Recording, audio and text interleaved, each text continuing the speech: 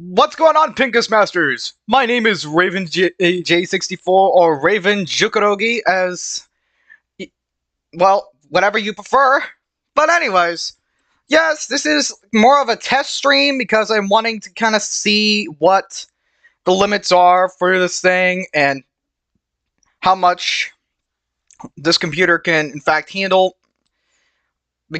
Because I got like new stuff, as you can see here. There's going to be a re-debut planned for October 9th, so yeah, I hope you PINGAS Masters look forward to that. So, as, as you kind of noticed, I've been absent for a pretty decent while, and that's because I was running out of ideas. Like, I've also saw how, like, even the EXE games are not, there's really not that much going on with that community, so it's kind of like it's lowering with the amount of content there is, so it's a bit problematic for that. So I've been kind of running out of ideas for EXE games, and also because it's like there've been some struggles going on, so there was that. And also been having multiple ideas going through my head, so yeah, it's just stuff like that has been happening. And when I was kind of like scrolling through watching random YouTube videos, I saw this one game that this one YouTuber played, and I thought, this game actually seems rather interesting. And it was like, then I found out this game is so long that I actually like 40 endings in a free-to-play visual novel game, as you kind of saw in the title, that's literally called Do Not Take This Cat Home. It's a pretty interesting horror experience from what I saw. Like, I saw how many endings the game has, what you're supposed to do, so I do kind of know what to expect, but it's probably still going to freak me out because of the immersion, you know? So, and also because of this, I have become a bit more sensitive to being to horror, but I still am kind of used to it in a way, so it's kind of like a in-between kind of thing, so it's just like, eh. But, yeah, it's a rather interesting game, so yeah, hopefully I find more games in the future, and if you want to, PINGAS Masters, you can leave down the comments on what kind of games I should do next.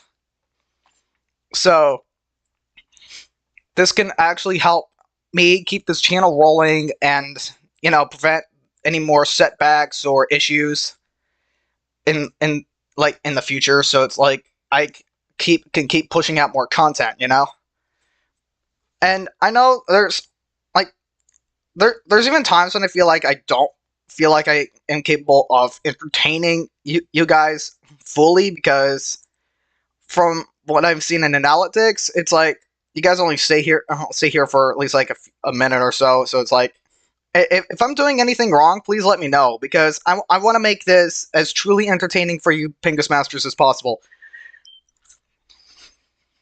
And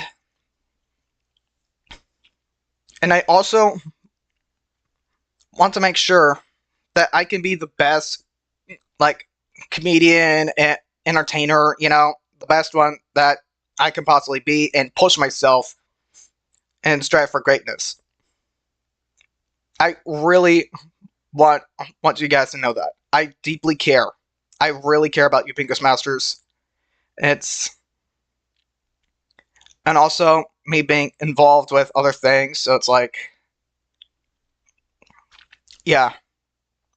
And making it this far is quite the achievement. Normally, I do not have this kind of commitment. This really shows that you PINGAS Masters really do mean a lot to me. I know some of you PINGAS Masters may not show up as often anymore, or kind of grew out, but I still try and push myself. Like, I don't care if I even get sick or have any kind of issues with my own health, I will still push myself. I'm willing to put you PINGAS Masters over myself I know it's dangerous, but I'm willing to try. Hold up a sec.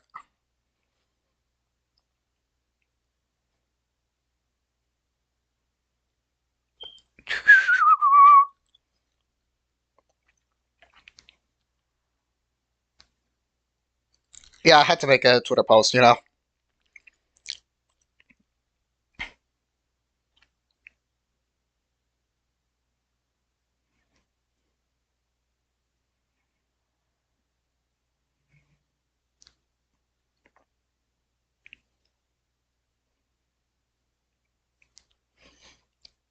I know, this is like an awkward silence.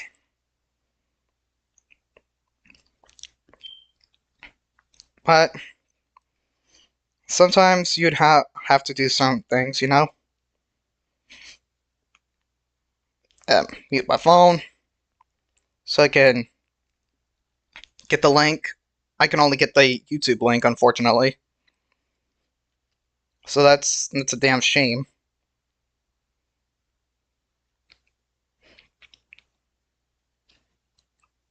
And copy the link and put it in here, like so. There we go. Sure, I may not be able to find much audience in Twitch, but I still got you, PINGAS MASTERS, here on YouTube. That is really impressive. I really have no idea why you PINGAS MASTERs would even invest in an idiot like me, but it's nice, you know? Okay. I'm also going to go on Discord for this, so... Yada yada yada.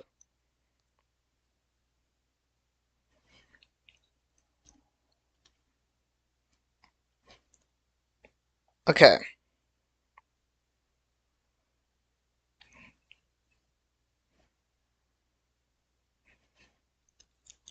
And also subscribe to my friend the Will. I think that's his name. Yeah, the Will. Make sure you subscribe to him because he's really cool and he makes pretty cool Friday Night Funkin' content. So, yeah, this is like, I know there's been a lot on my mind, and also for this stream I also got like a packet, like a whole fucking meal of McDonald's. So it's like, hey, I'm prepared. It's like double quarter pounder, French fries, and literally a freaking 20-piece McNuggets. Don't worry, I am not like queso, so do not start. Don't start making fat jokes. It's quite unfortunate because I do not have a freaking mods, you know? I don't have mods. So it's like, that's an issue.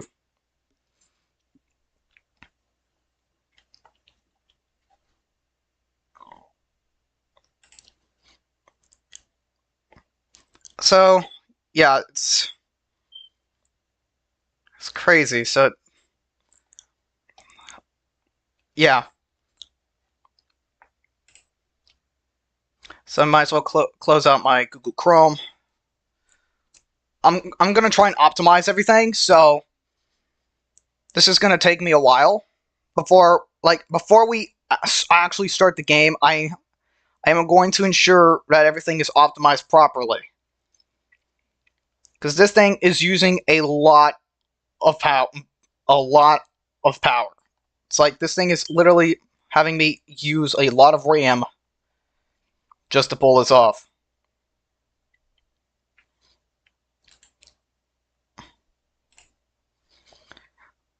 Which clearly shows that my computer is not that powerful. My computer really isn't that powerful.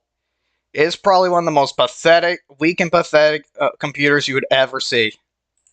Not really, but it's not like a Commodore, but like a Commodore 64, but it's like for Other things, this isn't really a gaming computer, so it's like that creates issues. And yes, that's... Hold up, let me start the game, you know? So, yeah, as I said before, PINGAS Masters, this game is called Do Not Take This Cat Home. I'm a little nervous. Okay, so there's literally two versions of the game. There's literally two versions of this game. There's like a 64-bit and a 32-bit version. If I remember, 32-bit is faster, if I remember.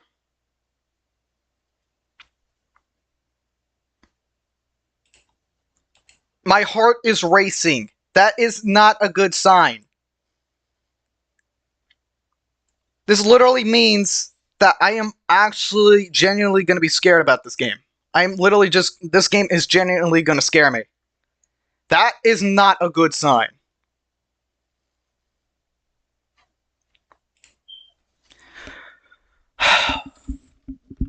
Like, I've played EXE games, which literally are intense horror games. And here I am gonna be playing this. Is it gonna start? Is the game gonna run? Hello? I don't think so. Right? No. Oh, never mind. Here it is. It's working.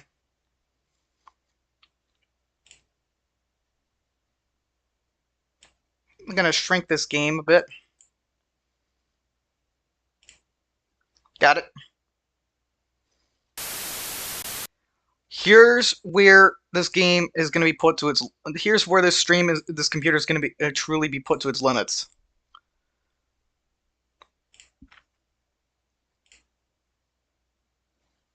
It's this game. Hold up. Let me get this ready and working. Stupid snap locking technology. Fuck you. Let me see. Okay. We got it.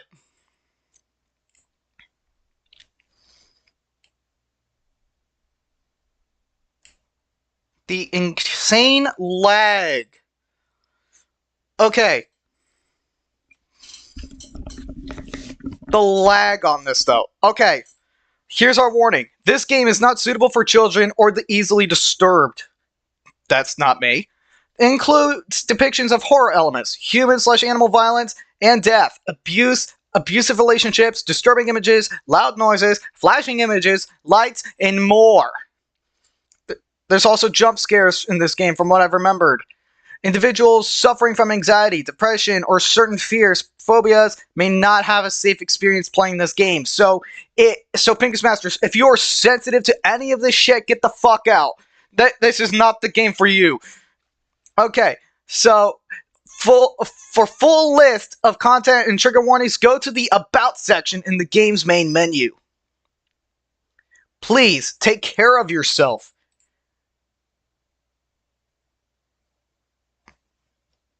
There's our little pussycat. Let's go to the About. Here is our trigger warnings. The ones that we set here. Okay, so here's every single thing. This game is full of triggers. Abuse and abusive relationships. Agoraphobia. Amnesia. Amputation. Dismemberment. Animal abuse. Animal death. Animal monsters eating humans. Anxiety. Social anxiety. Blood and gore. Body horror.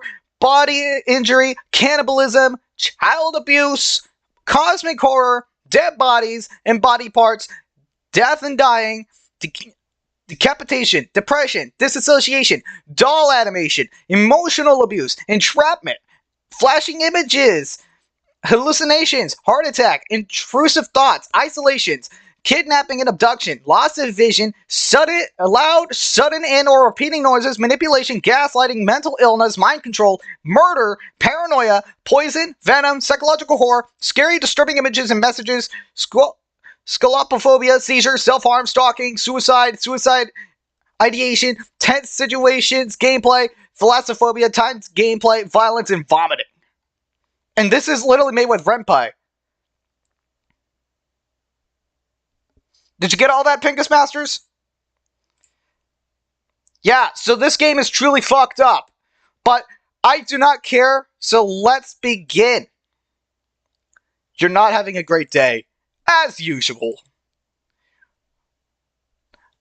The storm is brewing. Oh, great! It's the first time in a while that you felt like going out. That's a damn shame. Is this guy like a NEET or something? But in the middle of your walk, it starts to rain. Oh, that is a big shitting bummer. It's almost like your life has gone straight to the shitter. Yes. If you're also aware, I would not take this game seriously, even if it scares the shit out of me and I go running straight for the shitter. Typical. But maybe this is just a sign that you should have stayed home today? Yeah! Just be a useless bum and not contribute to society. That's totally not me. Yeah, you could always try again tomorrow, right? You turn to head home when you hear a pussy go meow. And is this thing really gonna be doing this to me right now? Is it seriously gonna be lagging on me? This thing is fucking lagging on me. What the fuck? What the shit? What the absolute shit? Huh? What was that? There are only a few people around on the street. Makes sense due to the increase of missing persons around the area recently. Pingas Masters, so you are aware, this is a real thing that happens in real life. Real people go missing. And holy shit, I forgot to end up adding to the desktop audio. Holy fuck, I just realized that blunder far too late, Pingas Masters. Good thing, this game is only a visual novel. So it's like... Wait, we're not missing too much in terms of, like, graphics and the continuation and things, you know, like dropping frames and all that. So it's like, there's no drop frames going on, it's just laggy. Well, that and the weather. But none of them reacted to sound at all! Curiosity guiding your steps, you follow the sound to the entrance of a dark, dingy alleyway. Oh my. That is so terrifying. You timidly enter the alley and walk forward. The ground damped by the rain makes your steps sound louder and more confident than you actually feel. Oh, that's just fucking bullshit. Like, you can tell right there, Pingas Masters, there is no way this guy sounds confident at all. This guy sounds like he's suffering from clinical depression. Like, 3, 2, 1, I'm gonna fucking slit my fucking wrist, you know? That's literally what this guy is like. It's like, oh my god, my life is such a fucking tragedy. I'm gonna go 1, 2, 3, slice it, and just make sure I get rid of my fucking cowpox, you know? Okay. There goes the fucking pussy again. Okay. Here's how we're gonna settle things. First, we pick up the pussy. 2, we end up taking it home. And 3, that thing is gonna fucking wreck us until we're 6 feet wide.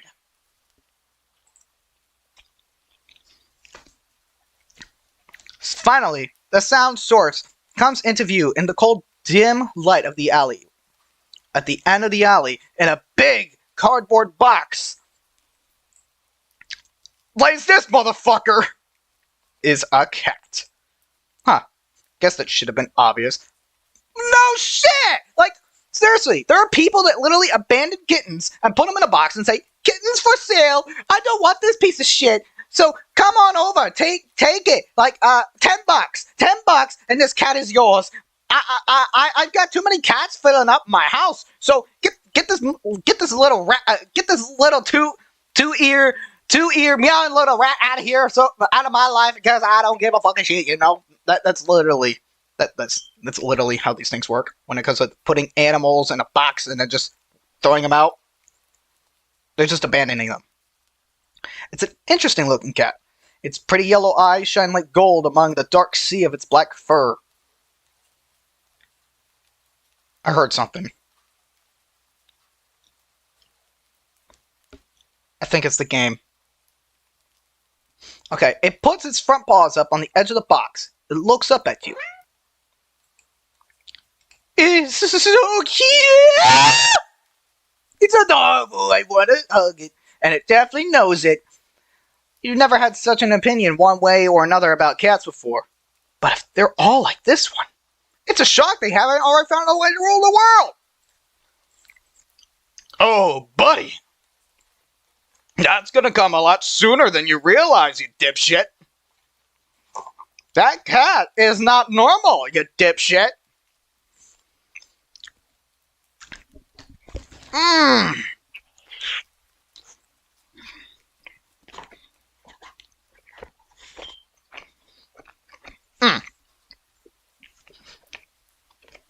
I know.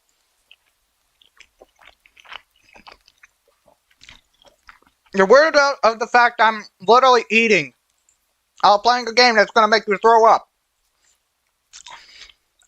And don't think you don't think you'd mind bowing down to a feline overlord. That's bullshit.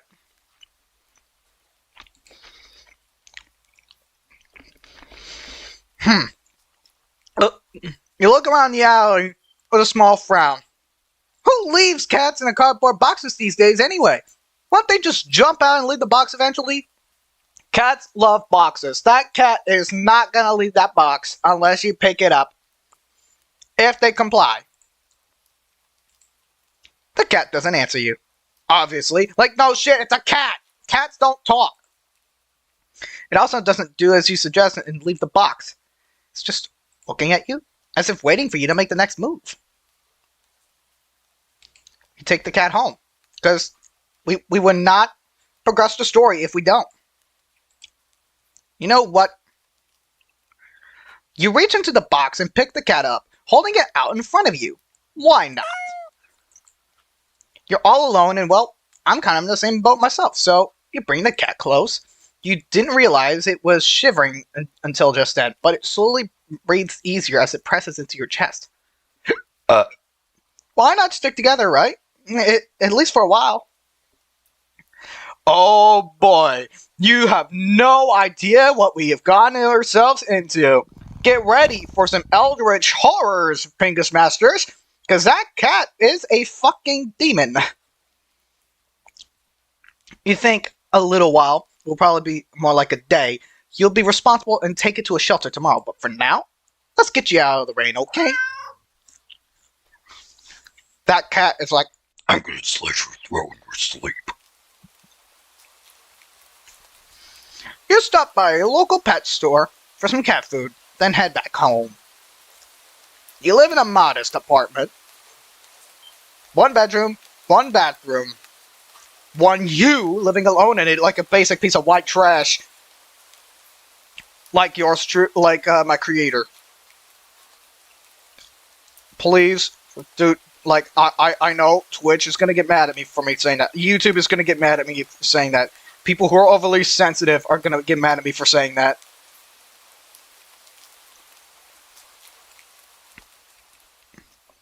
But just know, it's all in it's all in terms for comedy and entertainment for people who are like horrible people, you know?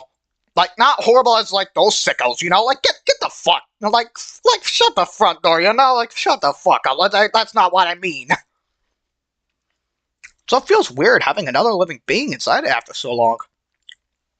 Even if it is just that cat. Wink, wink.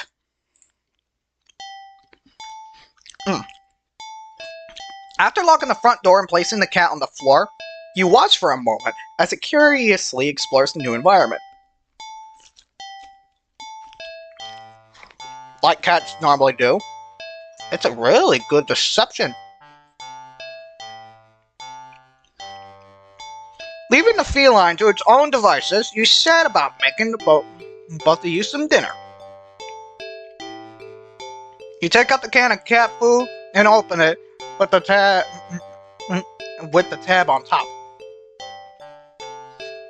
You put some cat food on a saucer and click your tongue to call the cat over to you. It perks up at your beckoning and rushes over. It looks at the plate of food and completely ignores it. Not hungry, I guess. No, it's probably because you gave it the most cheap-ass looking cat food. Like, like, literally, no joke, there's some cats that don't like cheap-ass food. They know what they want.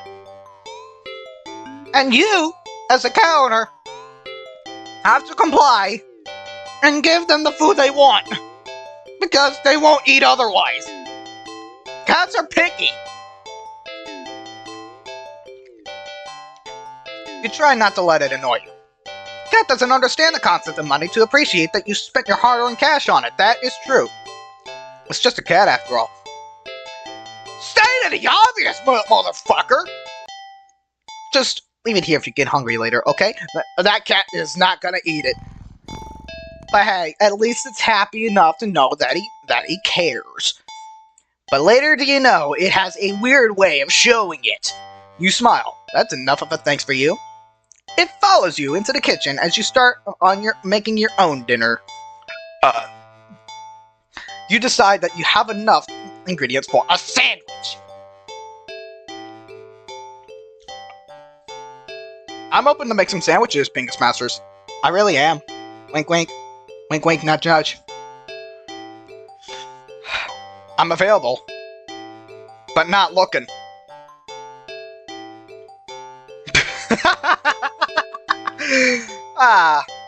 Okay. Bread toasted, mayo, and mustard spread. The most typical of sandwiches. It's the most predictable, least creative. Oh my god! Oh! Turkey and seasoned lettuce perfectly placed. Oh! It's totally the most perfect masterpiece. My ass! That is the most basic ass sandwich. Like the bread is toasted. Like that's common. Like put that shit in a toaster. Go bing bing bing bing. Boo! And then you end up putting on the most basic ass stuff in there, and you call that a sandwich, and you call that a masterpiece. Like anybody could do that. Your in-house husband could do it. Your wife can do it. Your child can possibly do it if you taught them correctly.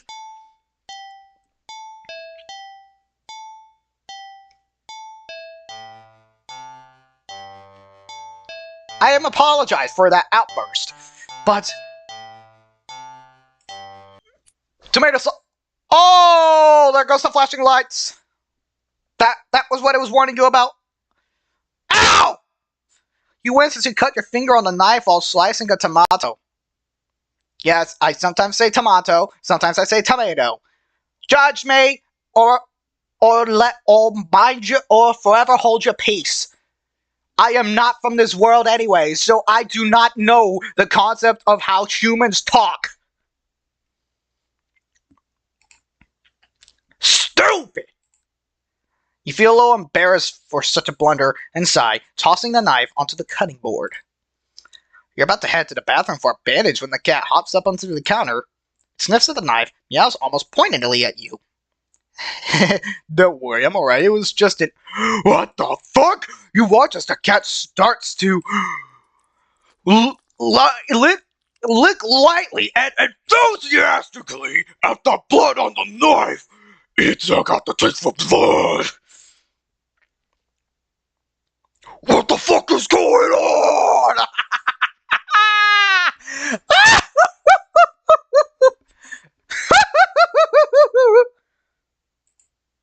At your blood. Oh no! That thing is gonna go after my blood. It's gonna go after me. Oh no. You're so shocked that by the time you come to your senses, the knife has been completely like. That is not a normal cat, so you better start running, boy. The cat sits back, staring at you.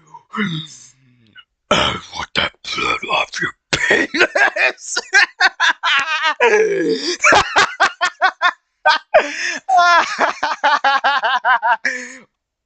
What the fuck? Holy shit, I felt chills. You feel a little uneasy. Sure, cats are meat-loving predators, but that was a little weird. Right? Sure, you're a neural cat expert, but that was definitely not something an ordinary cat would do. Right? They don't. They would not go after humans unless they're a big-ass cat like a fucking tiger, and then they end up sneaking behind you and then just rape you in the anus. Scratch that, they do not do that. They do not actually go behind you and rape you in the anus.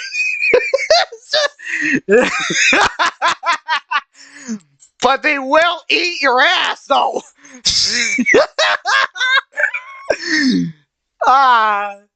Like, they will go, sneak up behind you in the bushes. I'm coming for you, motherfucker. I want that ass. Give me that ass. And then they would pounce and then go, nom, nom, nom, nom, nom. Oh, that was a delicious ass. I want some more. I want some more booty. We're going to do this the easy way. We're going to do this the hard way, motherfucker. We're going to do this the easy way. We're going to do this the hard way, bitch.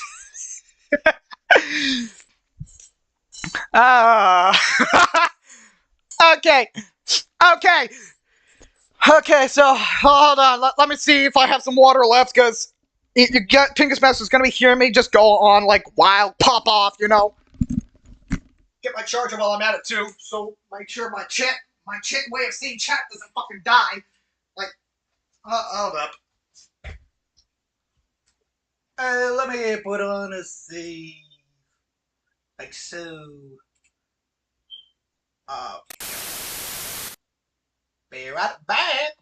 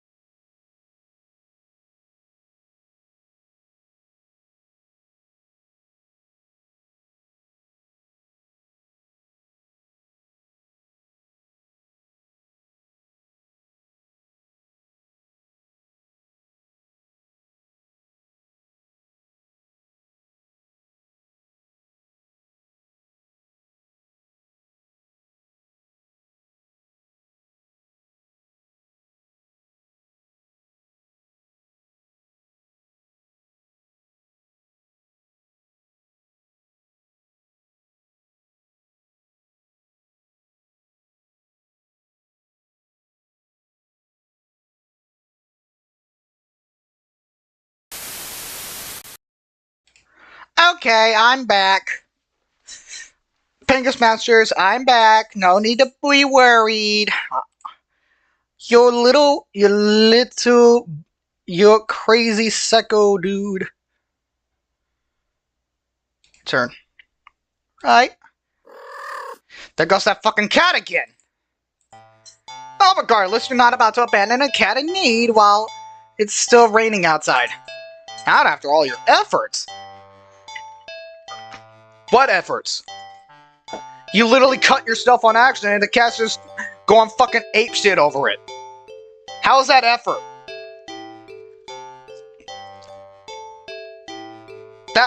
This is a sign you should kick that cat out. You're too soft. You're going to take it to the shelter tomorrow anyway. What's one night of awkwardness? Weird or not, it's just a cat. Not a cat. The rest of the evening, unfortunately, goes downhill from here.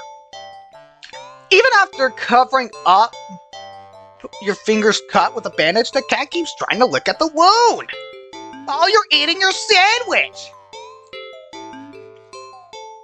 While you're cleaning up the kitchen, kick the cat out!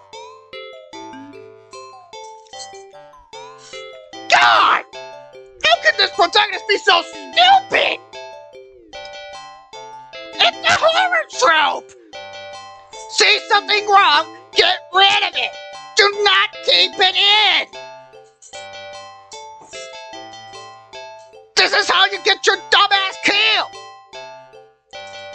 That thing is gonna come after you, and then it's gonna start eating your ass like it's a fucking enchilada on a Tuesday!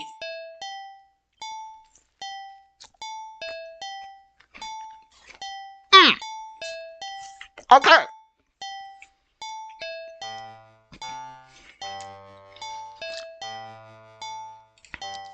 While you're trying to watch TV, you gently push it away every time. Like you're starting to get worried at the strange behavior. It's a fucking predator.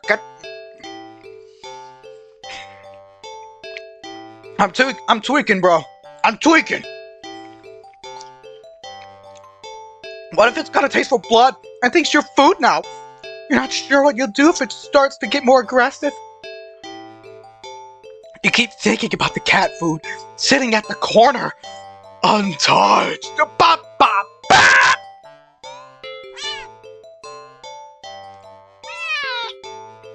Okay, so this cat is still meowing like a fucking pussy. Drop the fucking axe, will ya? Oh, hell no.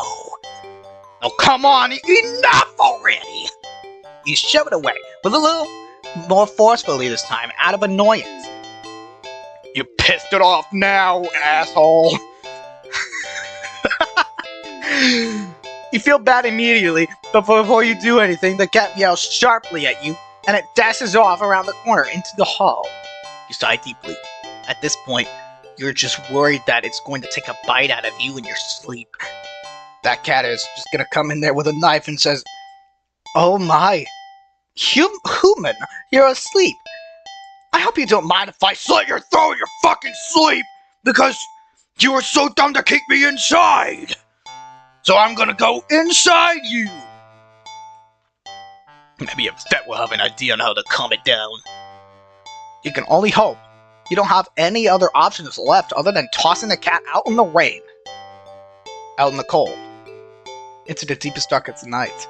After finding a number on the local vet, pick up your landmine and holy shit! Okay, that made me jump. That made me flinch. The lights just went out? Great, just great.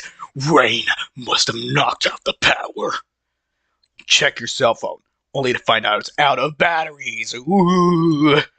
Must have forgotten to change it before leaving out earlier. The outing must have been so spur of the moment that it had no doubt messed with your usual routine. Grab a flashlight and turn it on. It's quiet. It's too quiet. Did the rain stop? But then, why did the power go out? You look outside. The sky is pitch black. What time is it? check the clock. Holy fuck! It says killed and it has. Fucking hell! Why they always do the 666 cliche. The cat sits on top of your digital clock, staring at you. Thinking now you realize the clock shouldn't be working at all with the power outage, but the numbers are lit up! Read it what it says! It says kill! It says the devil's number!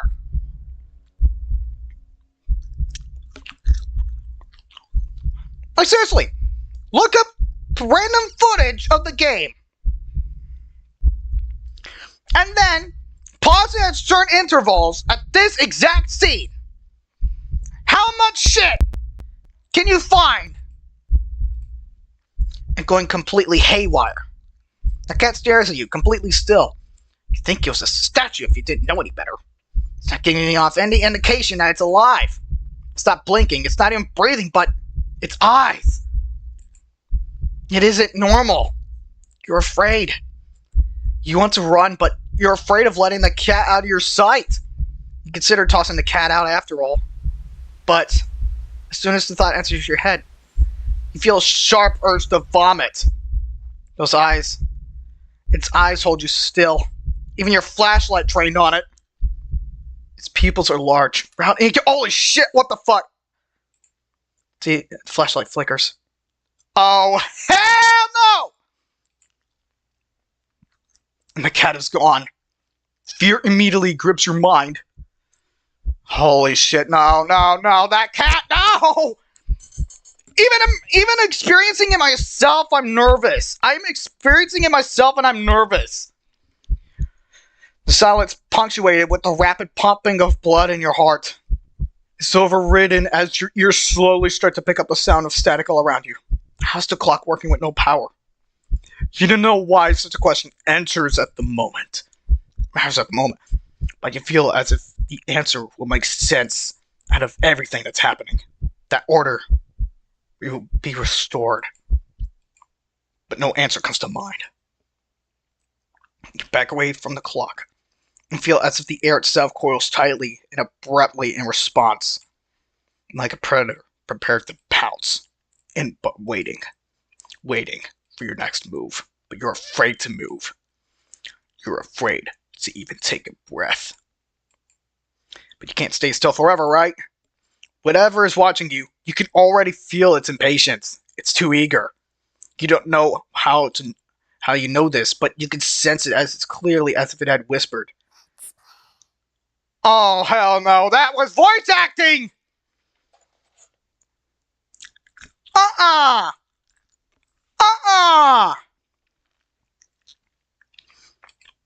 Right into your ear. Right into your soul.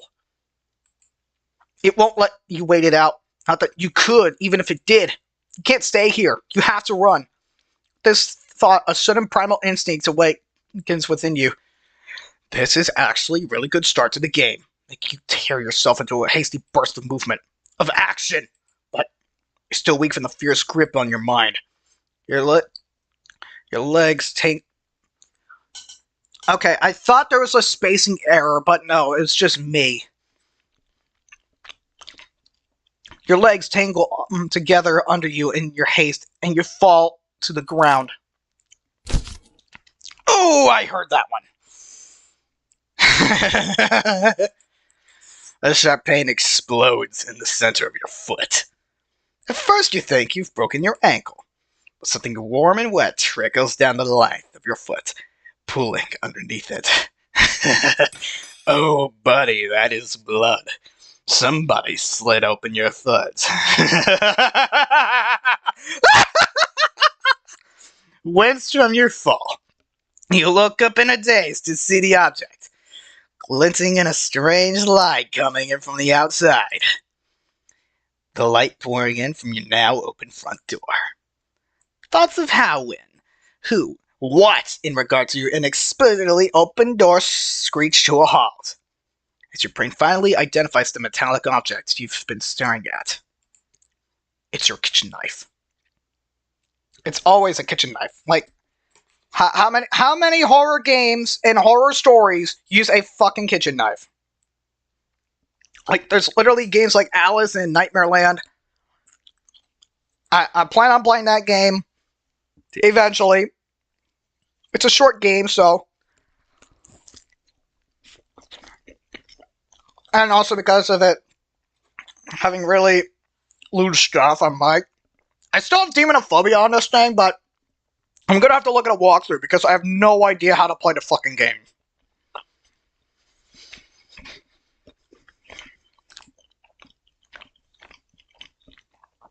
It's still tinted red from your earlier blender. But that's not right. Wasn't it completely licked clean by the... You go dryly as the pain, like the pain in your foot.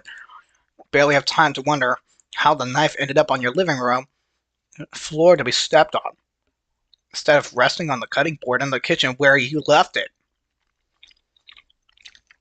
It's that fucking cat again. You spy something in the darkness just beyond the knife. It spies right back at you. You see its head, a pair of glowing golden eyes come forward as the cat emerges from the shadows into the light of your doorway. It pats lightly over the knife, as if skipping into light, and bends down to lap at the blood dripping from the blade. Your senses slowly begin to overwhelm you. The chill of the air, as if it starts to suffocate you under its weight. The sound of your shaky breath discordant under the static now piercing your skull. The dryness on your tongue spreading through your throat. That cat is a fucking bastard. That cat is going to shove that thing so far up my ass that it's going to eat out of it. At the incomprehensible sight of the stray taken in, licking away at your kitchen knife, once again completely clean. The scent of blood from the fresh wound on your foot. Blood. That cat. That fucking cat. Golden eyes slide up to you, as if in response to your sudden realization. Blood. You're hurt. Your foot is bleeding. You're bleeding. You're bleeding! The cat barely moves, shoulders twitching as if it's just considering the act of pouncing forward. And you say, fuck that shit! You're already on your feet and you're out the fucking door.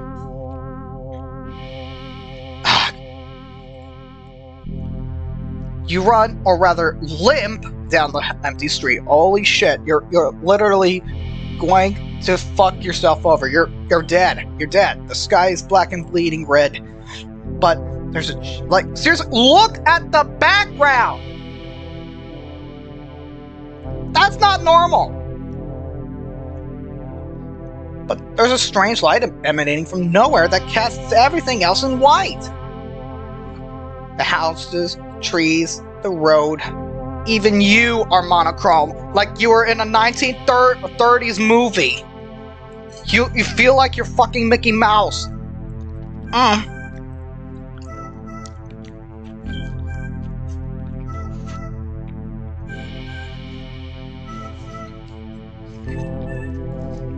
Go ahead, Finger Smashers, call me unhinged!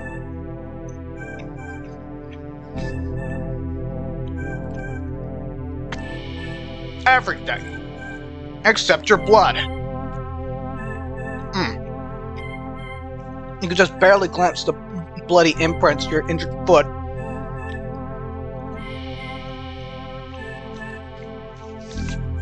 It leaves in your wake with every impact it makes with the ground. It hurts. It fucking hurts! But you can't stop. You don't stop. Not when the shadows grow around you. Not when you feel the gaze of eyes all over you. Not when the road ahead of you is darkened by a long shadow of something behind you. Even then you don't stop running, because if that's the cat right there ahead of you, then what is in the world is behind you? Fuck this shit! I'm keeping running! Huh. Interesting. How very, very interesting. Ending 0. It begins. Here we go. The beginning of the madness. We continue. You're walking. Right, of course. It's the first time in a while that you felt like going out. And you're actually glad that you did. The weather is absolutely perfect today. It's a good sign, right? Maybe your luck is finally starting to turn around. You natively allow yourself to feel excited for the possibilities of where you could and what you could do. Pardon. Maybe even who you can meet. You're so deep in thought that you almost miss it. Huh? What was that? I hear a fucking pussy. You know, a wise man, there's one thing that happened. It's like, last night, when I was scrolling on my phone, I ended up hearing a cat literally right beside my room in the bushes going, Wah!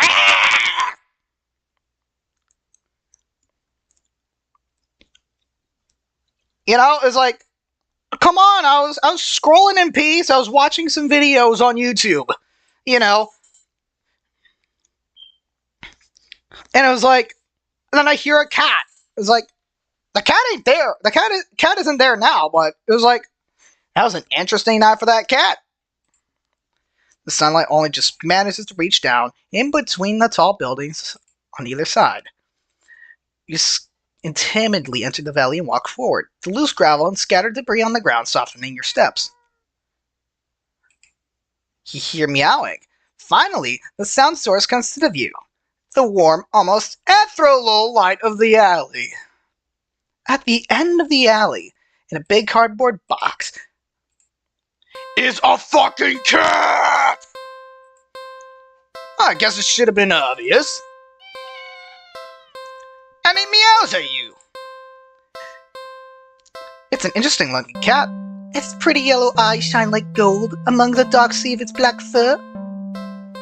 It puts its front paws up on the edge of the box and looks up at you. And it's so cute. You look so familiar. What? No cute?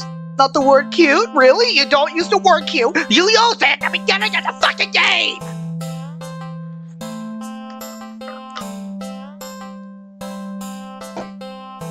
Is that?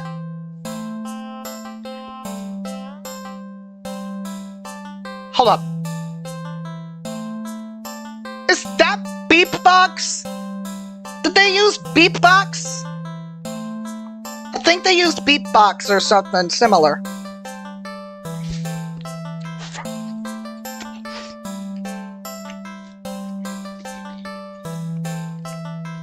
Right? Cat meows again. Then again, it is a cat. Not many different ways for a standard black cat to look, after all. This one sure is cute, though. Just look. It's not glaring at you or hissing at you. For getting this close like another stray cats in the past. It's just sitting there patiently, waiting for you to do something. Okay, PINGAS Masters. What are we gonna do? What are we gonna do? You choose! I'm gonna give you, PINGAS Masters, some time. Make your decision. Make your decision. Like,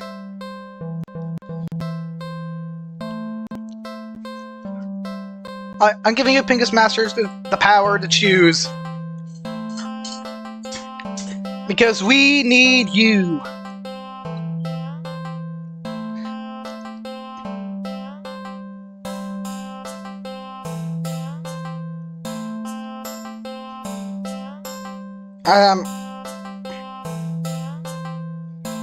Also going to be doing this to kind of test out the chat as well, so The PINGAS Masters will have 30 seconds to choose before I make a decision myself.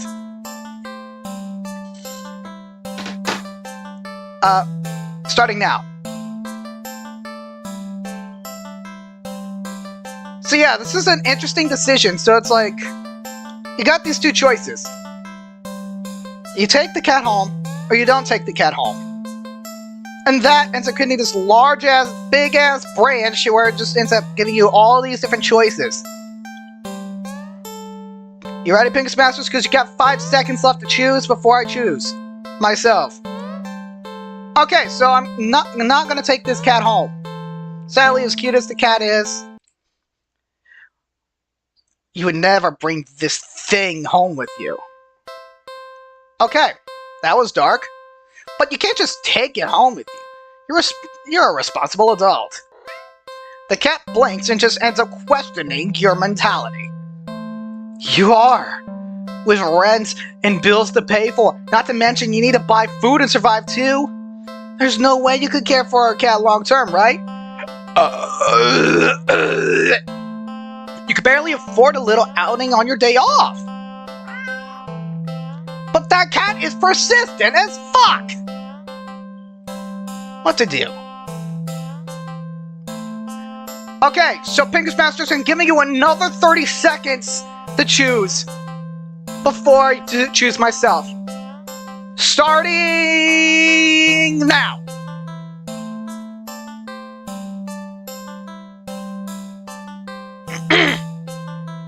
So, we got leave cat, feed cat, play with cat, on second thought, but we cannot choose this question mark one because we ain't ready. So, what is your decision, PINGAS Masters? You PINGAS Masters literally got 5 seconds left to choose. 3, 2, 1, okay, so we are going to leave the cat. You don't think it's a good idea to get the cat's hopes up of having someone look after it if you're not willing to commit. What if it gets attached and somehow tracks you down back to your home? Sorry, see you around, I guess. You stand up, the cat watching your every move. You make it halfway out of the alley, and then the cat meows almost pitifully at you. Oh no. Okay, so, PINGAS Masters, ignore the cat, ignore this cat's bitch ass, or you can turn back and then just go back to square one with choosing. 30 seconds, go!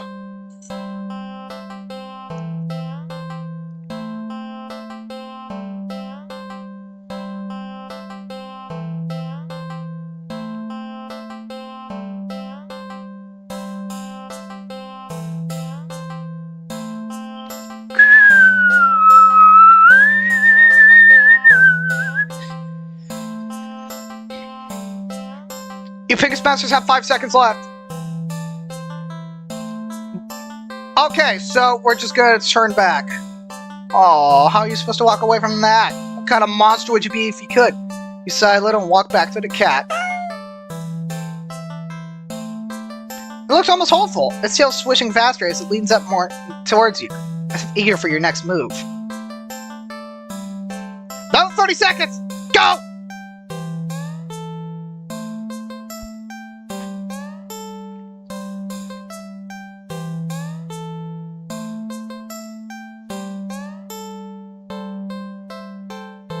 So yeah, PINGAS Masters, how are you today? I hope you PINGAS Masters are enjoying this so far, because I know I am.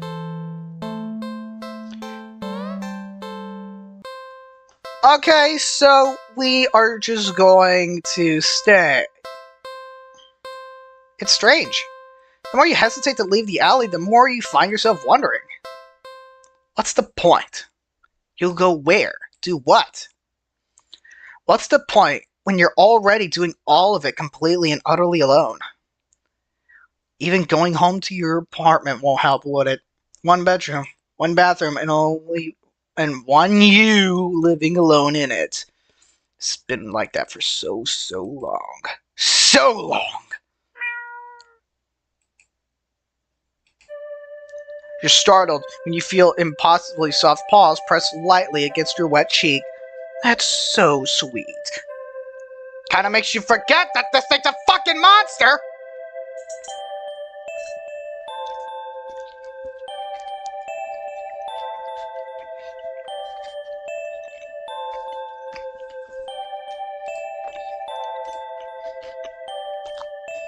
I didn't realize that you've been crying. What a fucking pussy!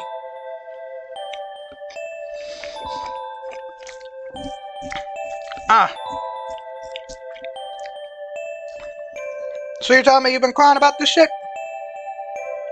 Look, PINGAS Masters, if you PINGAS Masters are lonely, just know that there are people out there to help you. You're not alone. Okay. Or that little breakdown had literally brought you to your knees right in front of the cat's box. You feel slightly embarrassed, but the cat responds as if it could sense your self-deprecating feelings creeping in. Cats actually can tell if you're sad. They can actually tell. Cats actually care in their own little ways. Like, the cats don't need to actually go over to you because they know where you are. They're always there watching. They're always there listening.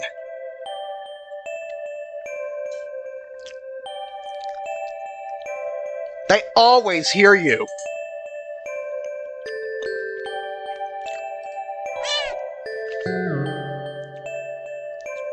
What the fuck? Did you PINGAS Masters hear that? It's like, yeah. You hear that? It presses its paw on your cheek 3 times in quick succession. It's practically batting against his face, just saying like, but they're so light. See, look, you can tell something's off because the music box is doing that. Ooh, ooh. See, it's doing that, and it's like, you can tell something's off.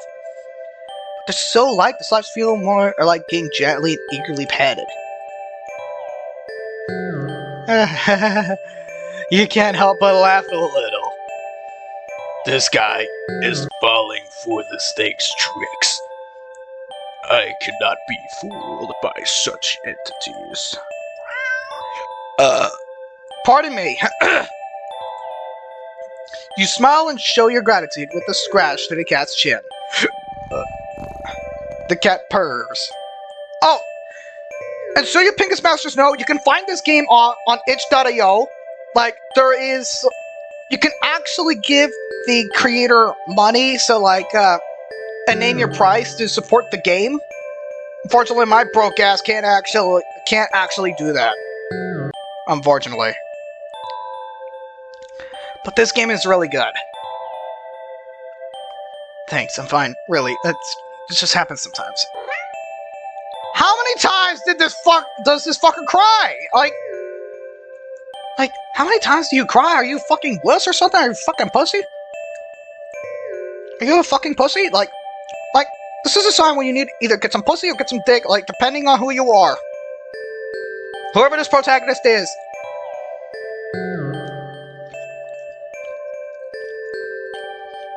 I really do like being alone most of the time. It's the only time I feel comfortable being myself, you know? Then get some real friends. But even I get lonely every now and then. Because you don't find the right people. It's easy to ignore when I'm keeping myself busy. Like a fucking scrub. That's why I pushed myself to go out today, I think. That's good! Or maybe I was hoping to make a friend or something. Yeah, but this is not the right friend, so you should just get the fuck away from this motherfucker while you still have the chance. Oh wait, it's probably already too late. Oh no! I doubt someone like me would make a very good friend to anyone. That cat is telling you to shut the fuck up because you are fully capable. Like, you PINGAS Masters, you all of you beautiful people are fully capable. If you can't do it for yourselves, then do it for those you care about.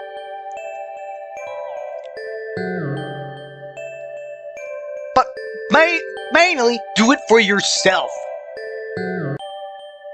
You need to have some kind of self-worth.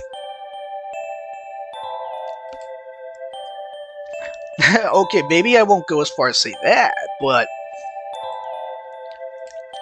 you stay and just talk to the cat. Because you can't make real friends. So you end up making friends with a fucking animal that you really don't know what it really is. The thing is beyond your comprehension and you still talk to it like a casual friend. You're a fucking scrub. Game over. You are literally stuck in a forever going loop. And you're going to fucking die. The end. Not the end. There's more to it. I want to finish this burger first, you know? So it's like, I come from the void. I can literally manipulate reality to my own whim. And here I am, making YouTube videos and live streams to entertain humans. Do you find that odd? Maybe I am looking for some souls too.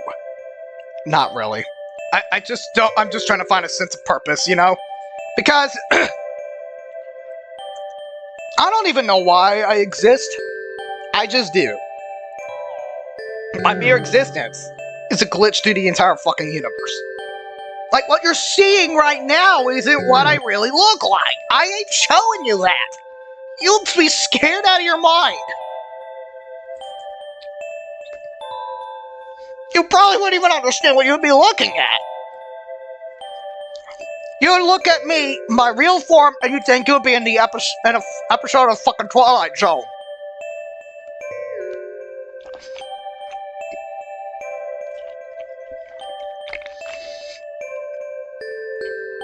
I know there's some people out there that'll get off on that shit. They'll go, boom, 3 squirts of lotion.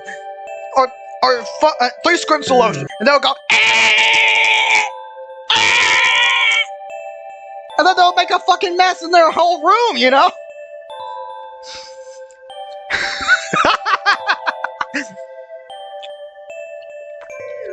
But still. You have to admit, it's probably just one of those crazy ass things, you know?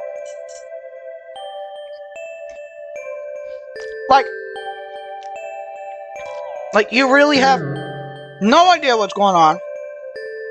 This thing is like some kind of weird ass mystery.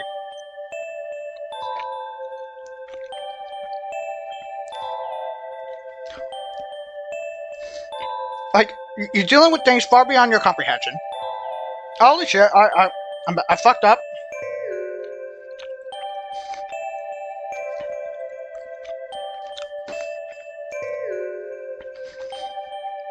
So yeah. God, I fucking love McDonald's.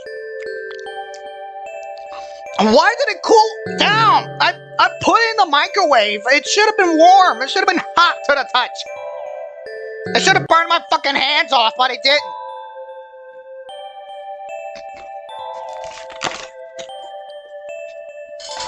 Don't ask why an interdimensional entity is eating McDonald's. Human food's good, okay? Not all interdimensional entities go for souls, you know. I'm not Satan.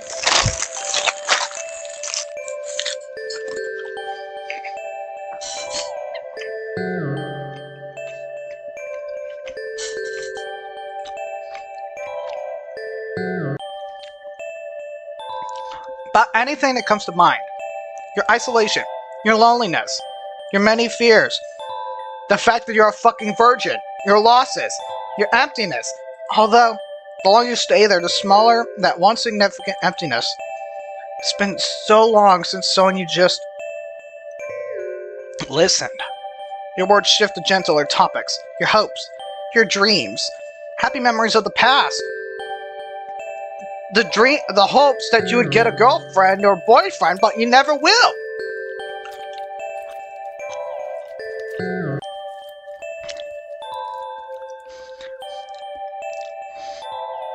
As you talk, you don't even realize the once cold concrete walls of the alley becoming flesh-like, warm and pink. Its softness slowly engulfing the both of you. The sound of your own voice feels hypnotic as it reaches your ears, encouraging you to speak of the depths of your heart out into the open. Like it's a fucking Disney movie. You give in easily because you are a Hololive scrub. When you do run out of words, you're not sure how long you've been sitting there. But not knowing doesn't seem to bother you.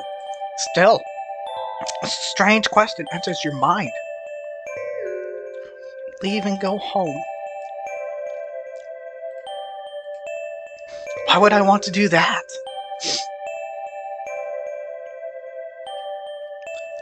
You're too tired to move. Pouring out your heart and soul has taken a surprising toll on you, but you have no regrets. You're so happy. You don't think you've ever felt so heard. That is my dream, to be heard and known and loved, but I never get that. So scene, brother, ditto. Leaning forward to rest your head on the box. You don't feel the rough cardboard you were expecting. Instead, you find yourself resting on a massive something.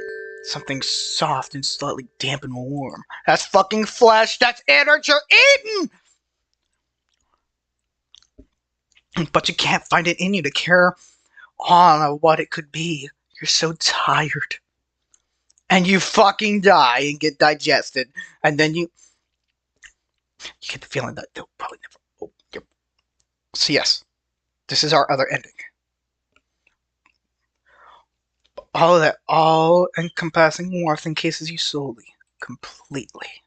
I see those eyes! Feel nothing but pure contentment. Ending 22. Not alone. We got the 22nd ending. We got ending number 22. What is number 2? I think we were supposed to take the cat home, I think. Okay.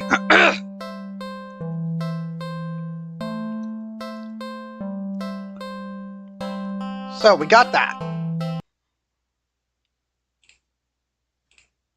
You're walking. Right, of course.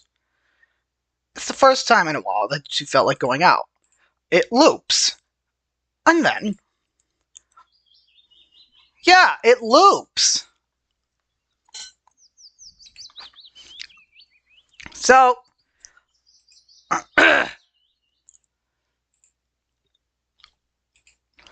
so yeah, this is our gameplay loop. So you basically see all of this. So it's pretty much as if you're in a limbo, purgatory. You see this fucking cat again.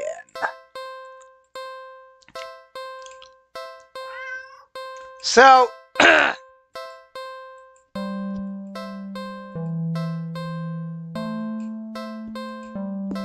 familiar, right?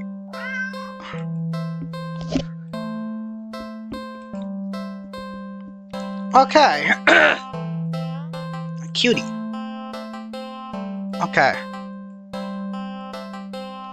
So, you PINGAS Masters, you got 30 seconds to pick. Choose an option, take the cat home, or don't. Timer starts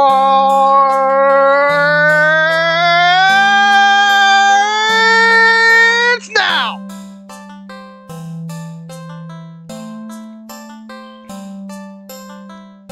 We can take the cat home, or we could just ditch his ass.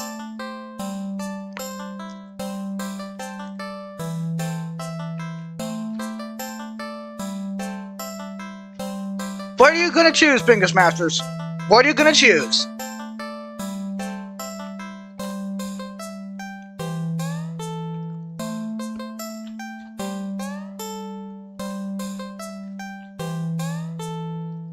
Okay. So, I'm gonna take the cat home this time.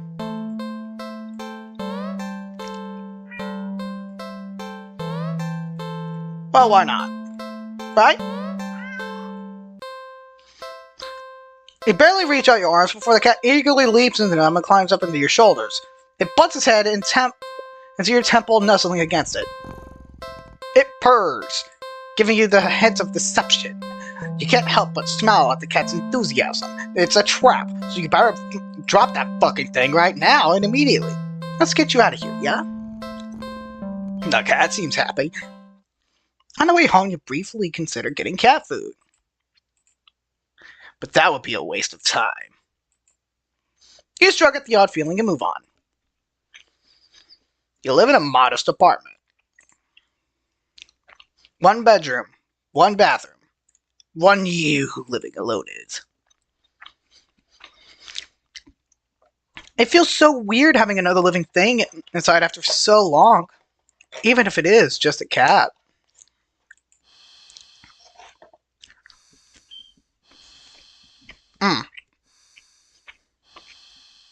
After locking the front door and placing the cat on the floor, you wait for it to walk away and explore the new environment. But it simply sits and looks up at you expectantly.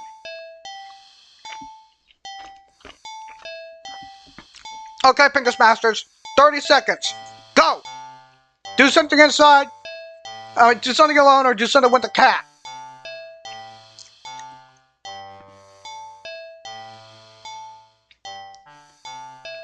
What do you Pingas Masters want to do? I'm giving you all the option. I'm giving you all the power in the world. The chance to pick something. Push the button!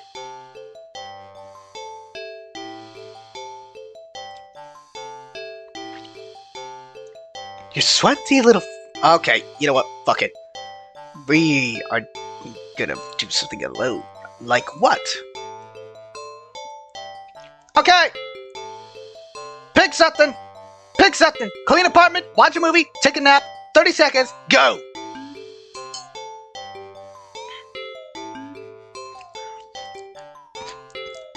You're watching behind the computer, tapping away at your little keyboard.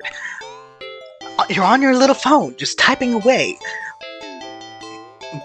anticipating the moment that you pick a button! Sorry, I didn't mean to be so forceful. Okay, so we're just gonna clean the apartment. You decide that even if it's your day off, that doesn't mean you should be completely unproductive. You know you have a guest and all, but you really shouldn't put off your chores. Best to get them done while you're in the mood to do so.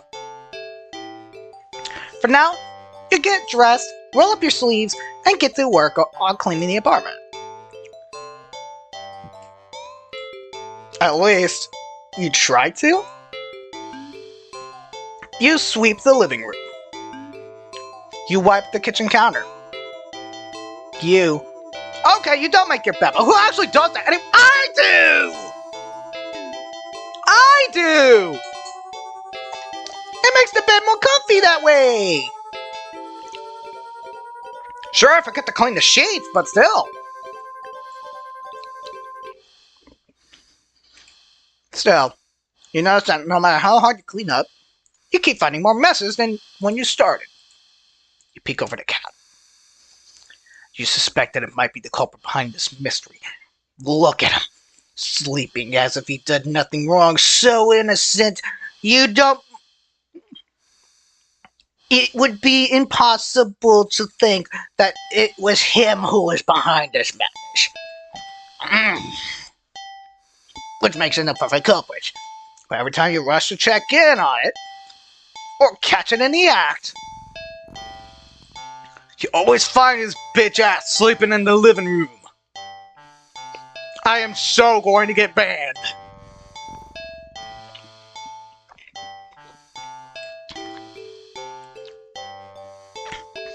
You keep cleaning, but the cat, or something, keeps leaving more and more mess in its wake.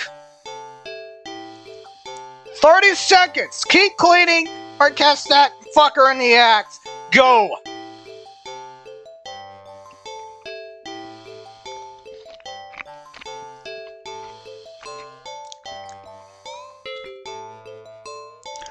It's quite depressing, you know?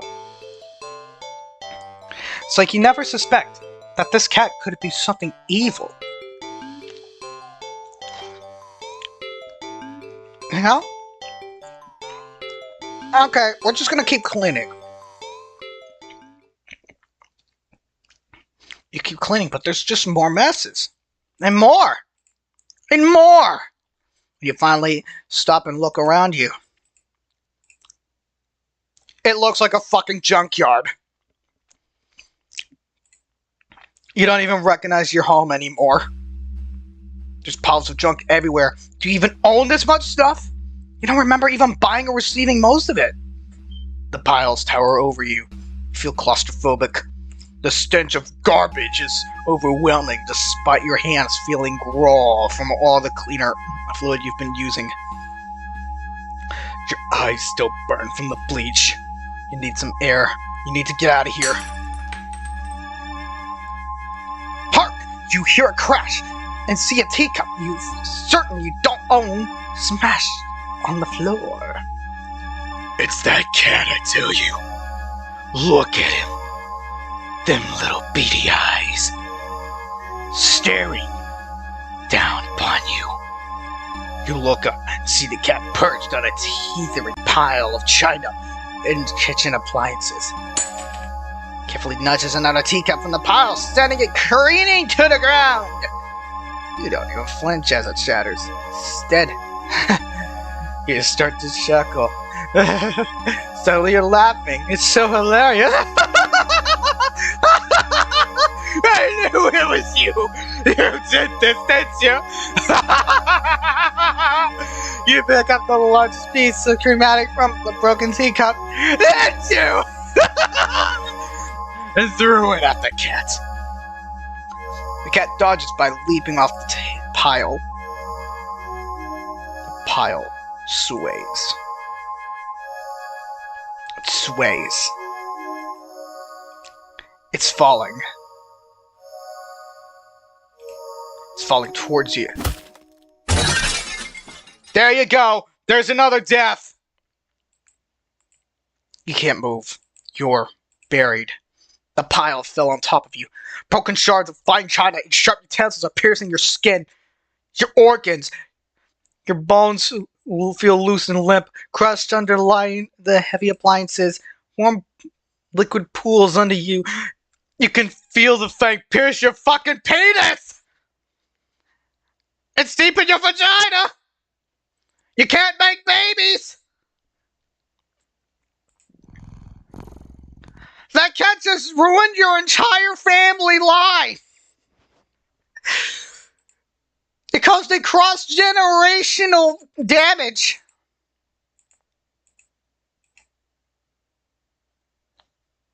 And you go on a not-so-clean getaway. It leaves you with emotional damage. It fucked up with your life. It took over your world. It broke the whole universe. And yet so hell-bent until literally driving you nuts.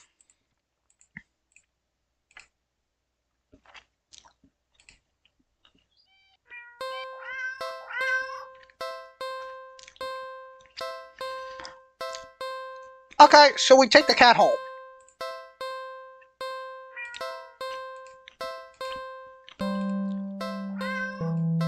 Since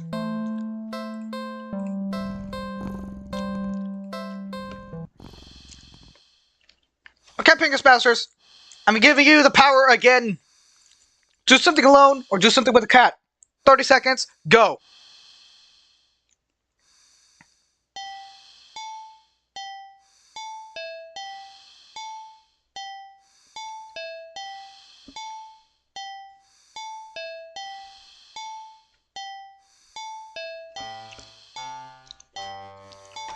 What do you Pingas Masters choose?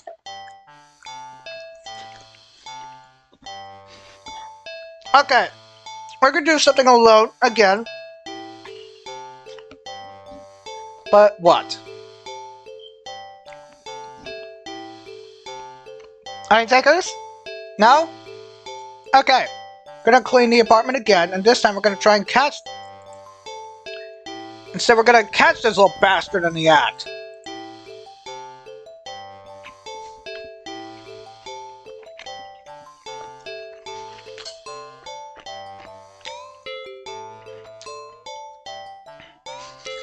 How are you supposed to finish cleaning up if this little imp is making a menace of itself?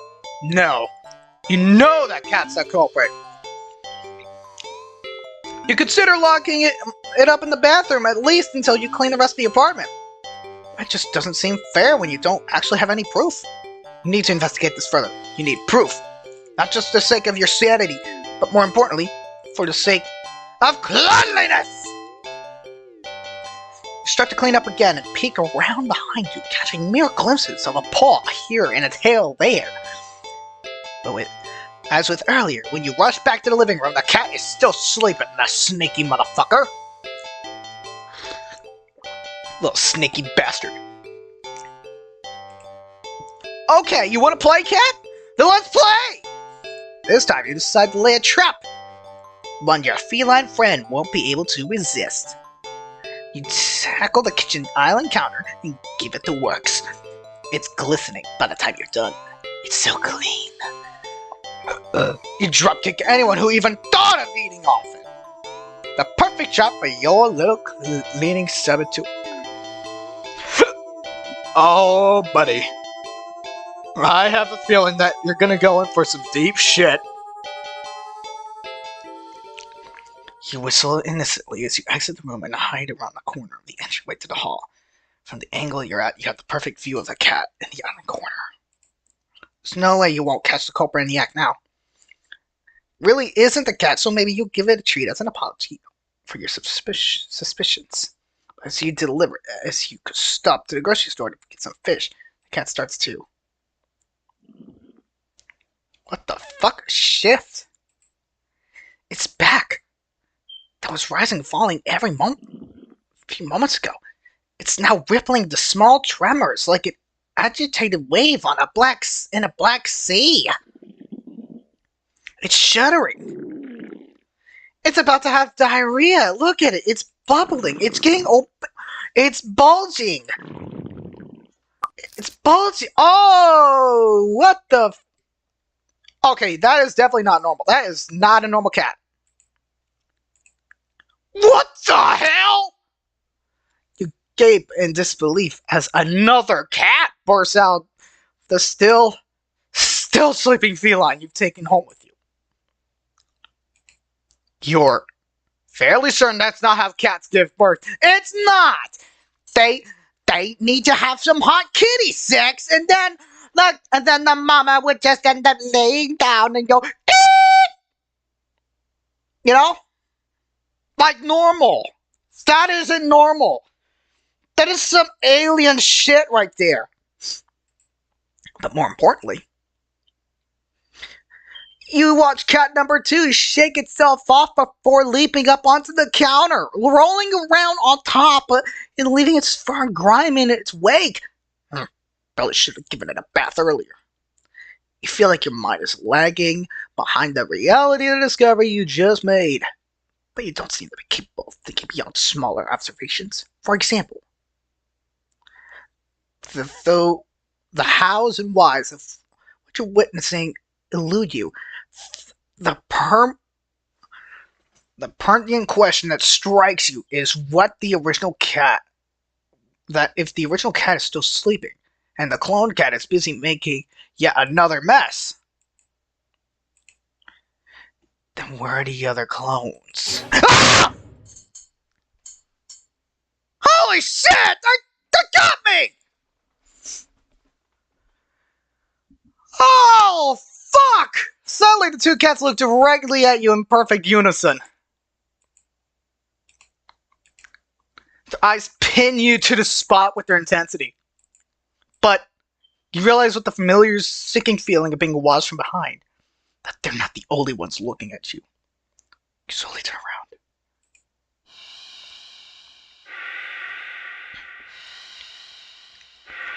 Oh my god! Packed in the hall behind you, from the floor to the ceiling, is a living, breathing, writhing wall of cats, of clones, all piled on top of each other. The glowing, golden eyes of every cat, jeweling wall of pure black fur. Every single eye is drained on you. Out of fear and sheer desperate need to distance yourself from this blight on reality and order, take a single step back. And you say, fuck that shit, and in response the wall just breaks. And we die again. All the cats are stampeding over you. What is this, fucking Lion King? It'd be kind of cute if the sub-powers were having claws as sharp as knives. You try to protect yourself, but there's too many of them. Blood leaks steadily from your scratches. You feel dizzy. With what little strength you have, you turn your head and watch as the cat steer through carpet on upholstery. Now go for vases and dishes and lamps. Claw at the walls. It's gonna take 4 to clean this up, I think. Maybe you'll tackle it all again later, right after you take a short nap. With an annoyed sigh, you breathe the last breath. Double trouble. That's ending number 2.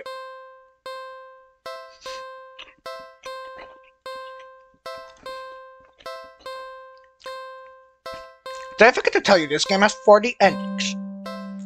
We're in for a ride.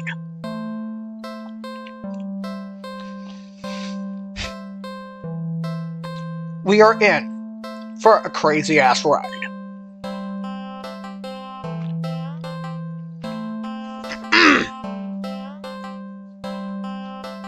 Like,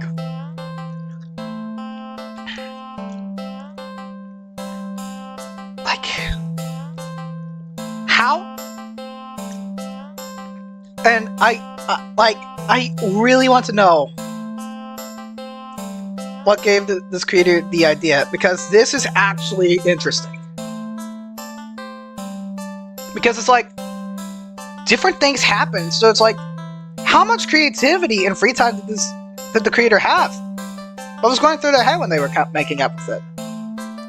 And why a cat, of all things? A black cat. There's so many questions I have. Like, there's so many questions I have.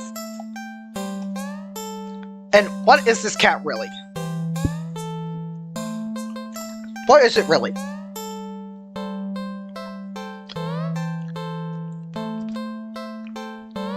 And is the main character us? Or is it someone we're in the point of view of?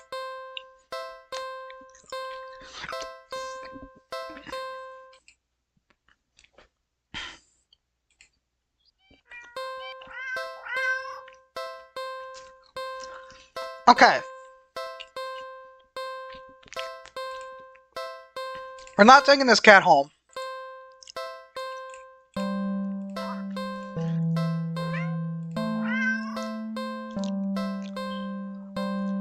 Going to leave the cat.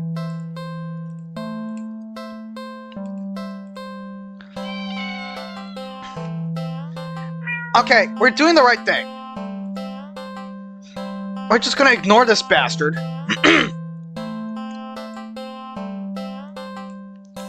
You nip the bud, you leave the alley and continue on your way. Wait, what was I doing? In all the excitement of dealing with your furry dilemma. That's definitely not going to be taken out of context. I do not have a furry dilemma, so do not take it out of context. Do not put this in the edit.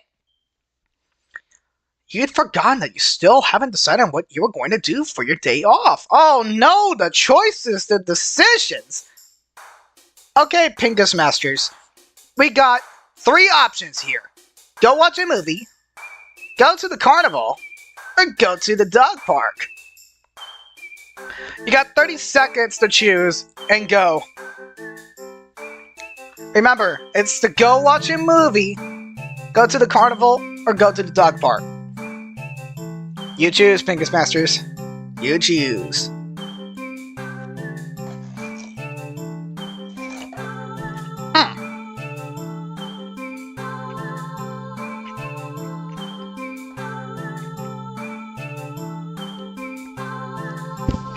Okay.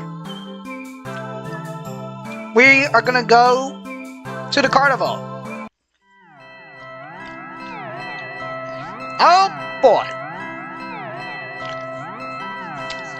Bring on the clowns! Bring on the clowns!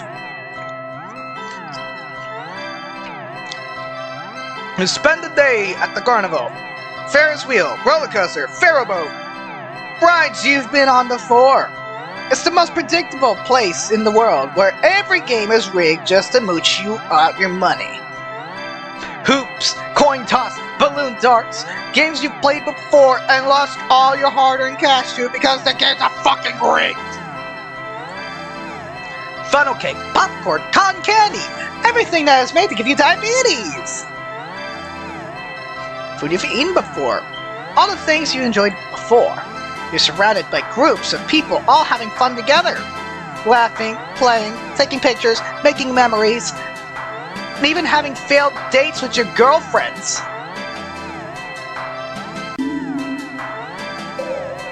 Oh no! The drop frames are real! I know what that means. One of my roommates are home. They came. Which means I have to turn off the internet, the Wi-Fi. And thank you, Shadow, for subscribing to my YouTube channel. It's highly appreciated. Okay, so now that one of my roommates came in, this stream is going to be a lot harder now to prevent all these frames from dropping. So, unfortunately, Pingas Masters would have to kind of deal with it. Then there's you. No girlfriend, no reason to be coming here. The sun hasn't started to set yet, still high in the sky. But will it soon? You start to wonder if maybe you could just go home for the day. You start to wonder if maybe you should just go home for the day when you stop in your tracks and see something new. An attraction you've never seen before. Oh no! A maze of funhouse mirrors? It sounds kind of lame, honestly. And oh, hello, Everett! Thank you for subscribing. There isn't even a line to get in. But then, what else is there to do? Okay, Pingas Masters, you got 30 seconds to choose between to do something else or enter the maze. And starting now.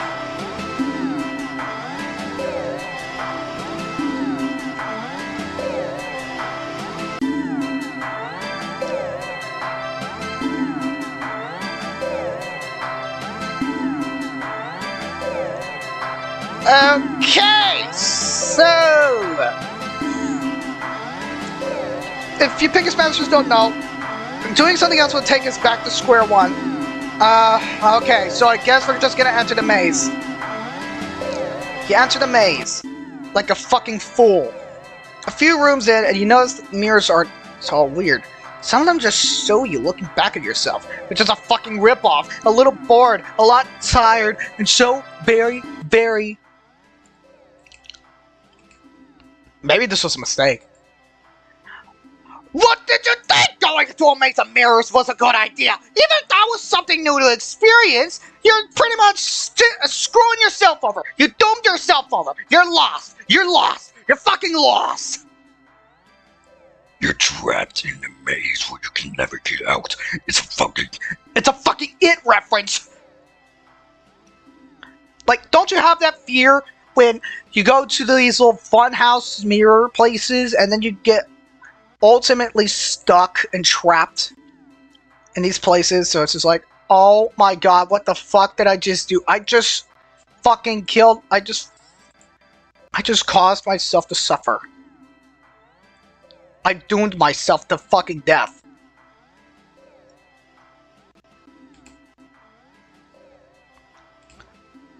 You PINGAS Masters get what I mean, right? Like, I know, like, the dropped frames, I get it. The frames in it is dropping. And the reason why that's happening is because one of my roommates still have their Wi-Fi on, and they were gone at the time, so it's like, they have no idea that I'm streaming right now, so it's causing some... So if you get PINGAS Masters have some kind of issues on your end, please let me know. Because I want to make the stream as good as possible. And I don't even know if this thing is even working. Is this even working? Hold up. I want to see if my chat is working.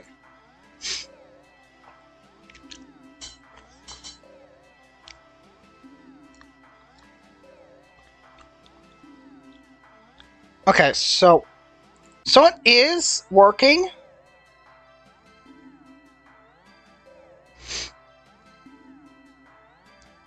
So, that's weird. Okay. I can't do this today. You turn around and head back the way you came, but you only bump into a mirror. You're trapped. What the? Where's the exit? You try again, only to find another mirror blocking your way. By the time you're all turned around, you realize that the way you came in is completely gone. You really have... PINGAS Masters, do you really hate that? Like, PINGAS Masters, you must really hate it when that happens, right? You go into a maze, and then you're trapped. You don't know where the fuck to go.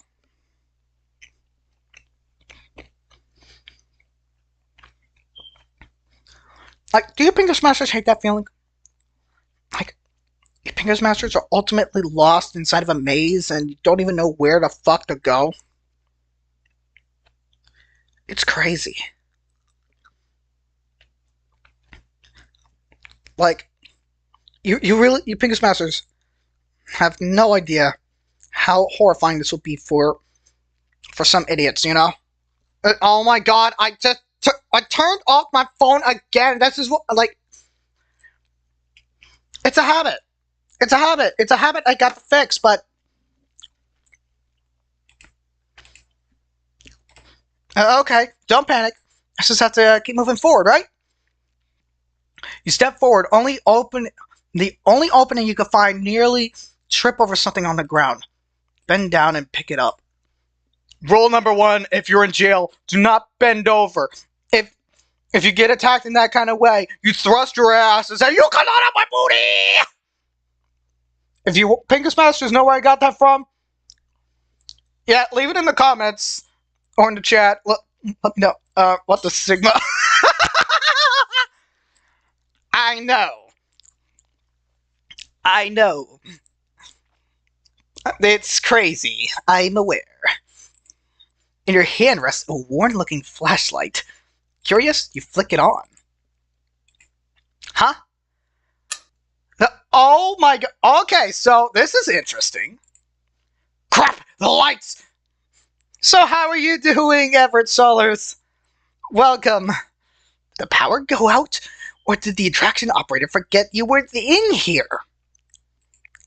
How long have you been in here, actually? I'm gonna guess a whole, like, 5 hours, I'm guessing. You've been trapped in there for so long. Oh my god, I'm choking. I'm tweaking, bro. Okay. You pull out your phone to check the time, or maybe call the police. And your phone is dead. That's bullshit! Grip the flashlight in your hand. The light it emanated earlier was dim enough for you to know there's probably not much juice left. Best to reserve it for a worst case scenario and feel your way out. Yeah, you could do this. You take a calming breath. Well, forward we go. Turn the lights back on. We can't! Hello, daring adventurer. What was that? Welcome to the Mirror Maze. Okay, PINGAS Masters, 30 seconds, what do we say? Yes, I need help. No, I don't even know you. No, but I have some questions. 30 seconds to choose. What are we picking? What are we gonna say?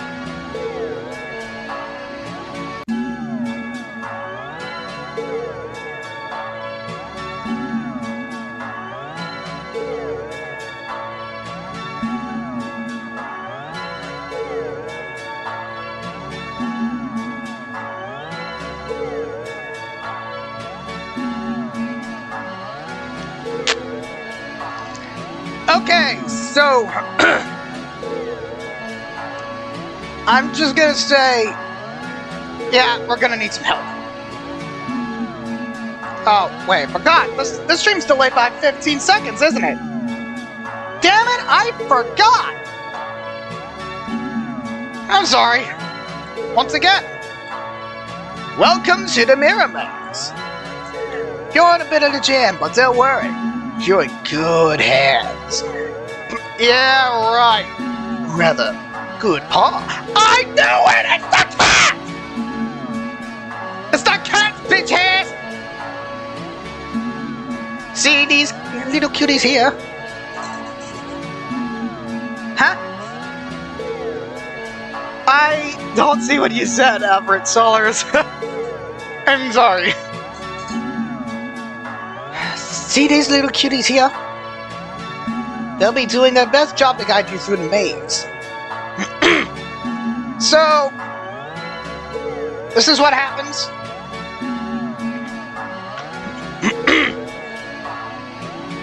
So, we have to see these things on patience. When you enter a room, the emergency light will flash, letting you see the paths before you for a second, and also what lies beyond them. Whenever you see these kinds of kitties, just go where they are and you'll reach the next room. Unfortunately, they're not the only things in here. It is highly suggested that you refrain from following any of our other guests. They can be sneaky or distracting, but they're always hostile. Please take caution when advancing to the next room. Sounds pretty straightforward, doesn't it? Of course, this wouldn't be much of a mirror maze without mirrors. Can they hurt you? No, they're just mirrors, silly. They don't do anything at all. And you can't do anything to them either. It's just an obstacle you can't pass through. Go left, go center, or go right. The choice is yours. Though, if you find a room with no helpful kitties in sight, then all the paths lead to a mirror. Oh, I see. I see it now. They were just emojis. It was just having trouble processing them. Something else. It is recommended that you stay put. It's recommended that you stay and just maybe you'll work itself out. For now, your navigation tools. The flashlight we found doesn't have much juice left. It'll only let you get a quick extra peek at your surroundings about 5 times, so try not to use it all up at once. You can keep track of your progress through the rooms up to the left, your lives up to the right. You got 3 lives, so be careful to avoid the less friendly guests lurking around. So this is why only 3 lives, you ask? Because you're soft and squishy! 0% fucking cat, but I want to rip it to shreds. It wouldn't take that much to damage you beyond repair. And besides, you're human, and humans usually have only 1 life, yeah? Cat. Yes, that's right. It's the cat. The cat is behind our suffering. And Here, you get 3.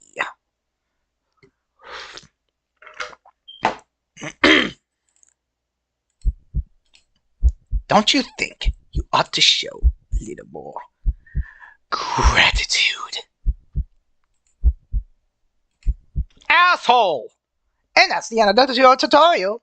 Hopefully it was helpful. Are you ready to play?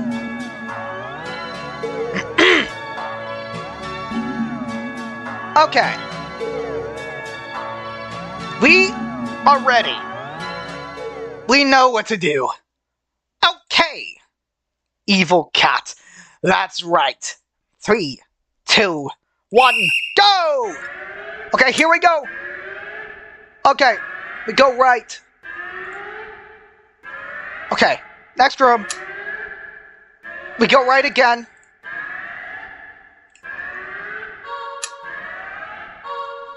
Okay, we go left. You stay.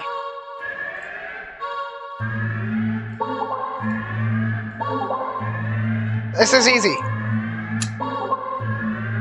Okay, we go left. Oh my god, they're getting more eldritch. They're getting more disgusting. We stay. I think something just changed. Here we go. Center. We go center. Okay, we go right.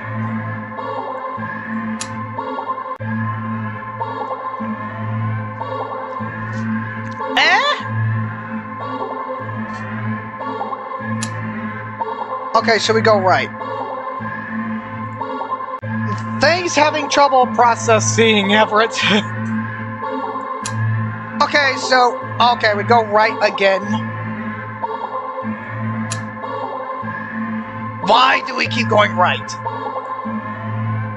This is ridiculous.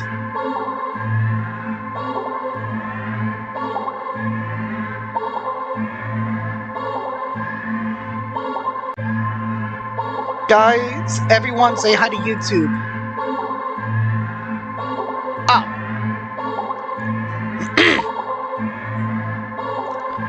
Okay. What? Center, okay.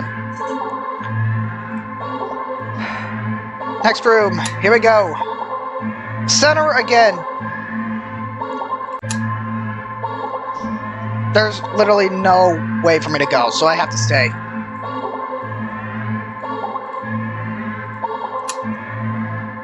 Okay, we go left. Center.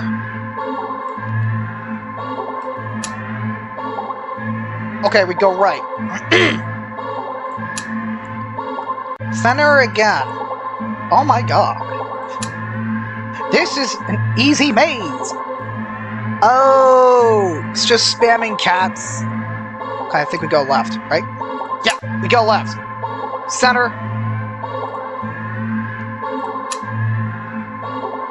Center. Okay, we go left.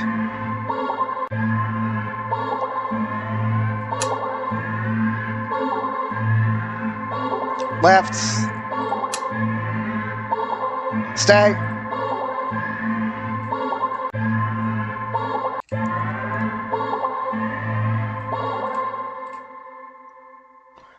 You see it?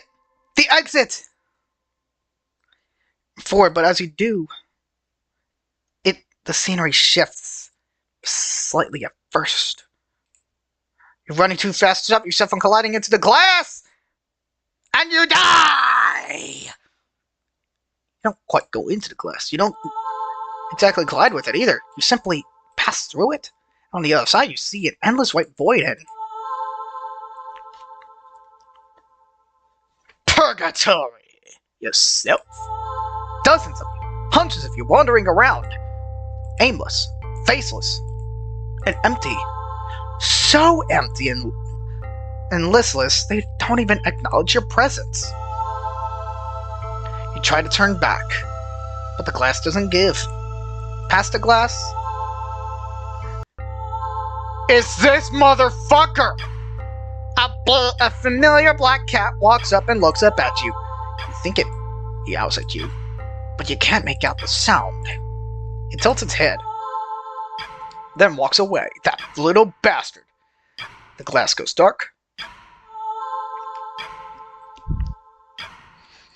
Then you'll watch helplessly as it disappears completely. It trapped you inside the mirror. That is not a cat. Cats cannot do this unless they're yokai or some kind of eldritch monster. You beat the maze. Okay.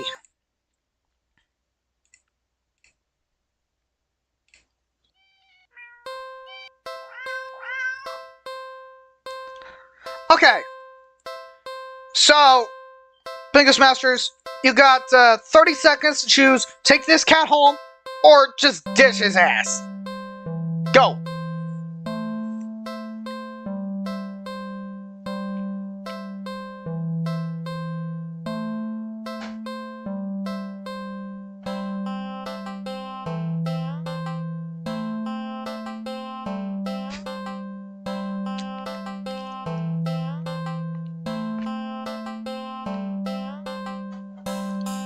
So, you PINGAS Masters kind of made a decision? Because this will be quite a long stream. It'll be quite the experience.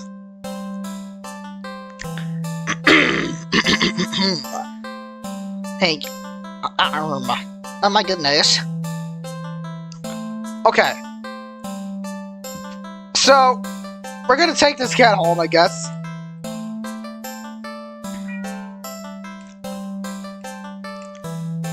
You take this bastard of a cat with you, not knowing what you got your ass into. It seems happy for now, but that thing is going to kill you.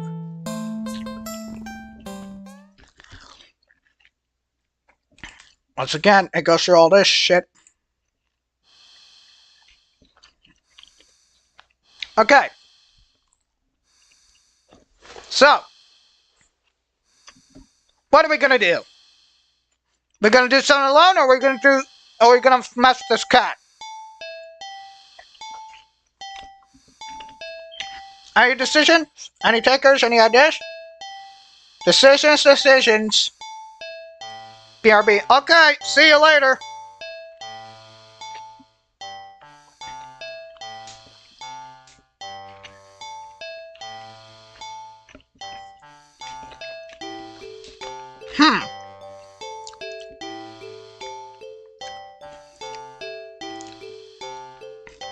We got more dropped frames. That is bad. Okay. We're gonna do something with this cat. But what should we do? Should we pet this cat, feed the cat, play with the cat, clean the cat? Or are we just gonna back out like a fucking pussy? Decisions.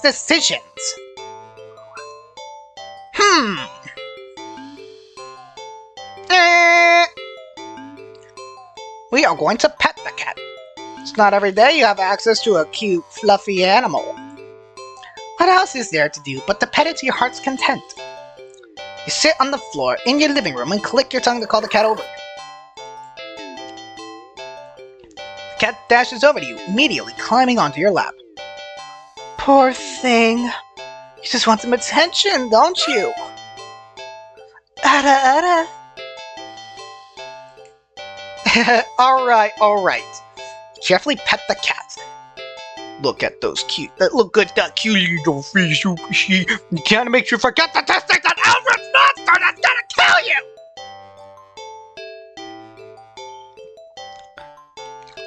Oh. How long is this thing delayed? A minute. Okay.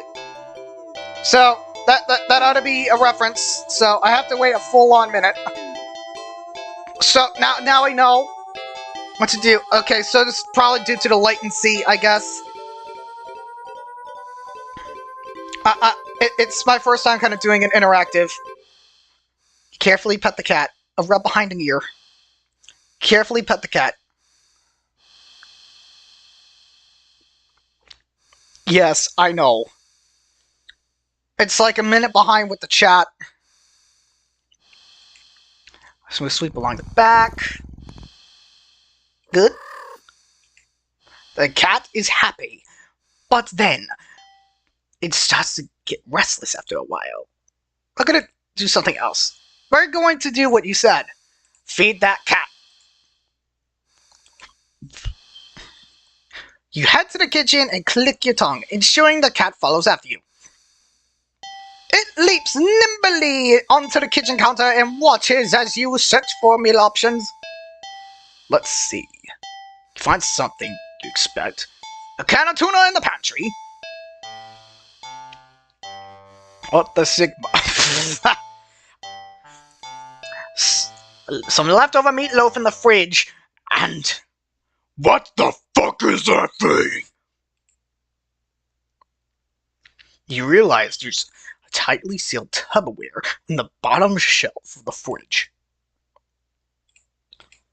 You don't recognize it.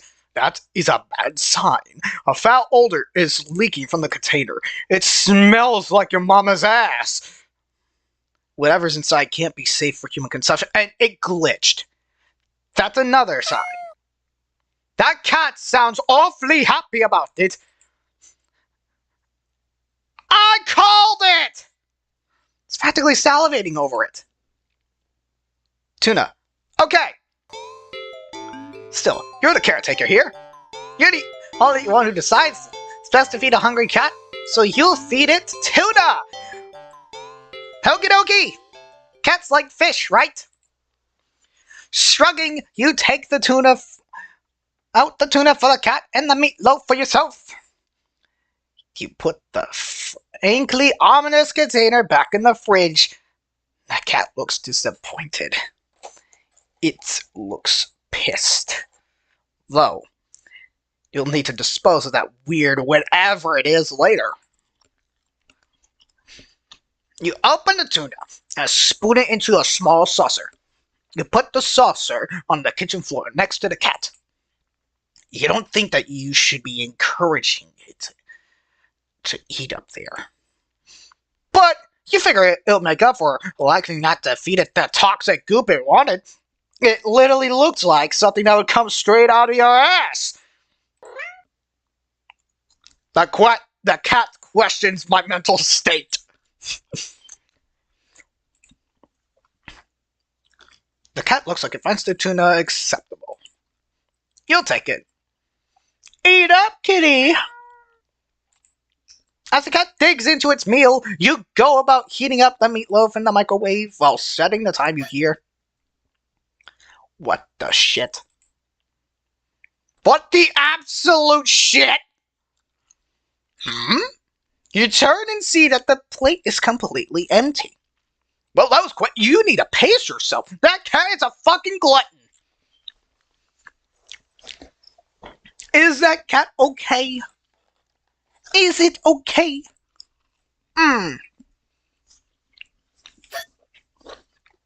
It hiccups again. And again. And again. What? How the fuck did you put in that tuna? What the? You watch, baffled, as the cat continues to hiccup, causing little bubbles to fly. That is not cat behavior. No. Oh. And I'm getting a notification on Sword Art Online. Okay. That is odd. Okay. That's okay. That is not okay. You can process that. It's not completely out of the realm of what's possible. Right? It is out of the realm of what's possible. If you think that is normal, Ooh. No. Ooh, lordy. Oh, buddy. You're in for a ride. Right? Best not to think too hard about it. Soon enough, the room is full of floating bubbles. Look at what this cat caused. This cat literally turned this room into an overfilled laundry room gone wrong. It's still going. The cat releases a final tiny bubble before yawning and laying down right there on the counter. Get that dirty cat off your goddamn counter, you piece of shit!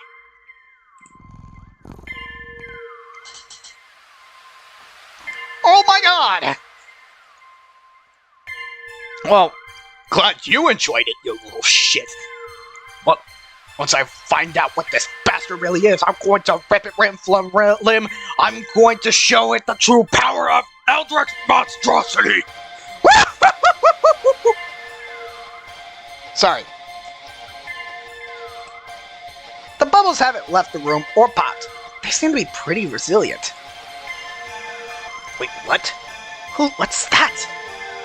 As one of the bubbles float closer to you, you see that there's actually something inside of it.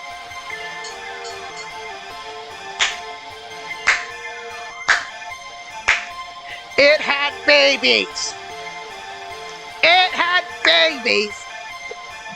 It had fish babies because you fed it tuna. What did you put in that tuna? What was in that tuna for the cat to react like that? Or is it punishing you because you gave it tuna? You never know! It's madness! It's straight up madness! I'm talking on the water!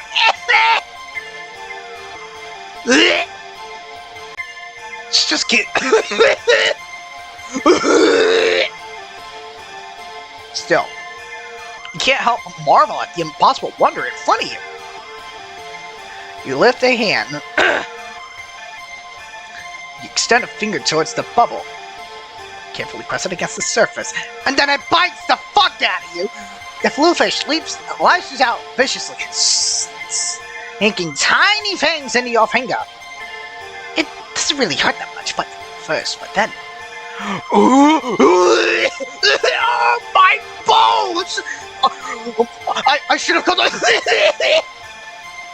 Pain starts to climb from your fingers to the rest of your hand. Past your wrist. Could it be some kind of venom? You fling your arm around and attempt to dislodge the fish, but... Chew it! No! You accidentally knocked your arm into several of the bubbles floating around. Most time you rabbit his fish lash onto your flesh. The leech will stick it onto you like a fucking leech, and I go... You know? That's right! Your stupidity has led you to your suffering! More fish digging their teeth into your back. Rule number 1. Always watch your back. Otherwise, you end up getting a rude awakening to your booty. It hurts. You're getting dizzy. You got to get out.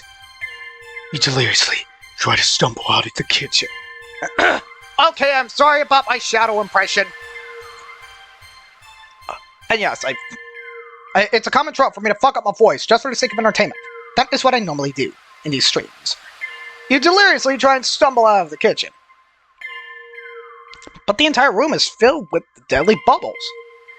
By the time you collapse to the ground, you're absolutely covered in tiny, angry, biting fish that are full of deadly venom.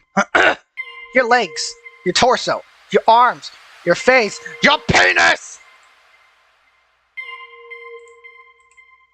The pain is unbearable.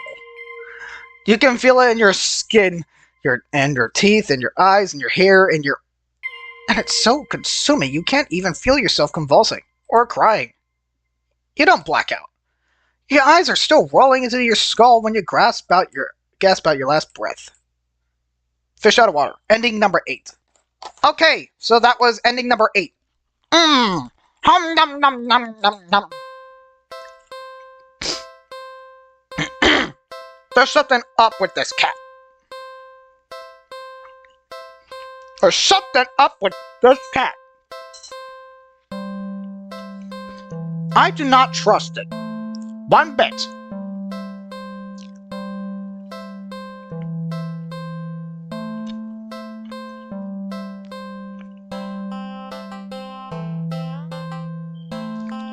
Like, there's something obviously wrong with this bastard.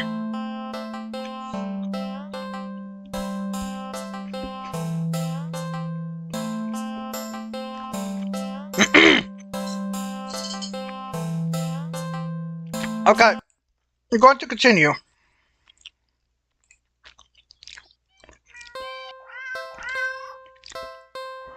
Okay. So, PINGAS Masters, what are we gonna do? We gonna take the cat home, or are we not gonna take the cat home? Eeny, meeny, miny, mo, so many choices on what to choose.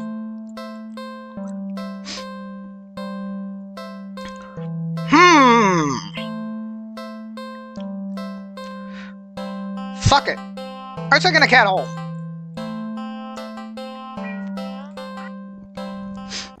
We're just gonna do something with this cat. Are you gonna pet this cat?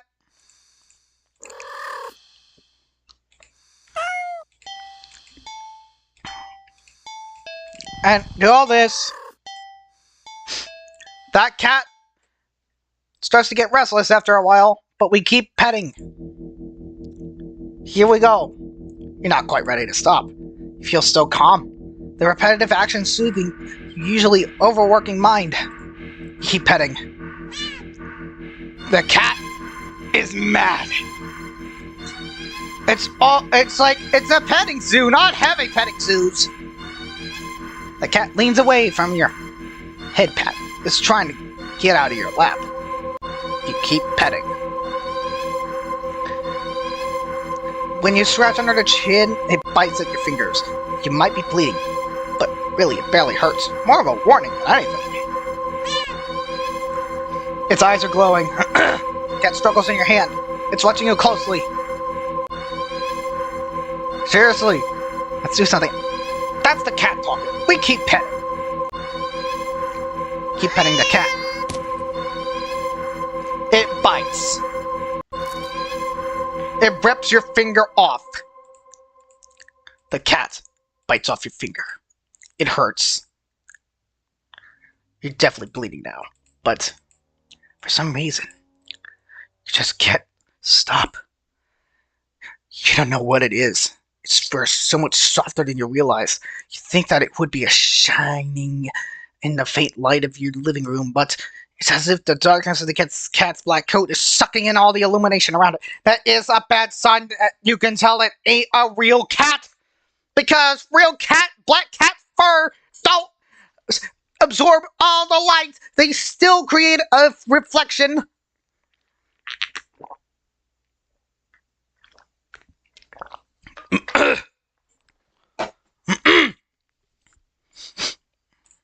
You're drawn to it. Like you're somehow holding a deep, dark abyss right in your lap. Seems calmer now, munching on your severed finger. The stump between your thumb and middle finger is leaking. But you keep petting. You fret that your blood will ruin its fur, but the cat no longer seems to mind. It's because it's eating you, dumbass. Time passes. It's dark out now. Soft as the fur is, your palm has started to feel raw and damp under the constant friction from your petting. You think faintly that maybe you've had enough.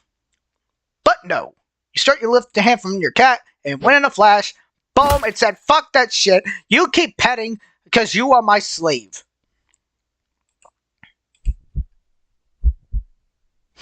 Your hand is on the ground. Twitch is going to ban me for this for sure. Your entire hand is separated from your wrist. It flops onto your lap, beside the cat. The cat's claws and its front right paw glistening with crimson liquid, which is your fucking blood. And you don't even feel it for a moment, but your body tenses, anticipating the pain as you blankly watch the cat lick the bloody palm of your severed hand. Like a sick bastard. Ah, it hurts! It really, really hurts! Then the cat looks up at you, and you feel compelled to keep petting. You're reluctant, but you're also afraid of what will happen if you don't heed the call. What will you lose next if you try to resist again? You were hurt for your insistent petting earlier, yet now you've been hurt for trying to stop? It defies all logic, but that's what scares you. There's no reasoning with such fickle whims. You feebly try to raise your uninjured hand to pet the cat, but stiffens, golden eyes glistening dangerously. Well, alright then. You raise your bleeding stump and resume petting to the best of your ability. That cat is getting off of this shit! You pet. And you bleed. You pet. And you bleed. You pet. And you bleed. You pet. And you... Ending number 7. Personal boundaries. What have we learned today, Pingas Masters? Simple! Cats are unpredictable!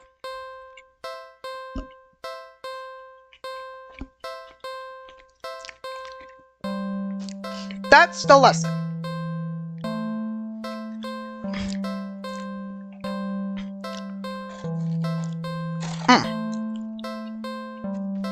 But they, as much as they are adorable,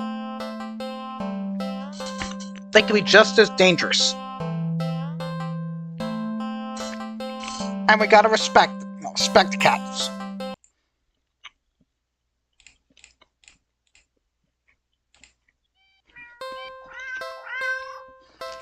Okay.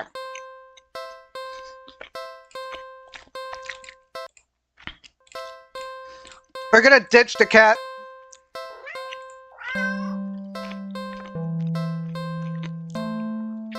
And we're gonna feed that cat.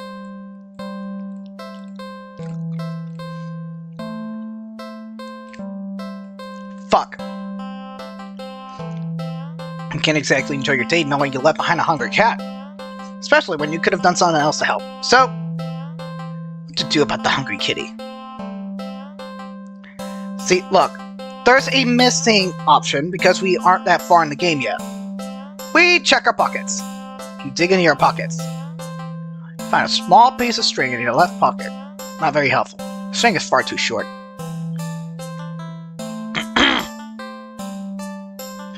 An eager and excited cat leaping for it could easily lead to getting bitten off and scratched. In your right pocket is a bar of chocolate. You find a chocolate bar? Is it? No, it's not even expired. Quite the find indeed. You're about to offer it to the cat, when suddenly you're hit with the guilt as you remember something gut curdling. Chocolate is toxic to cats. Oh my gosh, You resist the urge to vomit at your near mistake. You feel so guilty, you throw the chocolate bar away into a nearby trash bin. An almost cat killer doesn't deserve chocolate. You go back to the cat, barely able to stand its innocently oblivious expression. It knows what you were doing. It knows what you did.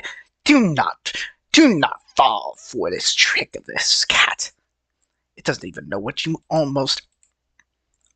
I'm so sorry, I don't even know what to say. That cat sees through your bullshit. It knew that you were going to kill it. Because that's what you should have done a long time ago. You're a horrible person.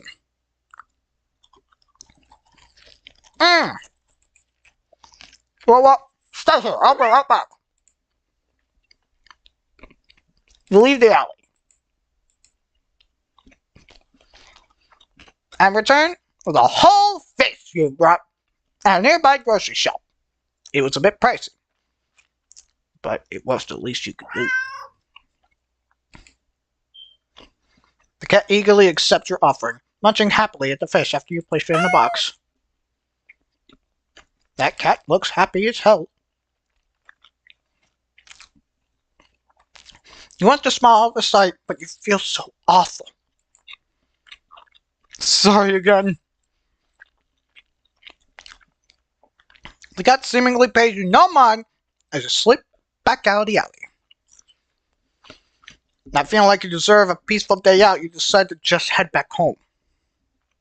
God damn it, my computer's on the fritz. Something's off. Oh no. Is the cat following us? No, that's a different cat. It's Garfield? Normal? Garfield? But you try not to think about it. But you can't help but wonder. Oh my God. There's more cats. If they know what you've nearly done. But it's not like you meant to hurt anyone.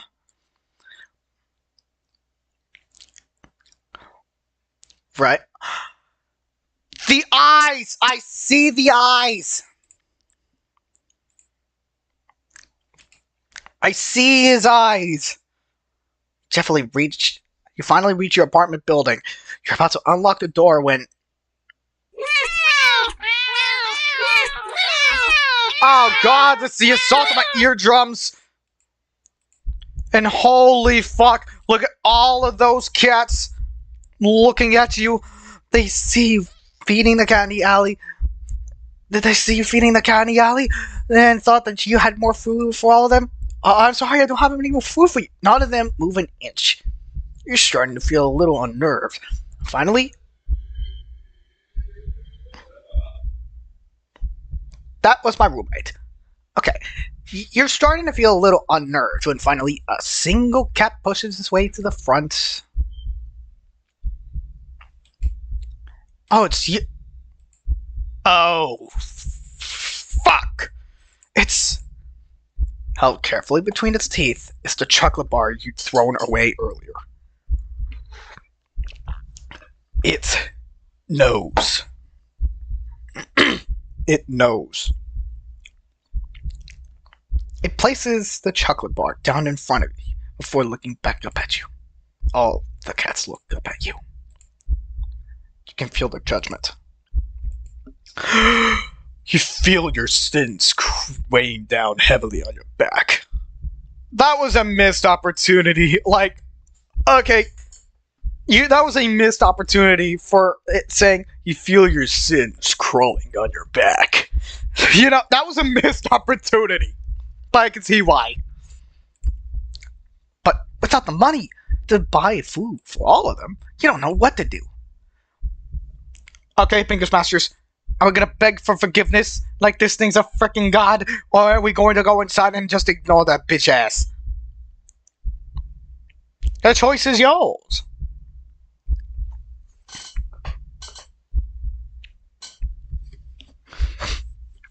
Because, in the end, the viewer is always right. The viewers are always right.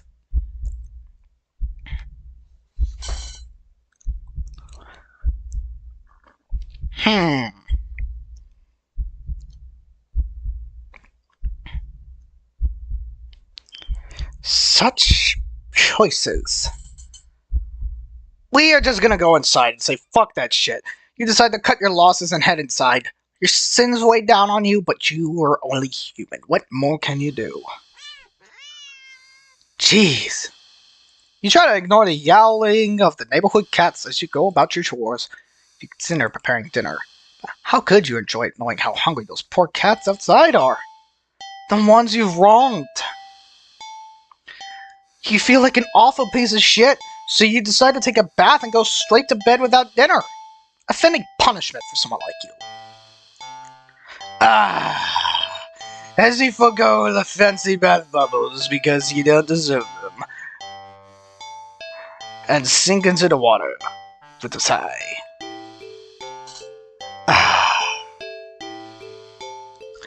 Your mind races, but you can't really think of any immediate solution that doesn't require more money. Because you got no money, no aspirations. You wish there was anything you could do to make things right. Unfortunately, based on what we have seen so far, we know what is going to go down. Because every single time we've seen so far in this game, we die. We fucking die. We die to this weird-ass cat that I don't think is supposed to be an actual cat. I think this is some kind of yokai or some kind of eldritch monster. Some kind of cosmic horror.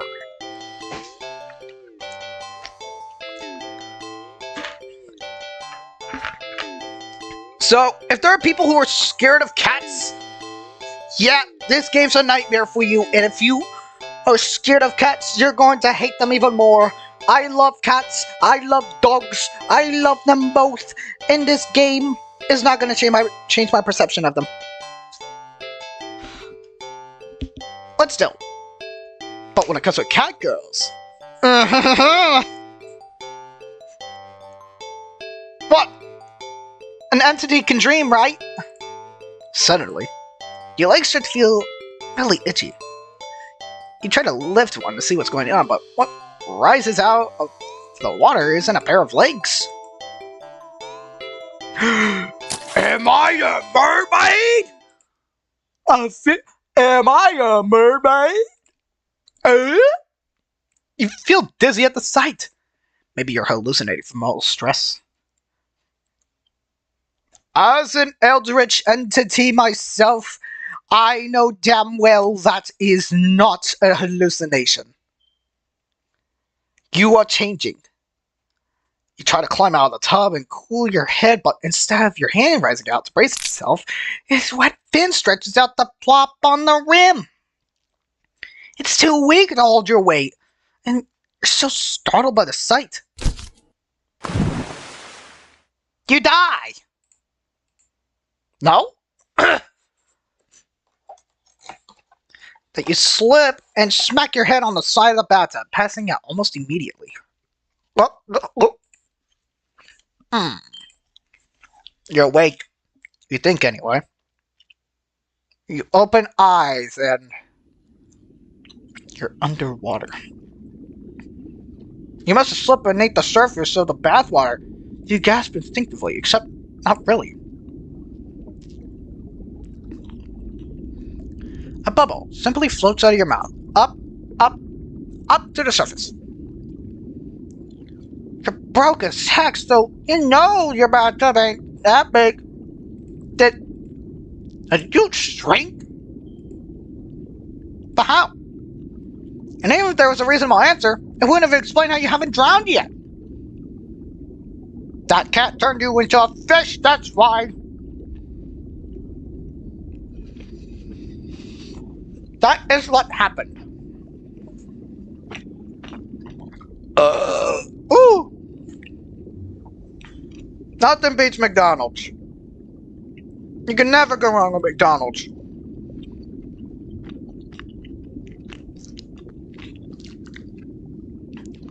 You swim to the edge of the tub and see the truth in your shadow silhouette.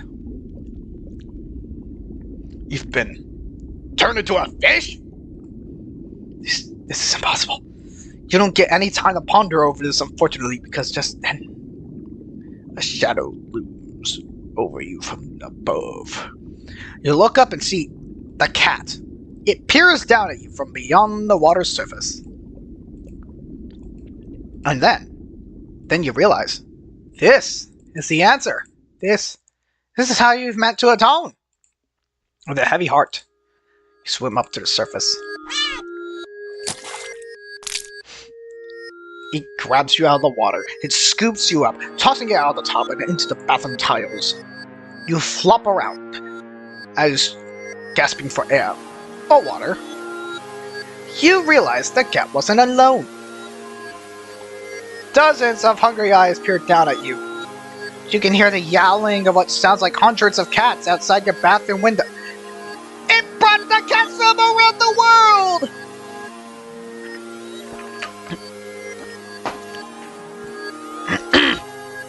You spin one last look at the cat before closing your eyes, except you can't close your eyes! You're a fish! As the cats descend upon you, tearing at your flesh. Yum yum yum! And find yourself mourning the fact that you're not even big enough to feed all of them. Even in the end, you couldn't properly atone. Your efforts, your life, all of it, amounted to nothing. There we go, ending 25. And we've been 2 hours in. We've been 2 hours in on this stream, and here we are. This little bitch-ass motherfucker. This little bastardized perversion of a pussy. The ultimate nightmare. Using cuteness.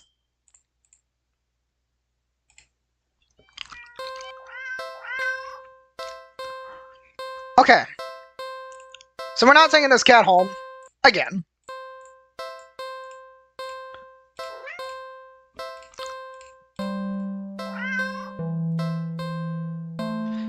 We're gonna try and feed that cat again.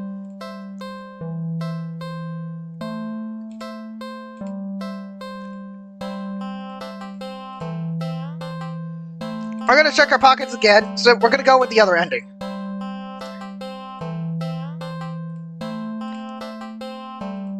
Okay, it's a bar chocolate. I'm sorry. I'm sorry. I'm sorry. I'm sorry. I'm sorry. I'm sorry. I'm sorry. I'm sorry. Find a chocolate bar? Is it? No, it's not even expired. Like the find indeed.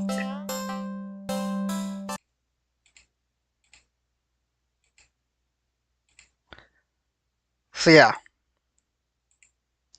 Toss it in a trash bin this time. That's interesting. So, you saw it said, I'm sorry. So, this game remembers. You're a horrible person. You know what's the...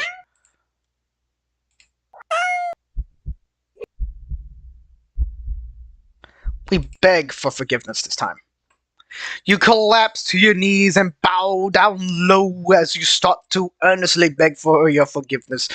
Sorry, I swear, I'd do anything to make it up to you, but you're out of options. You are screwed, you dumbass. Suddenly, oh no! You're choking!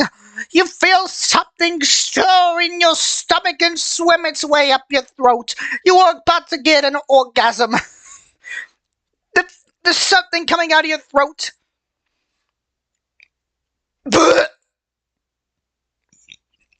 It finally succeeds with aid from your helpless gagging. Look at all of that blood.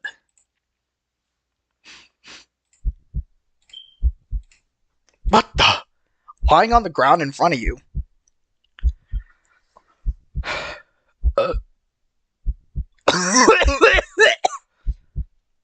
Is a flopping fish.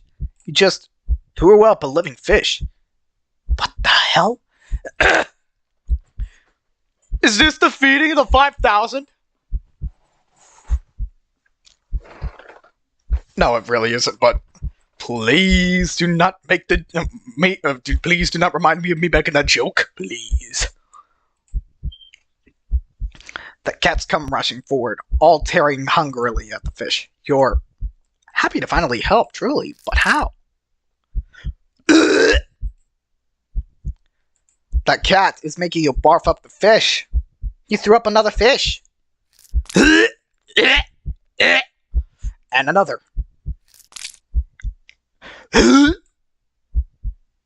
and another.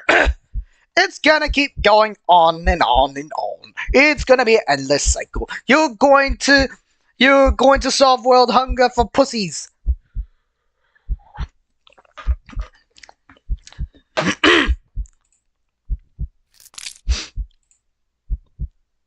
And your stomach hurts. I was about to. I thought I was gonna say in another. How much fish did this guy throw up so far?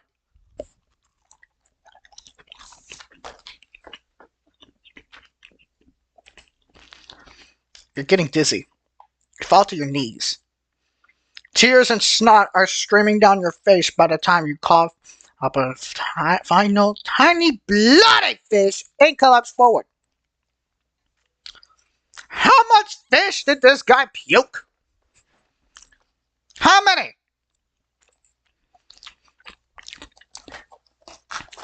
Your throat and stomach both burn in a way that feels dangerous. You start to fade out. Despite the pain, you strangely feel a more overwhelming sense of hopeful pride.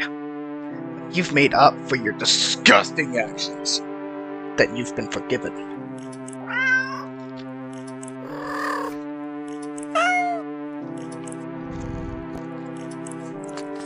The sound of happy cats munching away at their fish fills you with ears.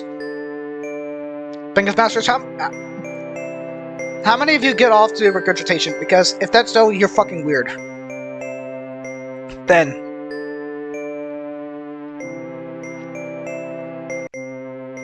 feel something being nudged into your hand. Feels like it's the bar of chocolate you found in your pocket. You smile weakly. You successfully atone, but you don't really have the strength to eat your reward. Sadly, the last taste in your mouth as you leave this mortal coil doesn't get to be that of chocolate, but raw fish. Fishing for pardons. Okay, that was ending 24, I think.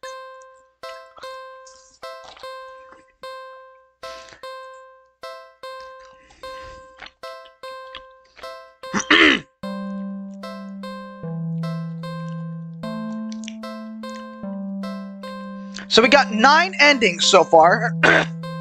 So we got a long way to go. So we got ending 0, it begins. Something happened, you think. Anyway, you can't really remember what. Ending 1, a not so clean getaway. You tried to clean your apartment, but apparently you're not very good at it. Ending 2, double trouble. You find the ones responsible for making a mess of your apartment. Those little pranksters. Personal boundaries. Knowing how to take no for an answer is an important life lesson. Ending 8, fish out of water. You feed the cat some tuna. It liked it, okay?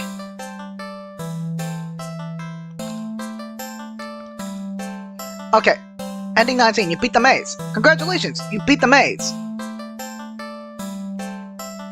Ending 22, not alone. Isn't it nice to feel heard?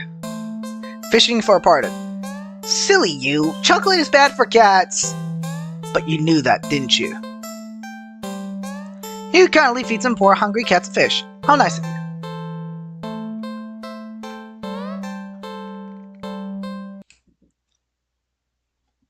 What the fuck? Did I hear knocking? It's probably just me. Okay, so we skip all that. So, I forgot an ending, which was at the amusement park, at the carnival.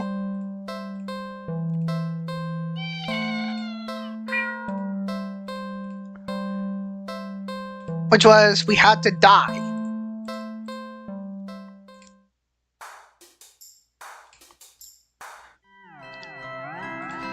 Like, we had to lose the maze.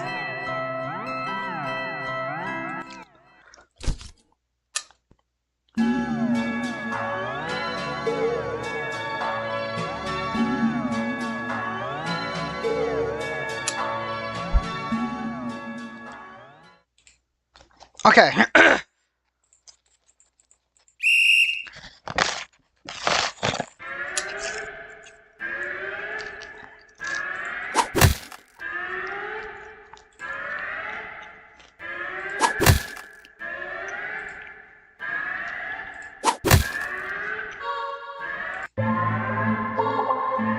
There we go.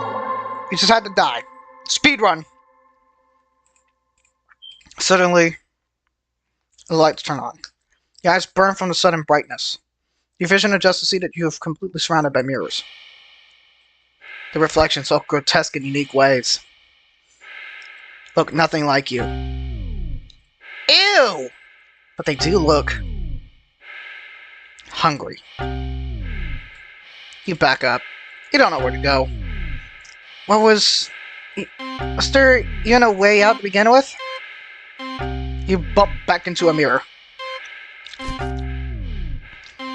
You feel a hand grip your shoulder. Chomp! Yeah, you're dead. You're dead. You're fucking dead, my guy. Look at that. Look at that. Wonderful art. Its face has no features, save for a large gaping mouth, stained in your blood.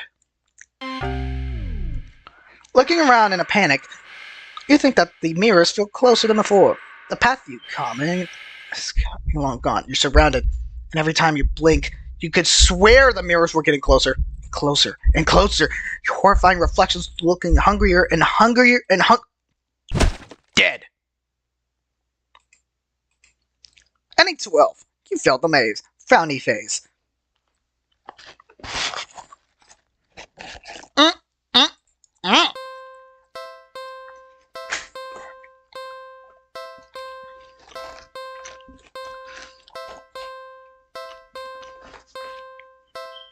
That was the 10th ending we got.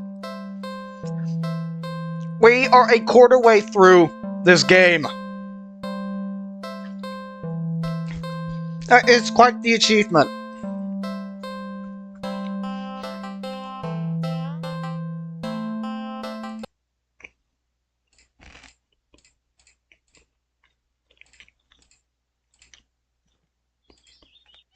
Okay.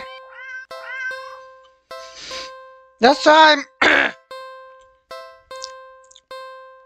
we're taking this bitch home.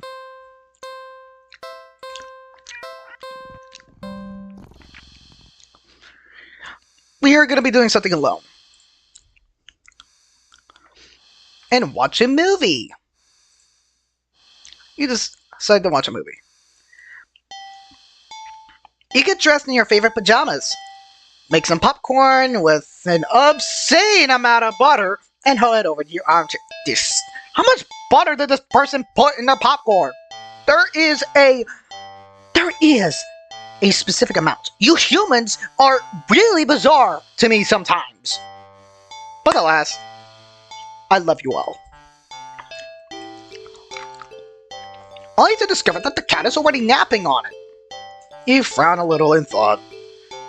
Your couch isn't the best angle for optimal TV viewing pleasure, and you don't feel like pushing it around to put it back later.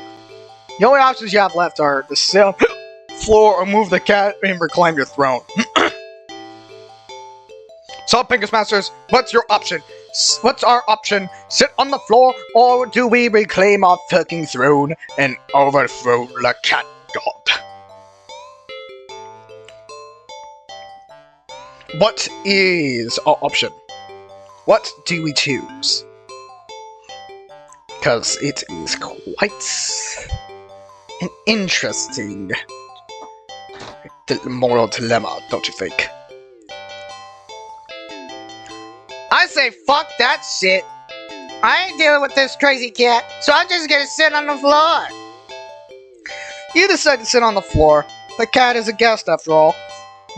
And you pride yourself on being a good host, if nothing else. Well, at least you would if you ever had any guests over before. You grab a blanket, put some pillows, and make a comfy nest in front of the chair. You pop in a random movie from your collection and can tell instantly that it's one of your favorite horror films. You've seen it a few times already, but it never fails to get your blood pumping. A few minutes in, and you're already invested, getting reacquainted with the story and characters. How many horror movies have you Pingas Masters seen that give you this kind of reaction? Because for me, it is the classics, like Friday the 13th, Nightmare on Elm Street. I've only seen Friday the 13th, unfortunately, but for me, it's mainly going to be Leprechaun. Like, that's a good movie. Like, it's funny. It is funny, but it's fucked up. It's funny. Then there's other horror films like The Shining, based on the Stephen King novel. It, also based on a novel. It Chapter 2, also based on Chapter 2 of It. And then there's the Escape Room, Rose Red, Beetlejuice. There's a lot, Pingas Masters. I grew up with horror. The scares won't come later but for some reason you feel like something's watching you from behind. It's probably nothing, but you feel compelled to check anyway. Peek over your shoulder. Whoa! Holy shit! What the fuck, you? Yeah, damn Tom. Up to jump out of your skin, jostling a few pieces of popcorn out of the bowl in your lap. The cat is awake and looking right at you. You take a calming breath, recovering from your heart nearly lurching out of your chest and completely feeling foolish. It was just the cat. Of course, it was so quiet you forgot it was right behind you. My ass! You saw how its eyes were? It was huge, and then it glitched back into looking like that. Even though it's the whole reason you're sitting on the floor in the first place. You shakily picked up the remote, intending to rewind some of the parts you missed. However, as soon as you press the rewind button, the TV shuts off. God damn it. You blink, confused. Nothing else turned off. The kitchen dim light was still on. The digital clock was glowing and the movie player was still rewinding.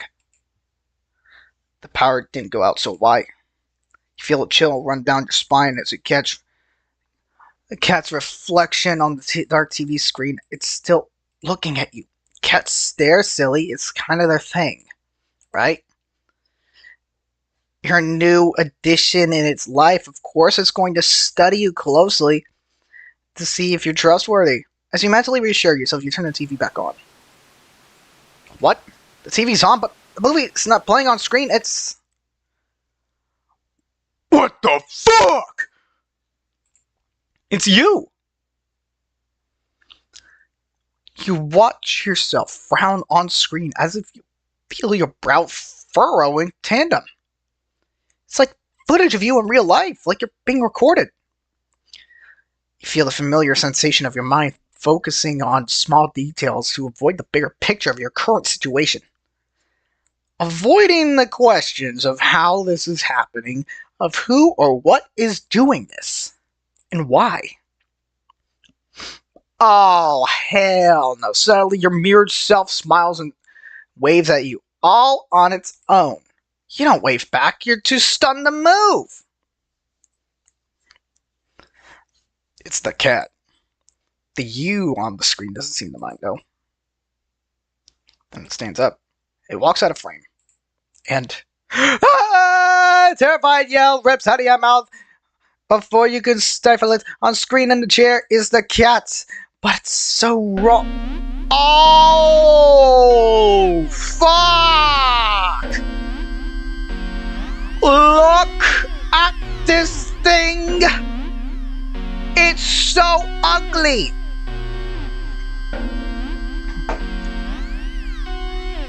It became a large, swollen mass of black fur.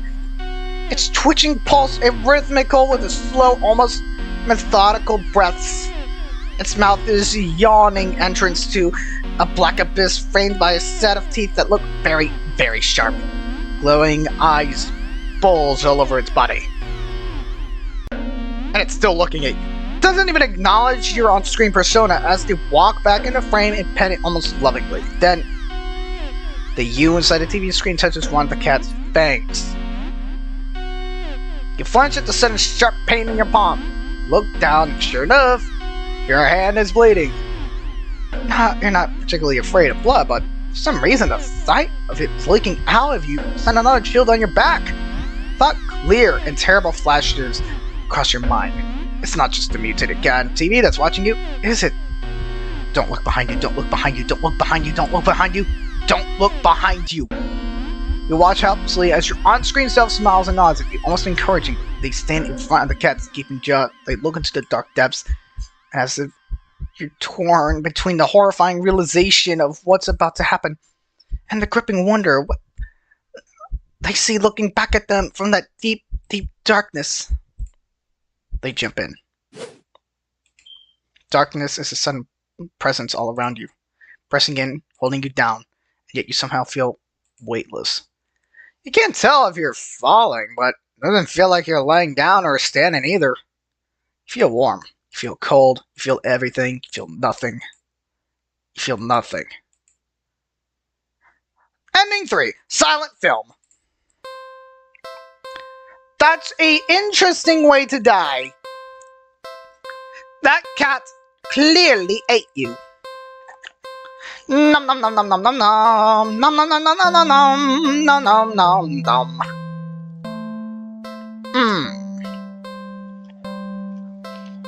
Ha.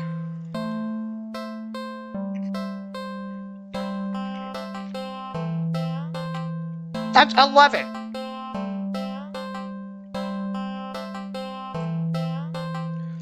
Okay, let's see what those other 2 endings are like.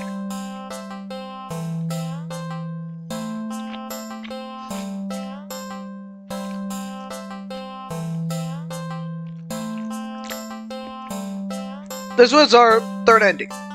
You let the cat sit in your favorite chair and watch the scary movie together. Just an ordinary movie night, my ass!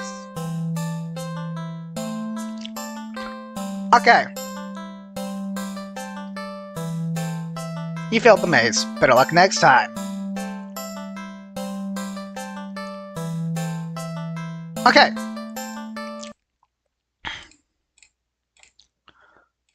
Okay.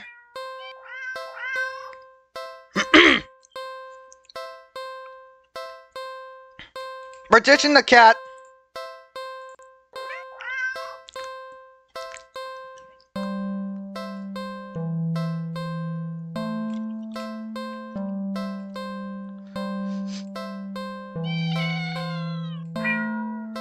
We're gonna ignore. Okay. We're gonna watch a movie. It's been a while since a film came out that looks interesting enough for you to drag yourself into a movie theater. But there's a showing of one such film at the old theater. The movie was a little too niche to be picked up by the new cinema that opened up across the street. That's okay though, you're not exactly a fan of the crowds. And nothing ruins the experience of watching a new movie for you or a noisy audience. We're gonna go to the old theater. You eagerly buy your tickets for the kind old man in the booth and head inside.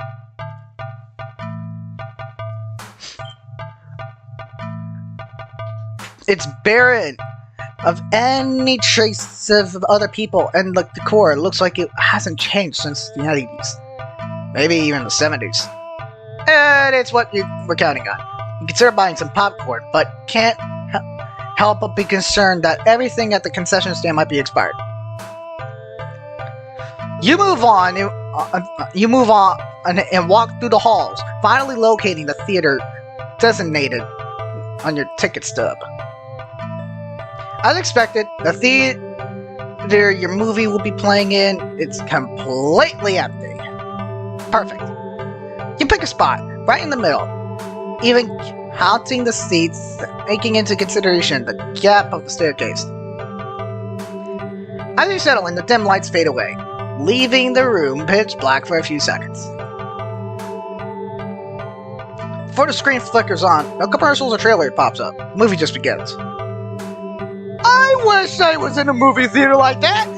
Every movie theater I go to, it has an ad after an ad after an ad after an ad after an ad after an ad. Sorry for the glitching out. Pingas Masters, I am so sorry. Pleased, you shrug and let yourself get immersed into the opening scene. But as you're getting into the premise, the doors open behind you, momentarily casting light into the room and ruining the fucking atmosphere. You hold in a frustrated sigh. It's a public establishment after all. The place can't exactly afford to stay open. You're the only customer. You try to refocus on the movie, but you sense the new presence slowly shifting around the theater. For your general direction,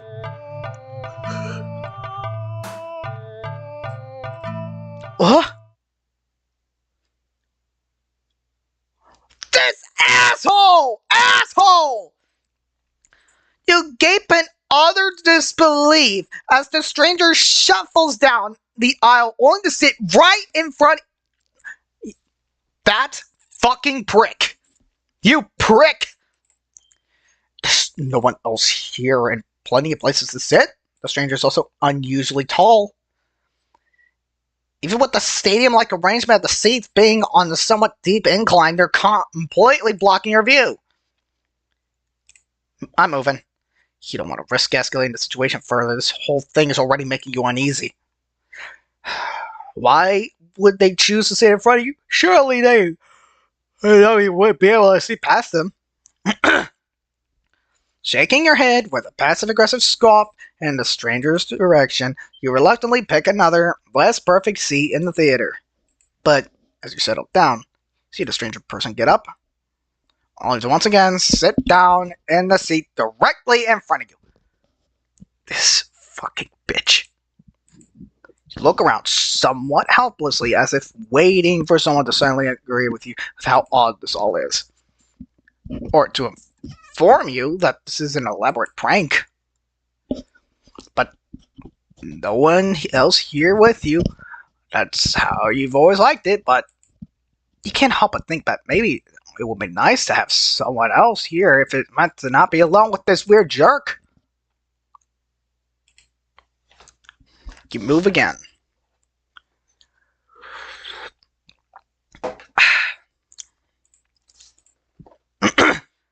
And again, they sit in this fucking bitch! You bristle, annoyed and a little humiliated. Are they just getting a kick out of this or something? Do they get off of this shit? Do they enjoy this? Do they enjoy pissing you off? You've wasted enough time with this jerk that you don't even know what's going on in the movie anymore. You bitch! You hate the confrontation. You already feel your palms starting to sweat at the idea of it. Your throat is closing up. Your body is starting to shake. You've always been a more flighter than a fighter. But you paid for this ticket. You've wanted to watch this movie for ages. And now this total stranger has ruined your entire experience, and for you. You're all alone in this theater. There's no one who can help you if something goes wrong. But you're angry enough that you ignore the signs of your body begging you to put as much distance as you can between yourself and this stranger. Ah, my throat. Ah, my throat. You stand up. Even standing in higher up on the incline, the stranger's still at least a head taller than you. The movie continues to play in the background, but you feel as if a hush immediately falls heavily over the theater at your movement. As you can sense the stranger anticipating what you plan to do next, you square your shoulders and force a little bass in your voice. Hey! The effort makes your words come out more harshly than you intended, like a sudden and vicious bark. Did I do that right, Pingas Masters? Did I do good? Man, my throat's fucking up. Fuck. I think I'm kind of hurting myself doing this. I think, like, oh my god.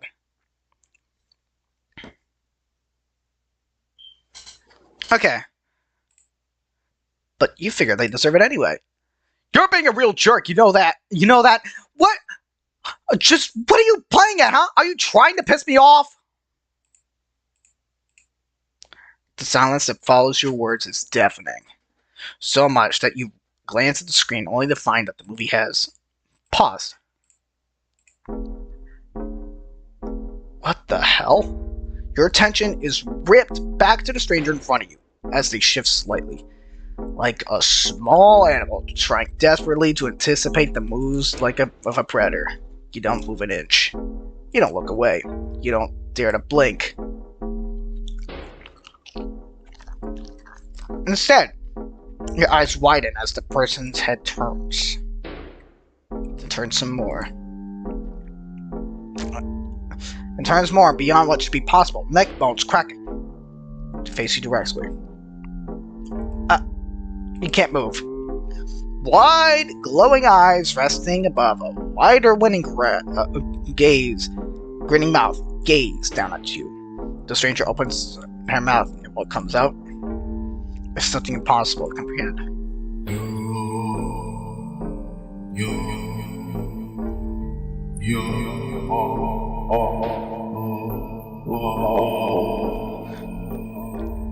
What the hell?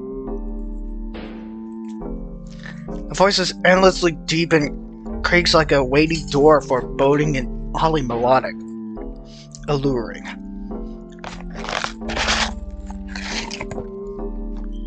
That made me uncomfortable. Rosa snaps at you out of your terrified trance, and before you know it, you're already out the door. Fuck this shit! You're up through the halls of the empty theater, heading for the exit. You feel something watching you from behind, but you're too afraid to look.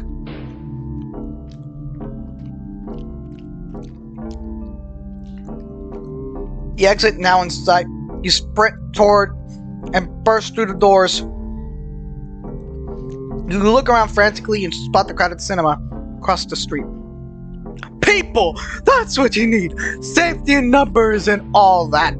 Without thinking, you rush into the street when a sinking sensation crawls down your spine, compelling you to look behind you.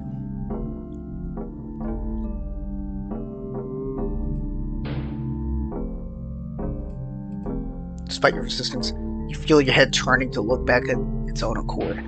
When in the middle of the street... Yeah, I'm definitely not getting sleep. That is eerie. You catch a glimpse of a grotesque-looking person standing right behind the glass doors of the old theater, watching you intensely, cradling something in their arms, something familiar. The cat! But...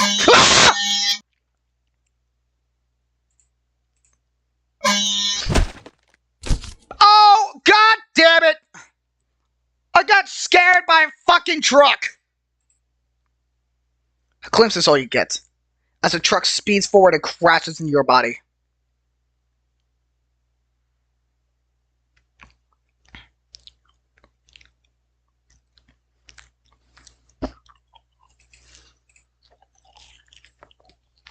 You're killed on impact. Your body splattered across the road and crushed under the heavy tires. You become roadkill. Poor screening arrangements. Fuck this cat!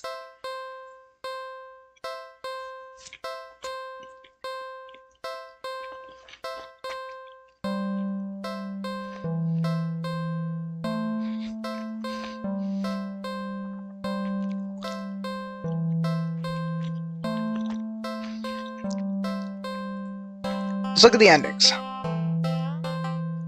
Let's look at what our new ending is like.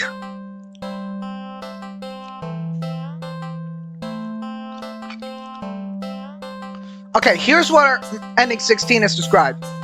You go to the old theater and enjoy a film with an interesting stranger. That cat just followed and stalked your ass.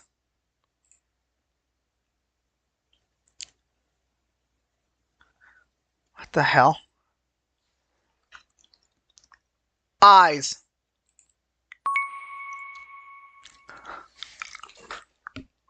We made progress. I'm sorry. I'm so sorry. I was just so tired of everything. Not you. Never you. But I couldn't be the person you deserve. Couldn't ever hope to be. You were so amazing, smart, and talented, and independent. You shined. But in comparison, damn it. So stupid. So worthless. Even when it approached me, it didn't tell me what it wanted me, that it wanted me. It needed me. Maybe that's what I wanted all along. Wanting could be so fleeting, but to be needed? There was nothing I wouldn't give to have someone tell me that I mattered to them. That they needed me.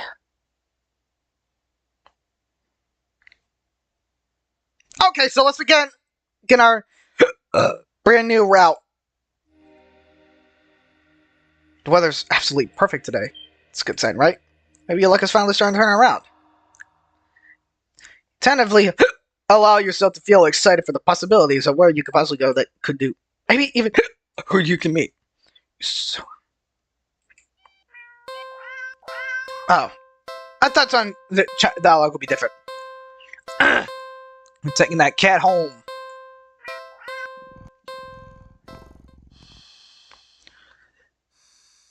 We're doing something alone. We're gonna watch a movie this time, but you're not tired enough for a nap, but you're too lazy to get started on any of your chores. So you decide to watch a movie. You get dressed in your favorite pajamas, make some popcorn with an obscene amount of butter, and head over to your armchair. But this bitch is already napping in it. You frown a little and thought. Okay, so for what your Pingas Master didn't see before, I chose to sit on the floor, so this time we're gonna reclaim our throne. And sorry, kitty, but that's my spot. Get the fuck off. You see how I spoke with disrespect? That's because I know this cat ain't real. It's a monster. That cat is pissed. It's clearly upset with you. When you try to pet it as an apology, it dodges your hand and scampers away. You shrug and put a random movie form nestling in your chair. Oh no, this is kind of one of the jump scares, isn't it? But endless string of pointless jump scares. What? Did the writers know the meaning of the word subtle? Mr. Crash. What was that? Was that in the bathroom? The cat must have gone into the medicine cabinet or knocked something over. Claiming your thundering heart with a deep breath, you pause the movie to get up to investigate. Cat is pissed. Whoa! The cat dashes between your legs from the hall. Fleeing the scene only makes you look guiltier, you know. You're more reluctant to see the damage now. You just want to relax and watch your bad horror movie. You go into the bathroom and turn on the light as you thought all the stuff in your medicine cabinet is scattered on the tiles. You sigh. At least none look broken or damaged. You crouch and pick everything back up. Did the door just clip? Did you bump it when you crouched down, or? Well, at least a cat can't come in and make any more mess this way. I'm taking off my headphones. I don't trust this one bit. I don't trust it one bit. Yeah, there goes the lights. The lights? Did you just replace the bulbs? They weren't faulty, were they? You remember to hold on to your receipts for situations like these. You doubt you'll be able to get your money back. There goes the lights again. You stand up. Yeah, here we go. Here's the jump scare. Here's the jump scare, Pingas Masters. Brace yourselves. You shake out the pain in your knees from crouching and open the medicine cabinet. Carefully, you place everything back where they belong, making sure nothing is missing. Close the cabinet door. Yep, there we go. There's the jump scare. Holy fuck. It didn't scare me as bad because I expected it. You jump back, slamming against the wall, covering your mouth. Look back up on the medicine door to see. Nothing. Nothing? What the hell? Something was... You know you saw something just now. You know you did, right? definitely saw something. Ah! Okay, it got me that time. You rushed out of the bathroom and slammed the door behind you without looking. Fuck this shit! You entered the hall and... Ah! No! I am going to die! This cat! Look! Ah! No, no, no, no, no, no, no, no, no, no, no! You shield yourself with your arms! Nothing. Nothing again. Reach through your fingers and see. Just your usual hallway. You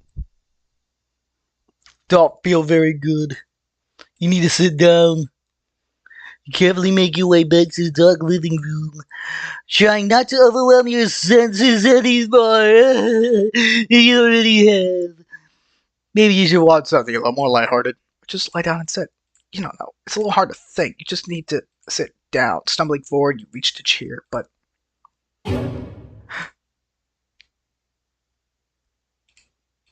It's nothing. At all. Just the cat sitting back in your chair again, looking up at you curiously. This bastard. But it's enough. Your heart lurks so harshly out of the mixture of fear and anticipation that it completely gives out. Your eyes roll up in your skull and you feel yourself falling back. I see that, cat! I see that bat. You're dead before you even hit the ground.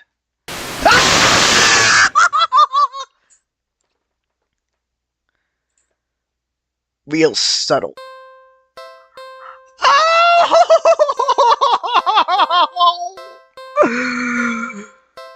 Oh my god. That scared me.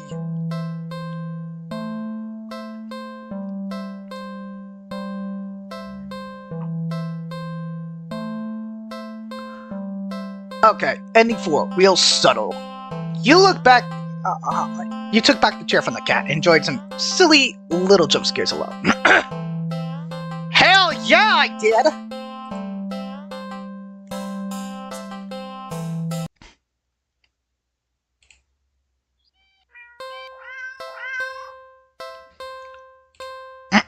Taking this bitch home.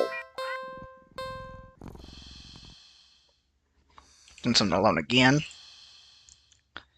I'm gonna take a nap this time. Really wish you were out. You could definitely use a nap. You head to your room and get dressed in your pajamas before you decide to grab a glass of water from the kitchen. Why don't I sound British that time?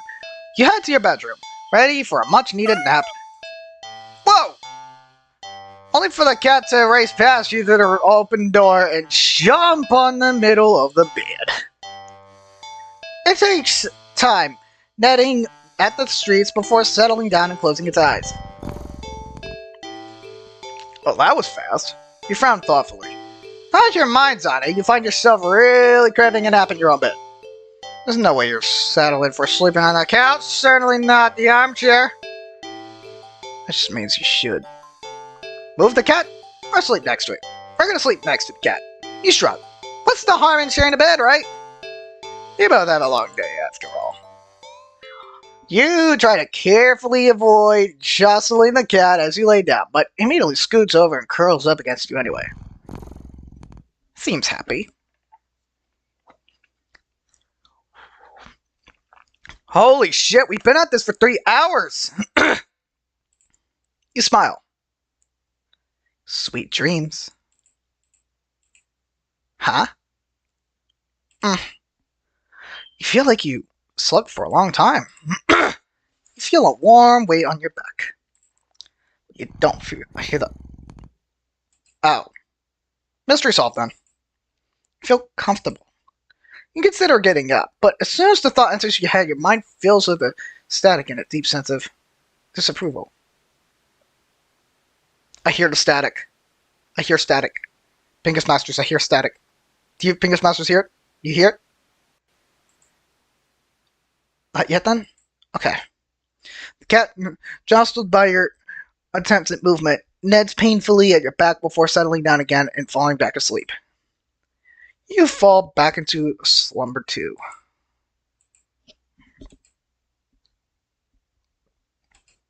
It's night. You want to get up. Claws dig deep into your back like a warning. Tomorrow then, right? This cat is just gonna keep making me sleep. I'm its personal cat bed. It's morning. You'll be late for work, but the cat doesn't budge. Don't even try to get up this time. Just close your eyes and drift off again. It's the next day. Since the last several days. Hasn't been weeks. Or longer. You're not quite sure. You're hungry. You don't even know how long you've been lying down. You feel sore on your back, also on your stomach, your arms, your face, everywhere. You can't remember your last meal, last time you drank anything. You've been sleeping all this time. You feel exhausted, more tired than you think you've ever felt in your life. It feels like a giant hand is pressing you onto the bed. Don't move, don't move. Don't move, it's over. You're already lost. Can't remember the last time you even considered moving. Or somehow long. And you probably forgot how to move anyway. Everything will be fine, just go back to sleep. You think you're hallucinating when the cat finally stirs. It's just like really before hopping off your back. You hear its feet padding through your still open bedroom door. Steps fading down the hall. You can't hear cat walking.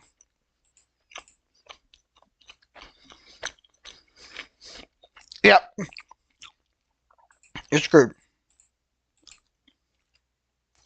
Yeah, there you go. You're afraid you don't remember how. You're afraid that the static will return if you try. You eventually do try. Try to pop yourself up on your arm and stand it in your seen it. Then you think it should be possible. There you go. Yeah, I think due to all that pressure, I think your blood flow started working, my guy.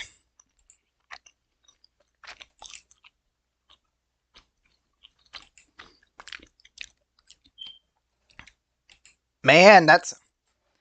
How long have you been lying in bed? You don't have much time to think about it. You feel a attempt at sitting up sends you tumbling over to the side. Yep.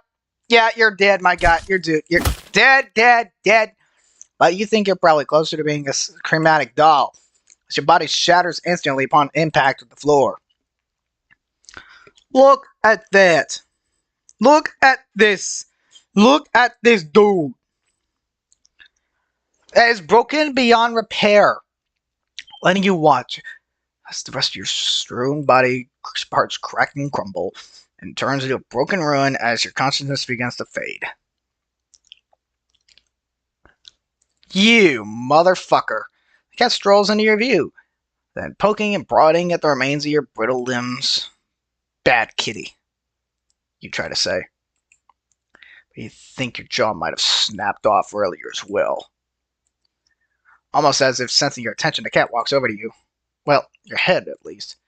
And you watch with your final conscious seconds as it lays down, curling its body around you. You bastard. It feels warm. Well, maybe another nap wouldn't hurt. Ending 6, just a cat nap.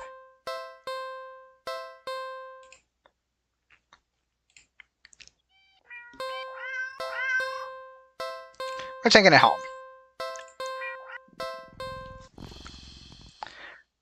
You do something alone. You take a nap. You're a little tired from the events of the day.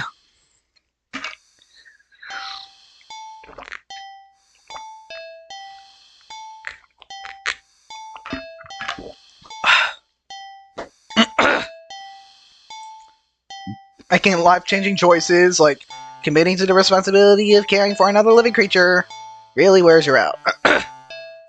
You could definitely use a nap. You head to your room and get dressed in your pajamas, which you decide to grab a glass of water from the kitchen. Okay, and then we just have all that. We're moving the cat. Definitely nudge the cat in an attempt to make it move on its own. It doesn't budge in the slightest. Move the cat. It's my bed. You push a little more friendly this time. The cat sounds annoyed with you. I am gonna sleep on this bed. The cat opens one yellow eye and lights it up to look at you. And its voice is a little deeper than before. Move the cat. Move the cat. You move forward. Ready to shove the cat with all your might. Ah! Die! It's thrown back by some invisible force and crash into the dresser before falling to the ground. When knocked out of you, look up in a daze. You don't quite comprehend what you see.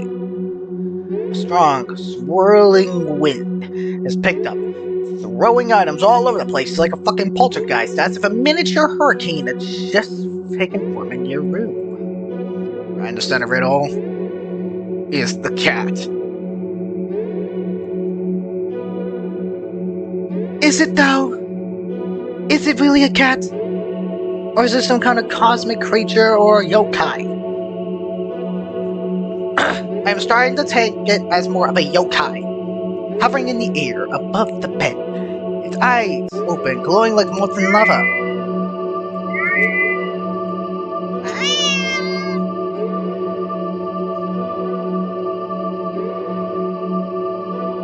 Bastard! It's a bastard! It's a bastardized cat! You watch as a vortex rips open the center of your bed. And panic and swirling wind turns into a vacuum, dragging you toward the van. Nails catch and tear as you desperately try to cling to the carpet, the floorboards, every single piece of furniture within your reach. Bloody fingers slipping clumsily on every surface. But there's nothing you can do. As you touch the vortex, your body starts to disintegrate. Tiny particles of your body separating and floating into nothing. The last thing you see is the cat landing nimbly on the bed and nagging at your sheets, before it curls up and falls back asleep.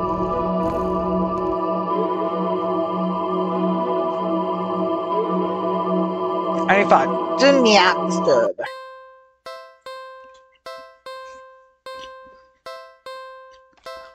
This cat is a fucking bitch. You a fucking bitch, you know that? I hate you.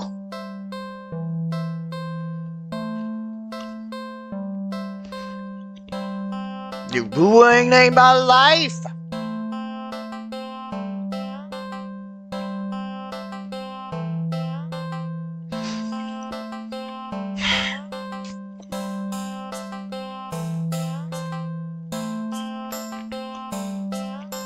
What is up with this cat, though?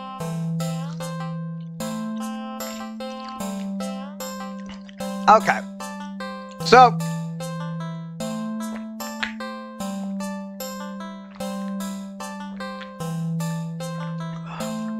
first it stopped the rain.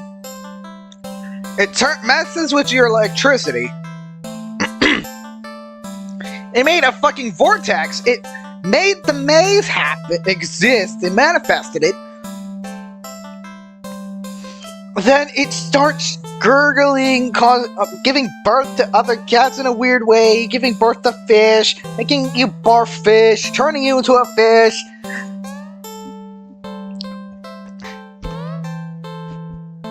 Somehow jump scares the ever-loving shit out of you. Turns into an eldritch monster on the TV, which causes your in-movie reflection of you just die, which caused you to die. That ain't a normal cat.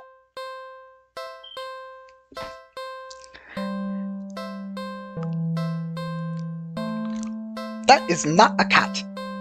I I'm telling you, that is not a normal cat. It is an eldritch monster that is hell-bent into making you suffer. Like, what the fuck is this cat even on? Why? Okay, so we're just gonna continue. Okay, so it's just gonna be having all that same dialogue, which we ain't doing that. So, PINGAS Masters, I'm gonna get a coin. I'm gonna flip a coin. I'm gonna get a coin. Hold on a sec. Okay, I'm gonna be getting coin and flipping it to determine if I'm going to take this cat or if I'm just gonna abandon this evil thing, this evil yokai eldritch god-like creature. For all I know, this thing could be frickin' Satan for all I care. It's got the tendencies. It deceives. Okay, I got a quarter. Heads would mean that cat go. I take that cat. Tails is I don't. It's heads. I'm taking it.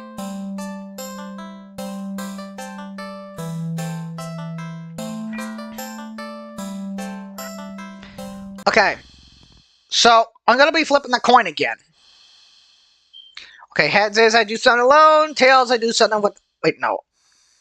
I've already done everything I could alone. So meaning I just have to fuck with this cat. Okay, so I've already done the pet cat. So we gotta feed this cat again. We're gonna be feeding this bitch.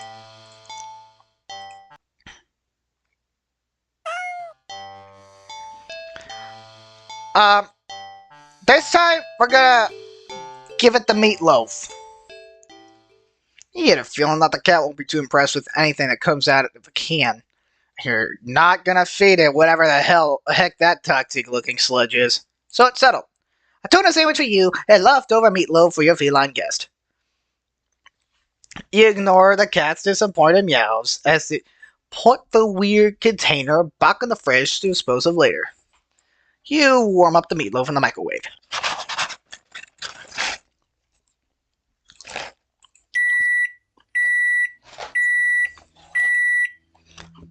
You place the now warm meatloaf in a saucer next to the cat on the counter. That cat is not going to be too happy with this. You don't think you should be encouraging it to eat up there. Okay. But you'll figure it'll make up for electing to not feed it the toxic goop it wanted. That cat's like, what the fuck is this shit? I didn't want this. Cat looks like it finds the meatloaf interesting. Works for you. Eat up, kitty! As the cat digs into its meal, you go about searching for some bread for your tuna sandwich. You're so distracted by the search that you could really hear. The fuck? You turn around to see the meatloaf has only, what, maybe 2 bites taken out of it. Well, most alarmingly, it seems to be a virtual something. Leading away from where the cat has been sitting. I said sitting, not shitting! Do not clip that. Don't clip that. Clippers, do not clip that. Off the edge of the counter towards the living room is that blood?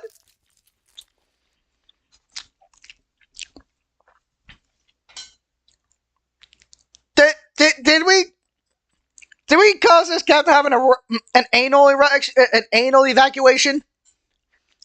This cat had an anal evacuation. You jump at the strange sound coming around the corner. Further into your apartment, you attempt to steal your nerves. Taking a breath, you walk around the counter and head to the living room. Ugh. You step in something warm and wet and red. You resist the urge to vomit and step away from the trail of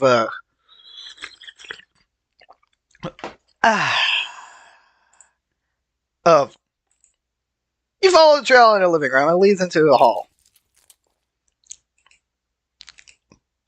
It's getting louder. Definitely in the hall. Whatever it is, ain't good. You feel like you can hear your heartbeat. Yo, whatever is in the hall can't. I'm telling you, something is up. Forward and forward. You peek around the corner. Nothing. It's nothing here. What? I'm telling you, look, don't let your guard down. Something there. Something doesn't quite. You don't quite feel release, but at least. Oh, hell no. Look up. Look. Like, that's the only direction. That sounded like a fucking lion. Meat. Ew. What the fuck am I looking at? Look at the eye. It's so weird.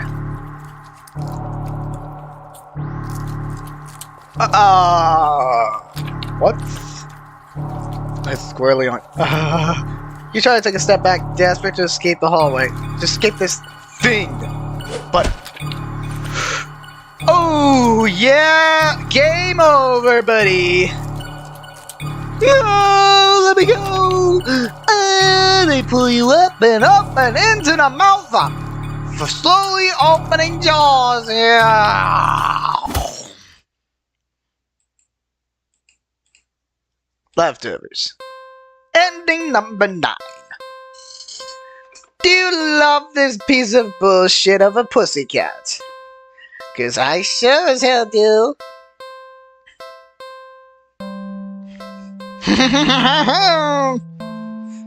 Yes, yes, Daddy.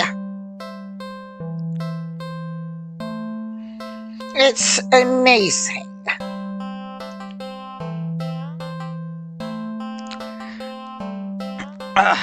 I'm gonna be taking a break. Get a nice refill of water. See you in a bit.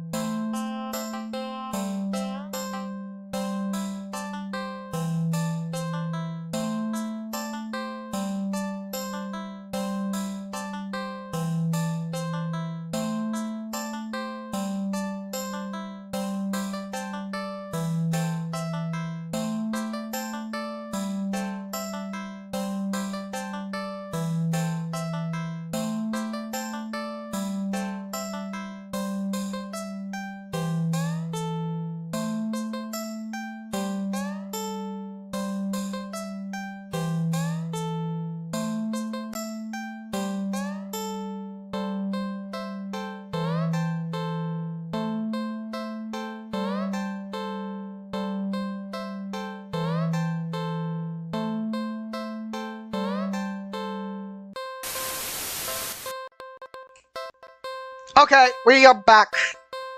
We are back, Pingas Masters, we are back. And we are going to continue.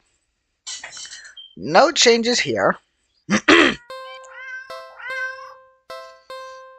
This time we're not taking this cat home. I'll come up with a different scenario. So, we are going to feed the cat.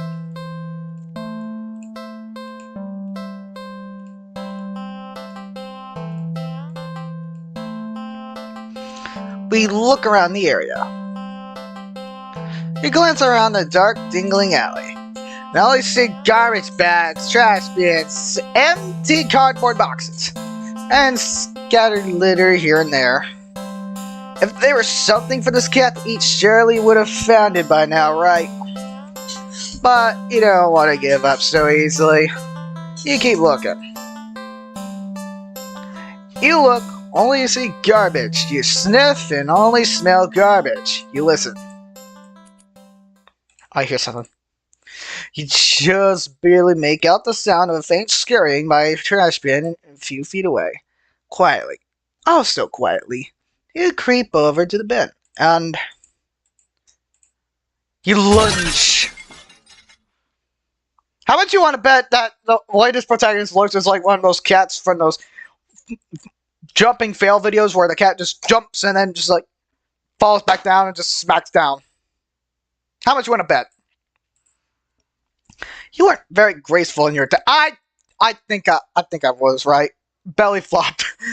You stumbled and knocked over a chair, a stick nearby boxes full of more trash.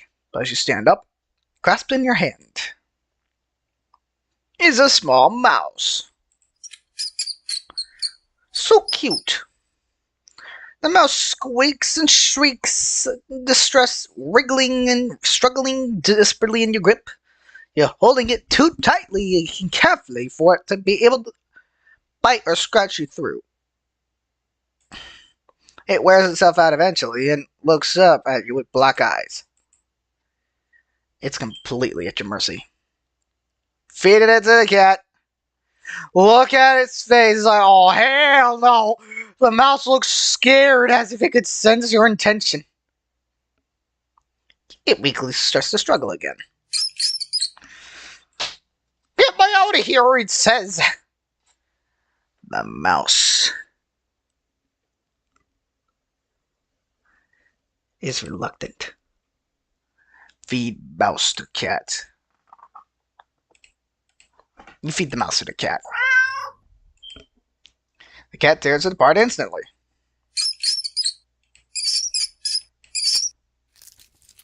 There it goes. Such is the nature of predator and prey. That is the cycle of life. Satisfied, the cat mews happily at you, red tinting its fangs. Oh my god, it must have done a real number on that motherfucker. He seems happy. The cat curls up now in its now blood-stained box and goes to sleep. As if it did nothing wrong. You take the chance to leave. A well-fed cat will likely follow you home after all. And cute as the cat is, you really can't afford a pet right now. Still feeling a little guilty about the mouse, you decided to just go home.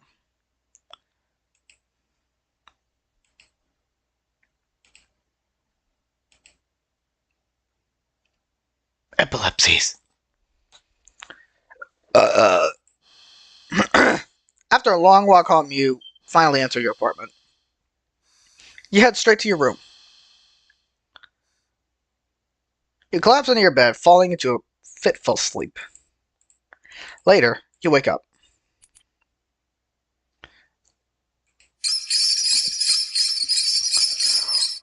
The mouses have come back for revenge! No, it's going to rape me! In my sleep! No! The darkness in your room! Oh, look at all the mice! Oh, I'm gonna get raped!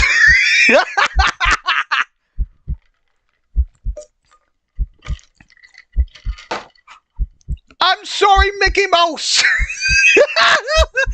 I fed your wife to Pete.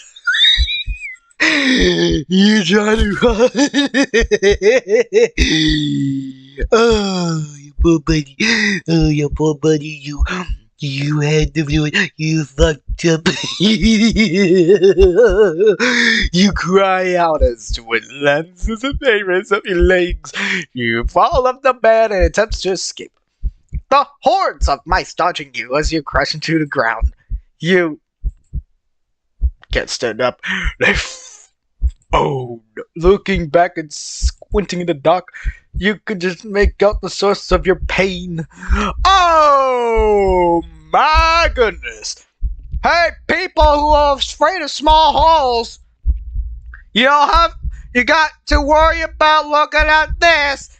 But if you're a guy, don't look at your penis because there's a hole there. If you're a woman, don't look at your own vagina because that's a hole. If you're fucking your partner, don't look at each other's holes. You'll be scared of each other.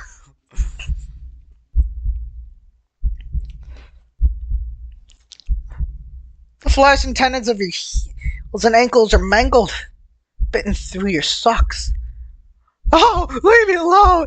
Desperate, you crawl with your only arms toward the door. The mice descend upon you, biting into your skin. Oh wow, I must taste delicious! I can regenerate anyway if this ever happened to me. Gnawing away pieces of it.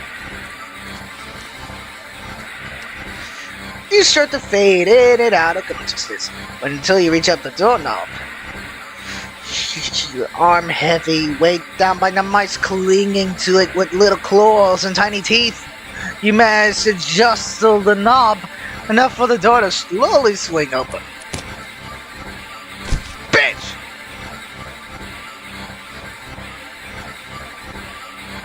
My arm! But your outstretched arm suddenly falls to the ground lifeless. The mice managed to chew through your flesh and bone, now dismembered limb. As a few mice creep toward you, curiously inspect your arm, you stare blankly at it for a modest moment before sliding your gaze up. In the newly opened doorway sits a familiar-looking mouse. It stares at you. It talks to straight, with beady black eyes. You can't begin to measure your depth.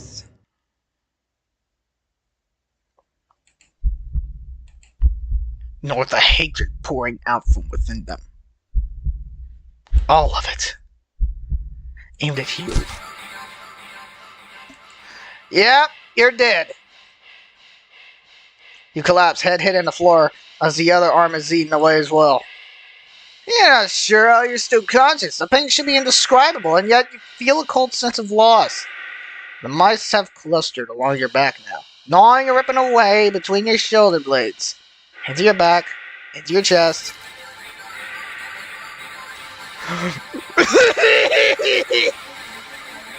You weakly cough up blood. They must have damaged something important. Oh no! They pulled a wrench away my penis. No, it was important to me. My balls. No, my asshole. Oh, it was just my heart. I actually thought it was gonna be my dick. But then I probably wouldn't have showed it on stream if that was the case. Oh, that's your heart, isn't it? Oh, are you enjoying that, you sick fucks? You're losing a lot of blood. You feel sleepy, but you also feel anger. Yes, so much anger. How dare they? How dare they? The last thing you see before your vision falls is a pair of glowing eyes leering in front of the darkness beyond the doorway. You can hear squeaks and shrieks of terror all around you.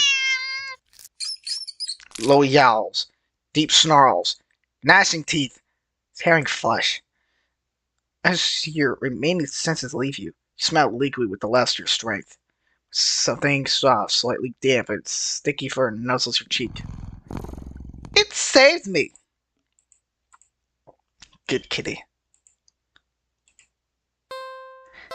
It saved me that time! The mice were the ones who killed me!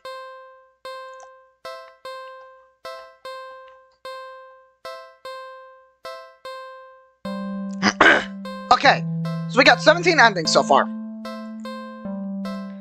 This is a long game. Okay, so, ending 5. Do not disturb. You shouldn't bother a cat while it's trying to nap. Okay, ending 6. Just a cat nap. Resting's good, but you should get up and stretch every now and then. And eat. And drink.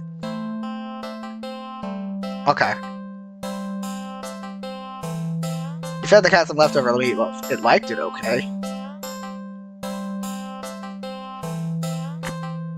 Okay. Well fed. Cats are supposed to eat mice. Huh. Wonder what mice are supposed to eat. They eat anything, okay?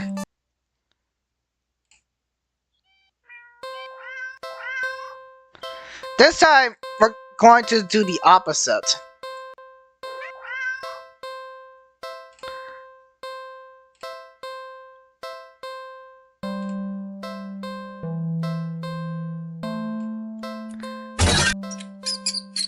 We spare the mouse.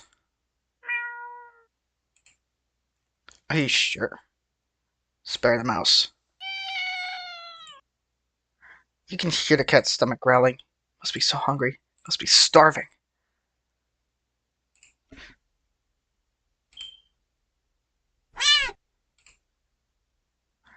You know the cat is hungry. Why are you hesitating? You caught prey for the cat's sake, didn't you? Are you really going to value the life of a filthy rodent more than the cat's? Whoa!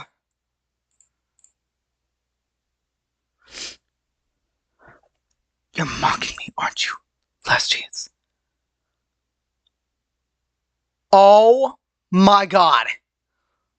It's staring at hand over the prey now. No! I'm sparing it. You let the mouse go.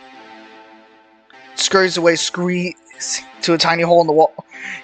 Did you get the impression that the cat was looking at me and not the character? You don't pay much mind. You don't flinch as a giant clawed paw slowly falls in front of you, blocking your path of the alley entrance.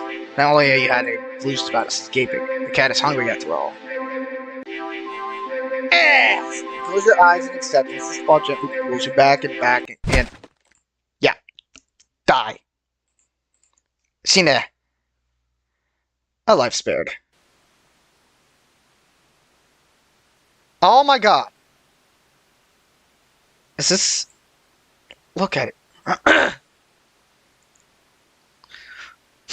Look at what happened with this cat. The music is gone. Okay, let's see what this ending is. You decide to feed the poor hungry cat helpless mouse. Meanie.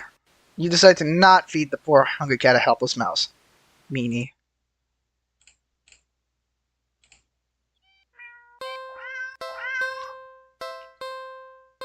We're not taking that cat. But we are gonna play with it. Oh, you just want a little attention, don't you? Yes, don't question how I can do that. Please. I have disturbed a lot of people with me doing that. Just doing the little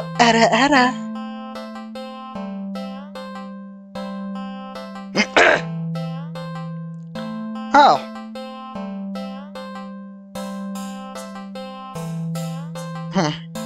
Yeah, it's amazing, honestly.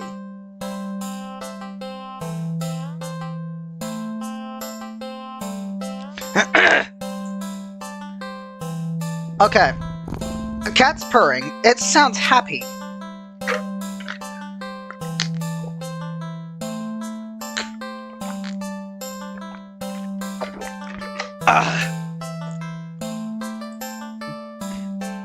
The poor thing must be bored sitting in that box all day. You're not sure you're much of an interesting companion, but you're willing to do your best. Something you can do to entertain the little critter with. But what?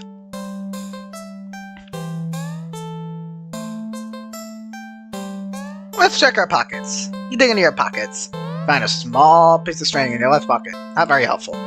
String is far too short. An eager and excited cat leaping for it could easily lead to you getting bitten and scratched. And in the right pocket is for a chocolate. I'm sorry. Not too helpful either right now. The only other thing you got on you is your phone. Well, there goes the chance of this game being timeless.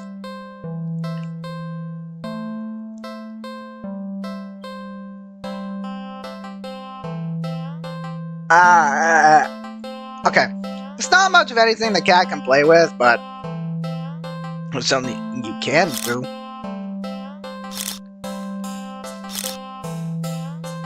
Photo montage! Well, that was fun, right? Oh, you enjoyed yourself. Nothing else to do and no intention of taking the cat home. You decide it's probably best to just leave. You don't want the cat to get too attached after all. At least, you have some memories to take with you. Okay, see you around, I guess? Good luck? Okay. It's a... What the? Your phone just got a message. You open it up and... What? Aren't I cute? It's a picture of a familiar-looking cat. The profile picture is its eye. How the fuck did it do that? Once again, not a normal cat.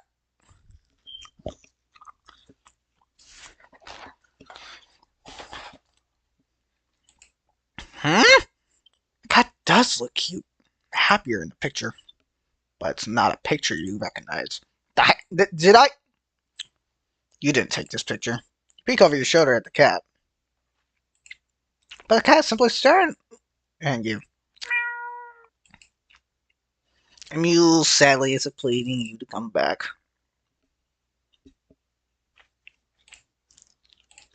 You ignore the cat, briskly walk out of the alley without another look. Phew! That was weird. You're a good distance away when... Not again. You reluctantly look at the new message and... Don't ignore me!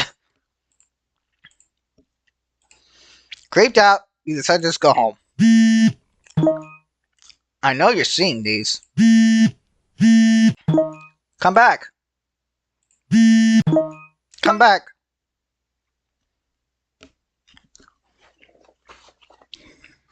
With eyes like that, I am backing the fuck up. I'm going to the alley and starting a fire.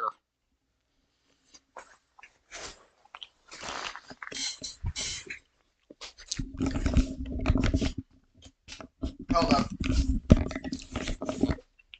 Let me put my phone to the charger.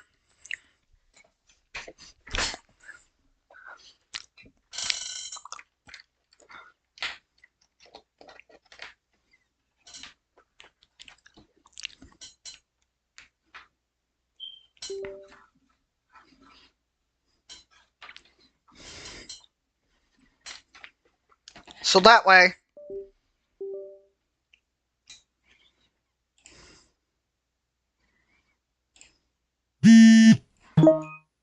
come back. It's getting darker. Come back. Ew! Ooh! It's nasty!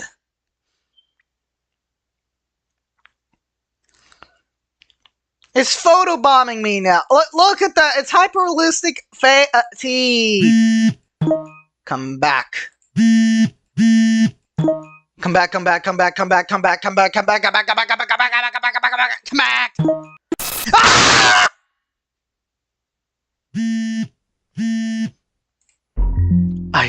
see you. I can always see you. You can't hide. I will always find you. Oh well. I don't like this. Your eyes dart around nervously, certain that you're being followed. But there's nothing there.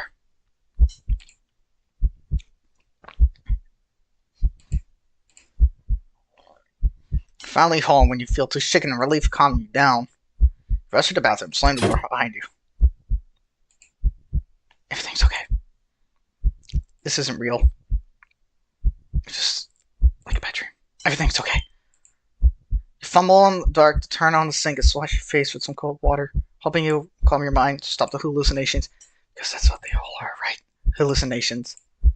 Really regretting leaving home today. You must have been overworking yourself more than you realize. Yeah, that must be...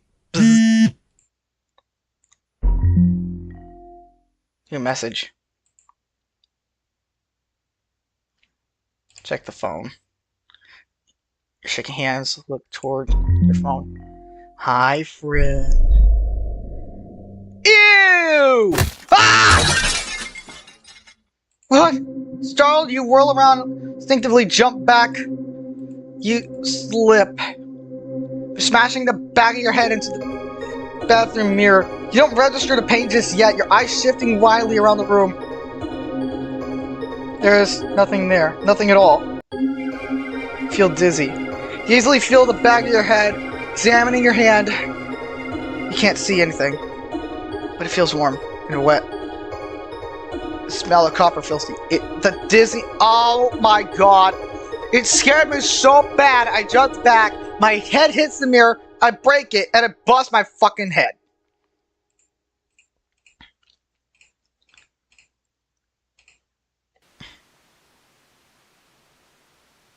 And it's now looking at me.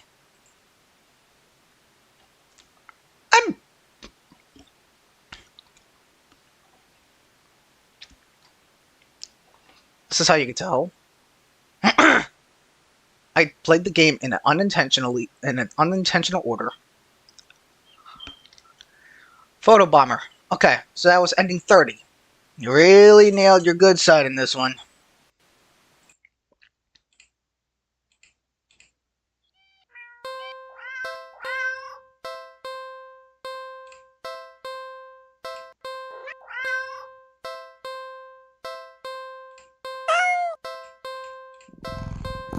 Okay, so we check our pockets.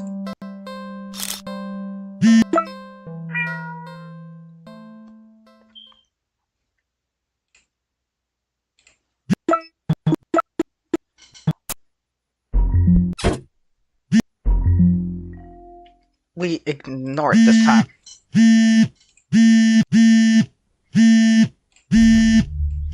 You just can't look. Keep your eyes squeezed shut, your fingers tightly grip the sink. In your mind, you beg whoever, whatever it is, to just stop worrying. Please, please, please, just put me out of my misery. You mutter this quietly. You don't really mean it. You don't. That's the worst shape. The phone meals. Oh no. Oh hell no. Nothing. Still nothing. Nothing at all. Oh no.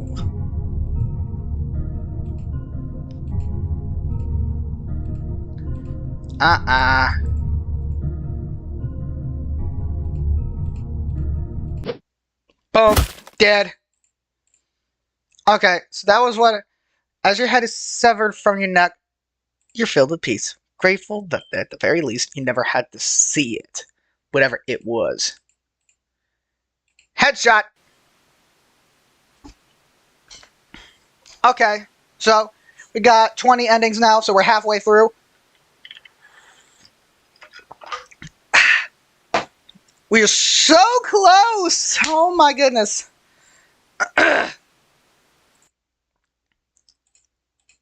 You're walking. Right, of course. Here.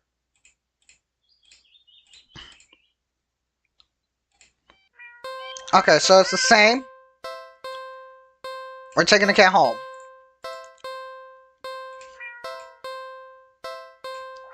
So, we're gonna be doing something with the cat. We're gonna be feeding the cat again. We're just gonna be skipping that and feed it the mystery food. Here we go. If you Pingus Masters don't know, let's find out together. This is really a good idea. Well, fine. I guess this is what you want. You open the container and oh god! Somebody get the gas mask! My nose is being assaulted by this. I can actually smell it from all the way across the screen. Oh god! That's so foul. You just barely managed to keep it. Just barely. It tastes overwhelming. It smells like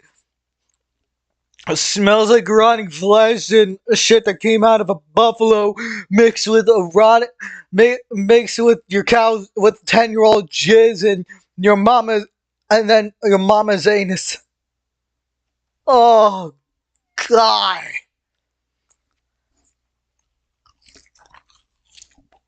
That's what it smells like. I can actually smell it through the game. Yeah, give me a minute. You hazard a look at the container, the contents of the container, but you also can't understand what you're supposed to be looking at. Everything is just mashed together.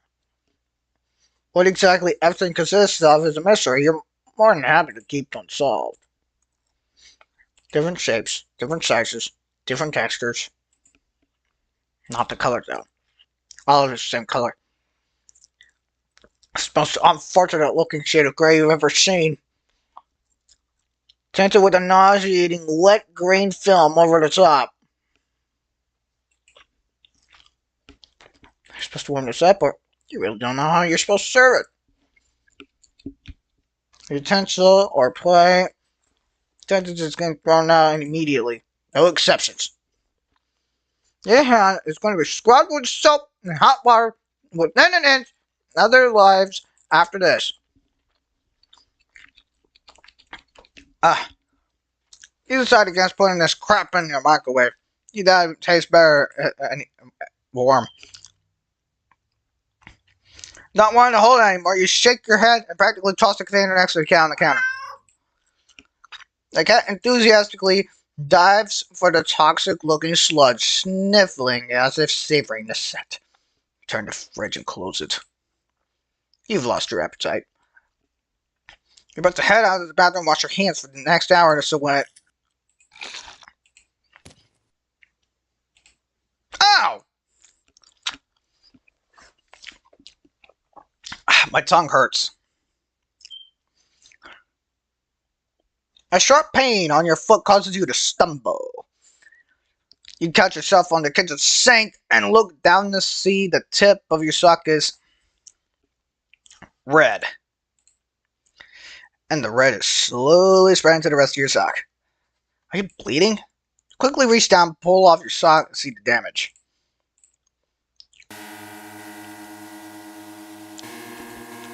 Middle toe is gone. It's just gone.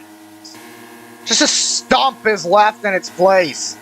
It's just sadly leaking blood onto the floor.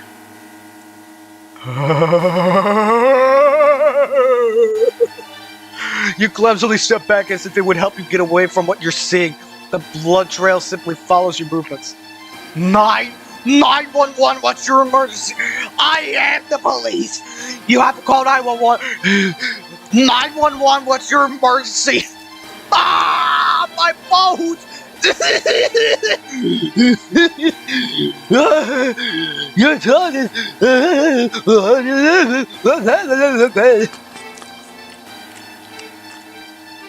You slowly look over to what the cat is still eating, completely unbothered by your suffering. Not bothering to try and stop the blood from dripping out of your mouth. You keep watching in a daze as the cat happily chews at a gross piece of... Wait, that's You look more closely at the mystery food in the cat's jaws. Just stay away from that. It looks like a tongue. Before you can even think to do anything and stop, the cat dives into the container and bites into a piece that looks like a... You collapse under the floor, clutching your torso. You breathe around the blood. And I popped my dick! No! My balls! My dick! Oh! I needed those! Well, I can always bring it back. Something inside you just got... Blood pours out from deep within you. Whatever it was felt important. And now it's probably gone too. It hurts. It hurts so much.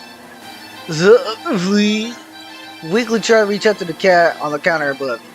Your vision blurs from the effort, from the pain, from the tears, from... Your eyes. Your eyes! You fall limply back into the floor. You're leaking blood all over. From all over. Your foot, your mouth, your insides, your eye sockets. You can feel your life fading away, too. That's fine. Means not feeling the pain of losing another part of you, then... Hopefully the cat will take its time eating your eyeballs. And give you time. Just...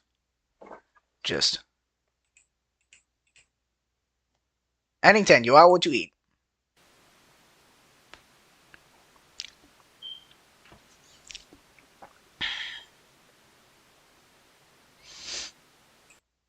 This bitch.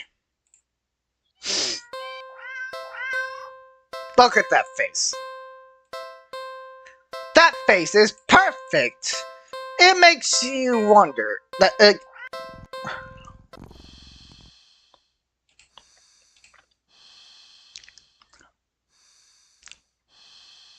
We could play with the cat.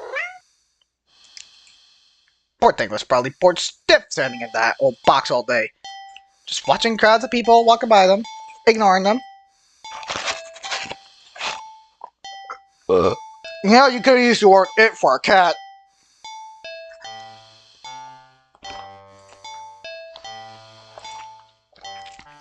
You can't just leave them alone as soon as you're home.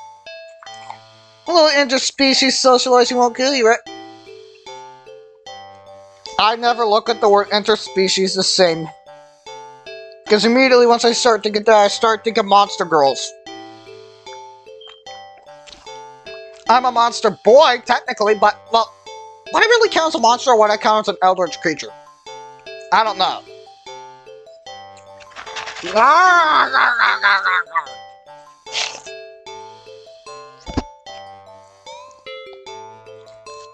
This is what 17 years in the void does!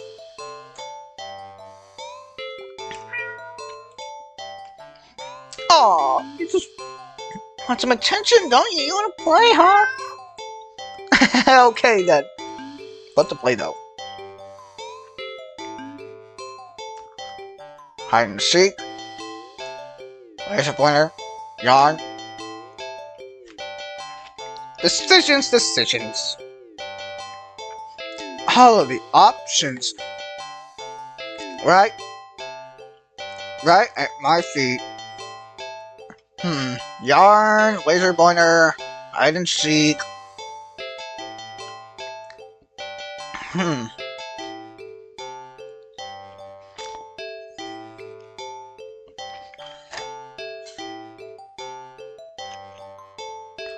Alright.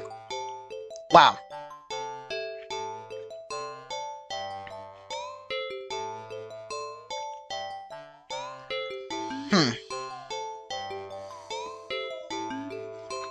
That's, yarn. Okay, hold up.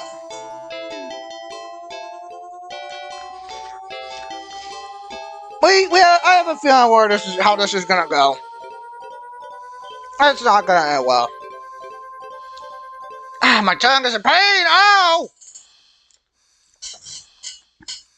In every movie and cartoon involving cats that you watch since childhood, it's to be believed that you can deduce with almost absolute certainty that cats frickin' love yarn. Probably. Oh, not this cat. You unearthed some from an old box in the hallway. Closet that's filled with knickknacks from your various abandoned hobbies. You consider just handling the ball of bright red yarn over to the cat and supervising them from the side. But how it would defeat the purpose of playing together, wouldn't it?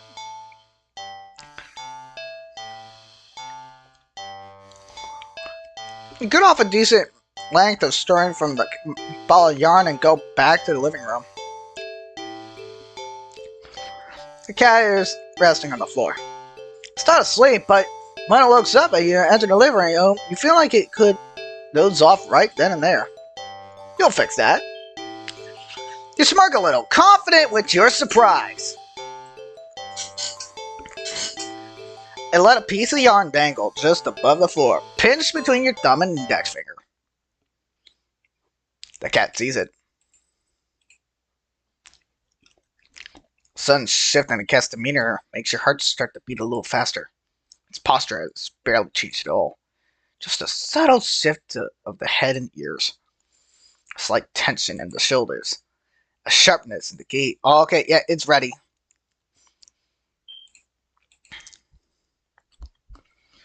Yep, there it goes. There it goes. There it goes. You feel like you just witnessed the awakening of the perfect predator. You're almost afraid what will happen once you make the first move. But it will be you who make the first move. Take a deep breath. Relax your shoulders. And... yoink! The cat had lunged the instant you wiggled the yarn.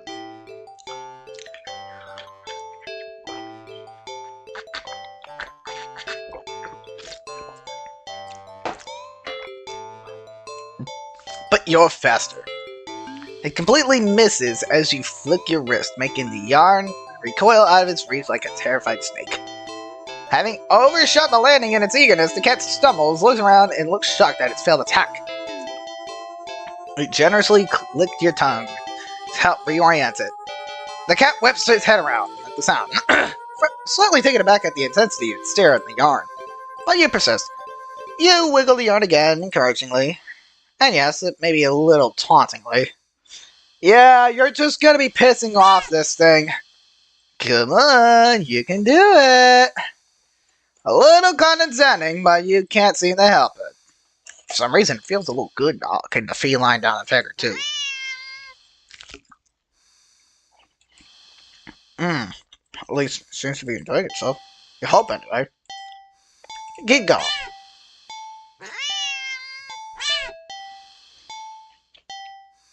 The cat's movements have gotten more aggressive. Gotta let it win sometime. I must have getting frustrated. You could swear it nearly took a shot where I last time. It jumped so high and erratically. You've been keeping the yarn in constant motion, afraid to slow down. The wrist is starting to get tired. Cat doesn't seem to be losing any energy though. It's like it's getting faster and faster.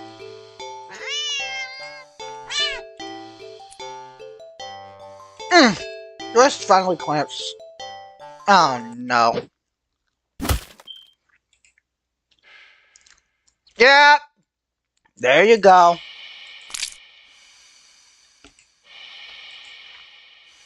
Dark twist, oh my god. He looks down and sees red blooming slowly along the bottom of your shirt, and tears in the fabric. Plop. He watches long, thick ropes of something pour out from under your shirt into a bloody heap on the floor of your feet. Single red streaked rope still hangs from you, connecting you all that mess. Are those your... You crumple to the ground, topple over on your side. Your vision has gone blurry, but... There's the cat.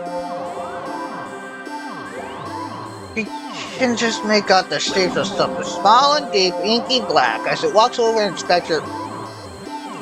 Oh god, they're your intestines. Before it starts to giddily roll around the mass of your bloody insides next to you. You bitch.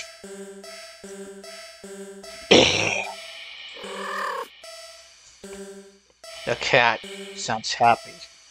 Nonsensical, you wonder where the yarn has gone, but there's really no need to worry about it. The cat seems content with it, it's the next best thing.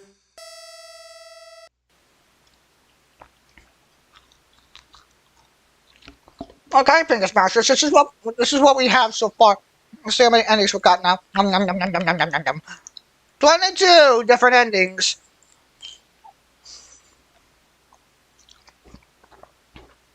We are close.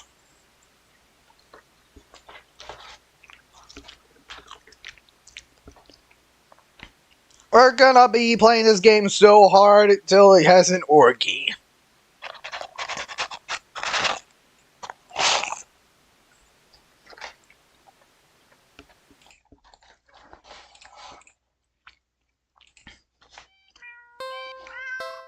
We're just gonna exhaust the taking the cat home this time.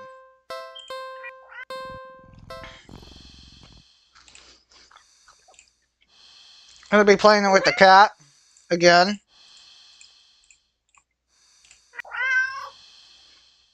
The laser pointer this time. Okay.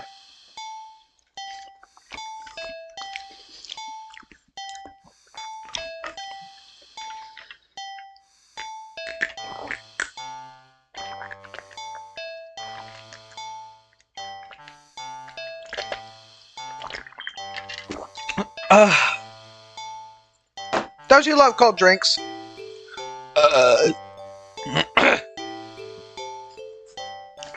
Cats are curious creatures by nature. They're also not natural hunters. Sort of. Why not pass the time by letting the cat hunt after something it'll never quite understand? This is a little mean when you think of it like that. But it's not like the cat will know anyway. Ignorance is bliss, or so they say. So, you dig out your old laser pointer from long gone dreaded days of the group presentations in school. You flip it on, see that even after all this time, the batteries still work. Pardon me. Pardon me again! You get a little sick out of aiming at the mirror. You get a little kick at aiming at the mirror hanging in the living room so it reflects off the glass. Make a little red dot appear on your knee. The cat cautiously walks over, stopping every few steps to cast a look of suspicion at you. Then it finally reaches you. It lightly presses its paw to your knee, like it's trying to catch the dot of red light as casually as possible. Manage to hold back a chuckle. Not that it really matters. The cat isn't paying attention to you at all. It's entirely focused on the light now resting on top of its paw. You move the light a little higher above your knee. Dude, I know you're desperate, but come on! The cat reacts immediately, trying to pin the light down. Well, next second, you already moved it to the floor. Oh, that's a close one. Even that cat will not allow that to happen. He'll be like, what the fuck? You disgust me. The cat jerkily follows, attempting a more energetic pounce when you shift the red dot. Over here, over there, and over there. By the couch. On the couch. The cat might be ignoring you, but you're certainly enjoying yourself. It's been a while since you've laughed this much. You laughed it so much, in fact, that you accidentally shot the red dot onto the lamp.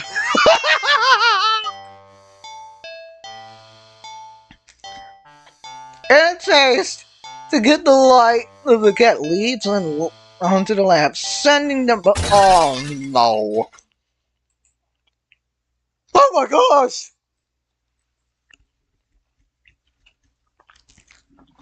That cat.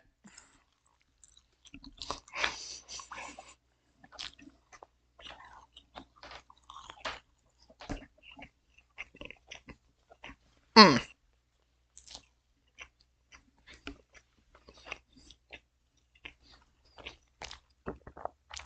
Look at this cat.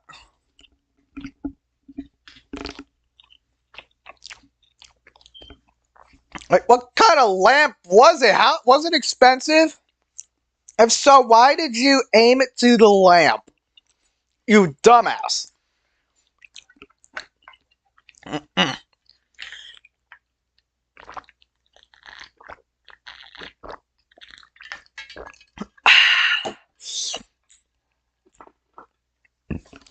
The cat is sitting in the middle of the former lamp's broken shards.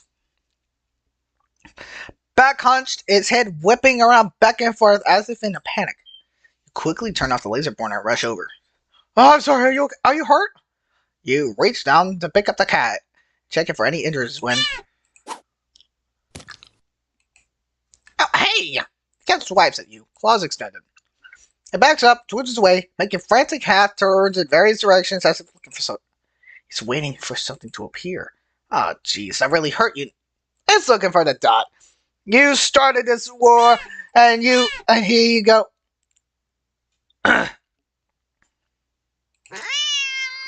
Oh no, wait for it. For some reason, you feel like that would be a good idea. What happened to you? Is it an idea came to you, or rather, realization? You grasp the laser pointer, aiming it perfectly away toward the floor in the middle of the living room, hoping that the cat will calm down if it found what it was looking for. Turn on the laser pointer. The cat's realization is immediate. There you go. No, the fucking lion! Jeez! Holy shit!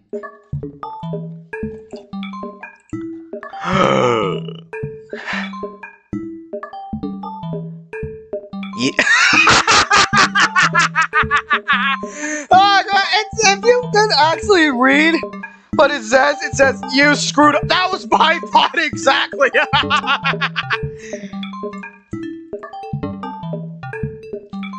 the span of mere seconds, you watch as the cat spies the red dot from its perch in the shredded armchair. Leaps high in the air. Changes the air.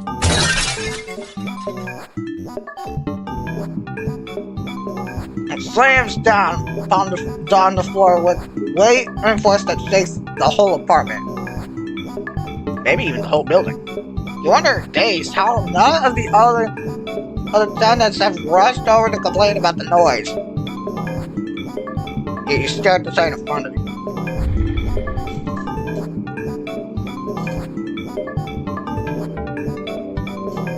That ain't no cat!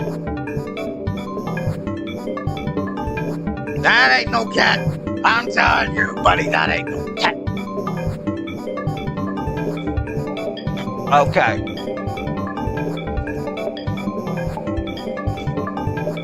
We see that. Okay, so his giant claws gripping his stretch the carpet, through the floor, tiles, and even below him. They're obviously trying to get at the red dot. Your hands are shaking.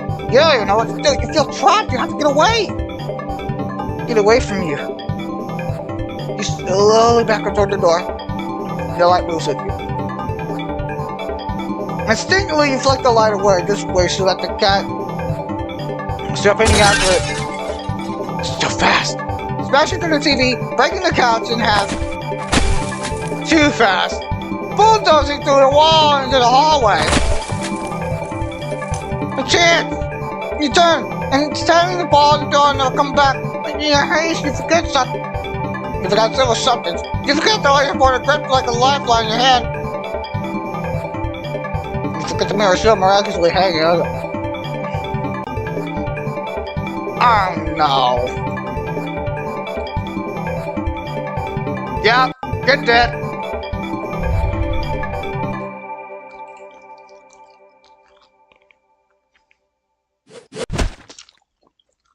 Yep, you're dead. You died. You don't even have a chance to turn around before the cat lunges all the way across the room at you. Get moving!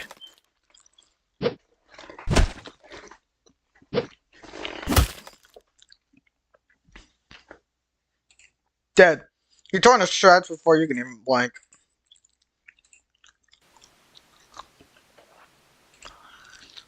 Says 23 endings so far.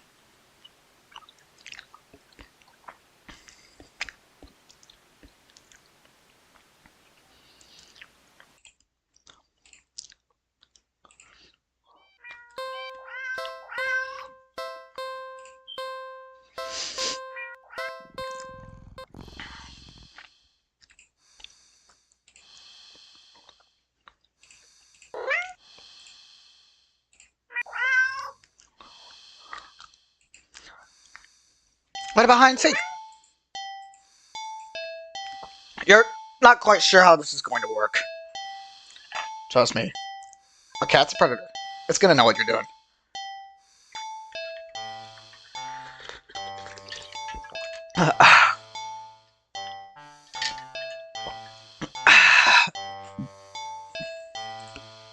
Not even a cat can understand the concept of a game, let alone with rules like hide and seek. Just here, wait here. You pick up the cat and turn them away from you before hiding behind the armchair. You're almost certain the cat must have turned and looked while you were hiding. Out of confusion, at least, if nothing else. Hello! Regardless, a few moments later, the cat cautiously peeks around the armchair at you, eyes curious. You smile and scoop it up, holding on in front of you. You found me! You win! The cat looks confused but pleased at your praise.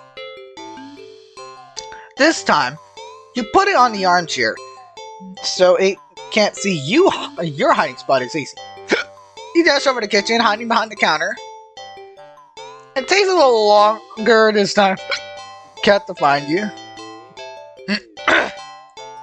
This time when it does, it startles you by hopping down onto your lap from the countertop above. Whoa! You found me again? Okay, you win. You reward it with little scratches behind the ear and under the chin while it leans into your touch. Okay, why don't you give it a try? Okay. Hey, cat, following you. You make a show of covering your eyes and turning around. Okay. 5, 4, 3, 2, 1, go!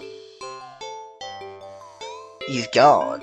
You turn around and see that the cat is gone. Huh, you sure catch on quick.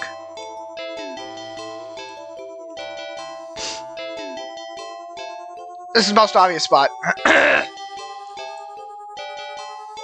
Nothing. You're not sure what you were expecting. The door's closed. There's nowhere for the cat to hide. Nothing. Okay.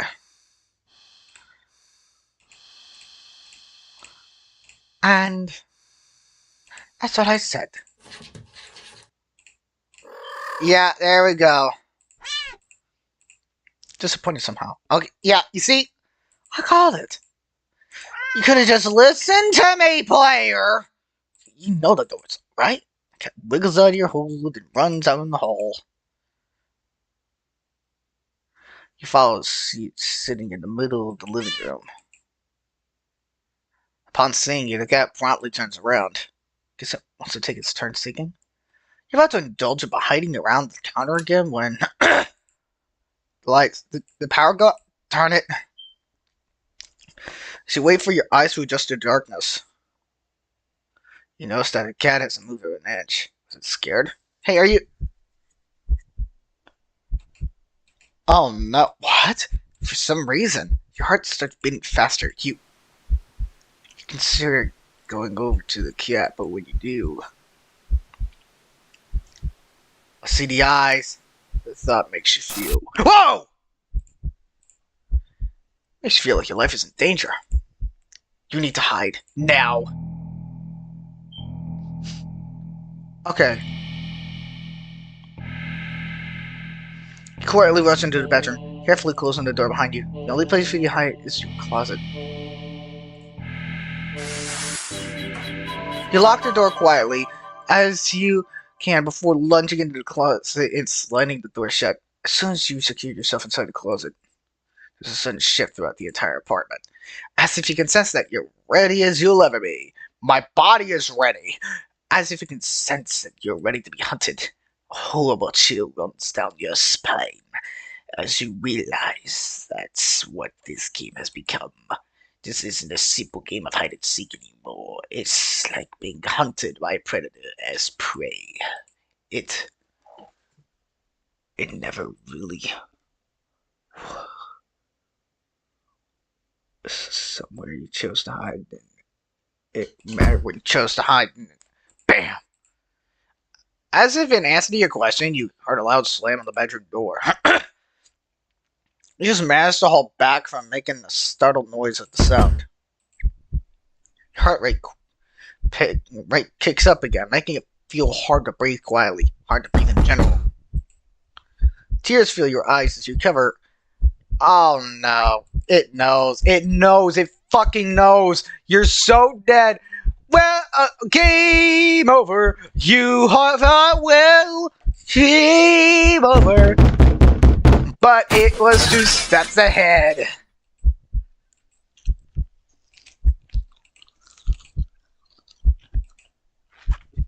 It's because you smell. You're stinky. A single sob escapes through your nose.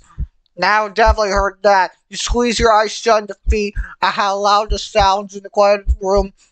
Not much point in hiding anymore anyway, is there? You instinctively put whatever energy you have into listening for footsteps, even if you emotionally sit down, but you hear nothing. Nothing. Nothing. Then something slides open the closet door. You hold on yourself. Knees up, back forward, head down, mouth covered, eyes shut tight, so tight it hurts. You don't want to look. You don't want to look, but that's what it's waiting for. Oh no. You're dead. So cruel. You just want this to be over, so you open your eyes.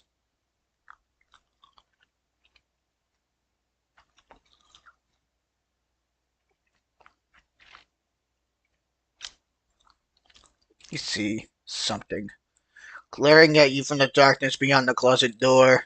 It looks disappointed. The moment before you draw your last breath, you almost consider apologizing for being such unworthy prey. Guess your hiding skills were just as subpar as your seeking skills.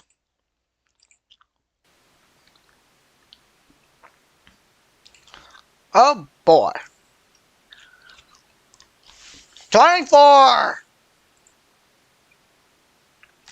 Okay. It's like, yeah,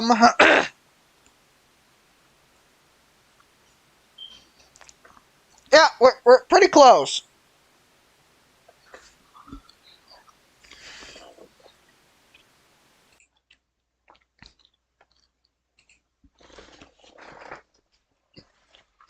Oh, it's those eyes again.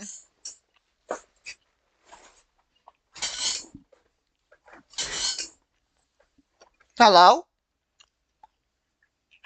Why are you all staring at me?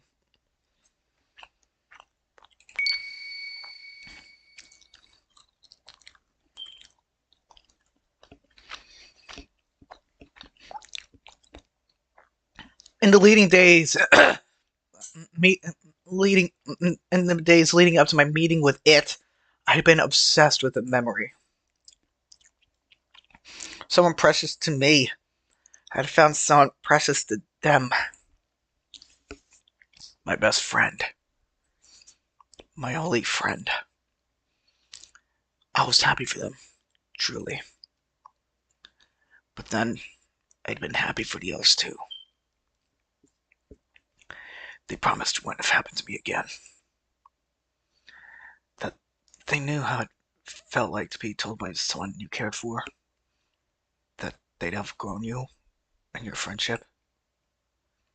But they'd never, ever do such a thing to me. There's not a moment that passes now that I wish I'd risked the pain for their rejection and just believed them. But I didn't. I pulled away before they could, trying to protect my fragile heart. But it only hurt all the more. Selfish as it was, I wanted them to fight harder to keep me around. When it appeared before me, it promised to be just that. A friend that could never, ever let me go. A friend that would never, ever leave me. All he had to do was promise the same thing in return.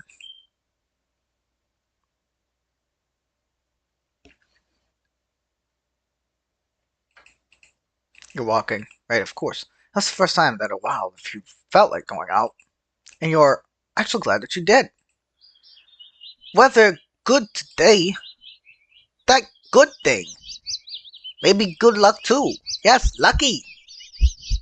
Lucky, lucky, lucky, lucky, lucky. Lucky, lucky, lucky, lucky, lucky, lucky, lucky. Lucky, lucky, lucky, lucky, lucky, lucky. Eh? Or maybe it was fate.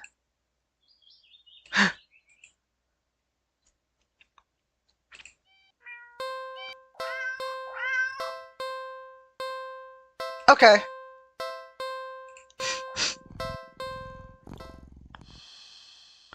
We do something with the cat.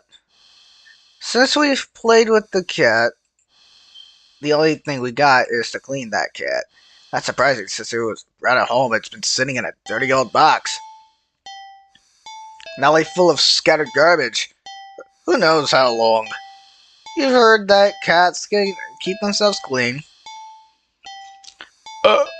But maybe it's one of those times that little human help couldn't hurt.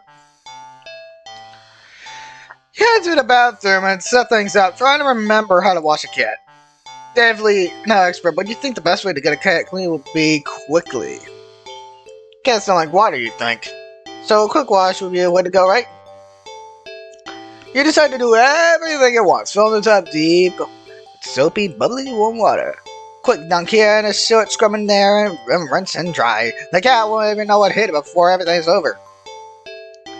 You open the door, click your tongue, beckoning the cat inside. Oh yeah, you're fucked up. You fucked up.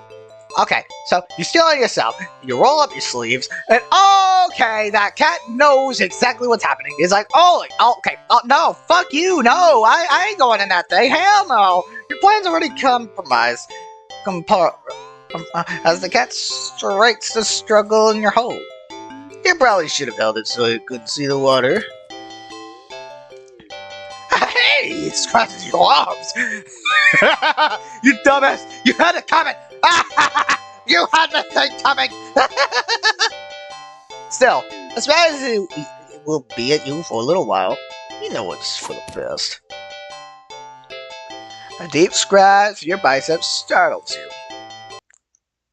Make you drop the cat into the tub.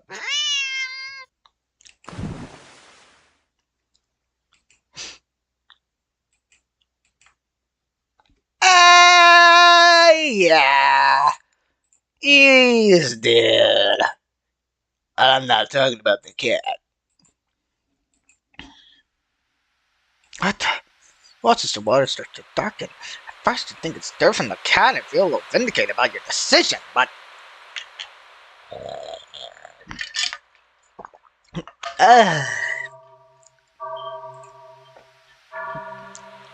The water darkens further and further. Until it looks like you filled your I swear that is beatbox being pushed to the limit. So it looks like you filled it with your tub. Black ink rather than water. Even the soap bubbles are translucent obsidian now. Something's not right. As soon as you have this thought, whoa! You just felt something tugging you from under the water. Try to pull away, but your arm won't budge. Whatever it is, it pulls you closer to the water. Try to use your free hand to release the drain plug. When you dunk your other arm in the water without thinking, it grabbed too. Both hands restrained, you can't get any leverage, so force yourself free. Help! Not bad.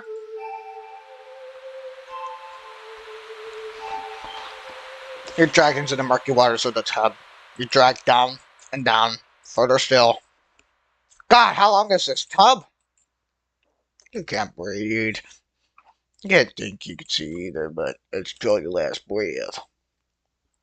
You can see what's been pulling you down. The eyes. Something resting deep, deep down below.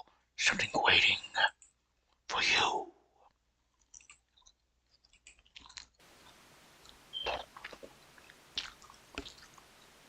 We got 25 endings.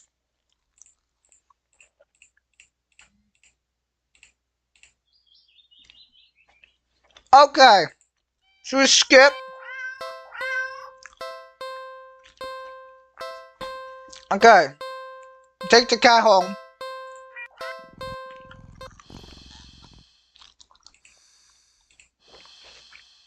We clean this cat. You realize the cat isn't exactly clean. Not surprising, since till you brought it home, it's been sitting in a dirty old box. In an alley full of scattered garbage. For who knows how long.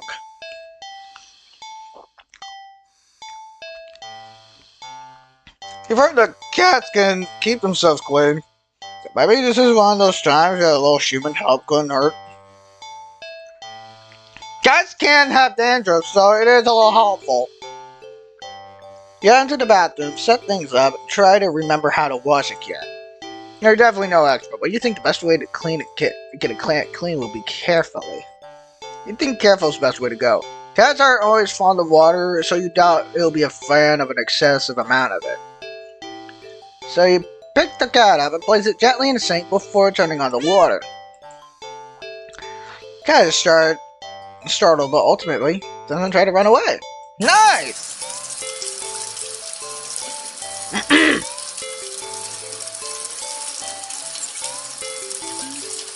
You lather your hands with some soap and carefully give the cat a thorough half scrub, half massage.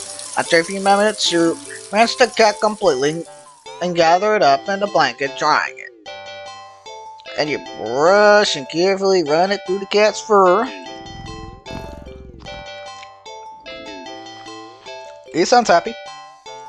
Cat seems like it's in heaven as you brush it. Some hairs are sticking to you, but you don't mind. In fact, quite a lot of fur is sticking on you.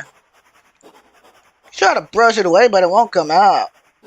Guess you're up for expecting yourself. You try to ignore the fur and finish cat quickly, but more hair keeps sticking to you. Your hands, your arms, before you realize it, you're covered in fur that won't come off.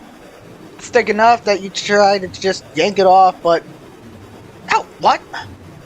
Pain lances through the spot you tugged at.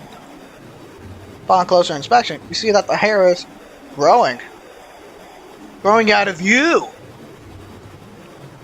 Oh no.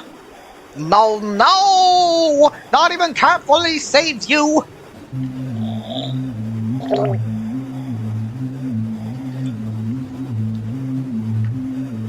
Yeah, you're pretty much dead. You actually feel it now. Fur growing out of your back, your neck, your face, your eye, tongue. I eat hair. I wish I could eat hair all the time, but I don't. It's even growing out from inside your throat.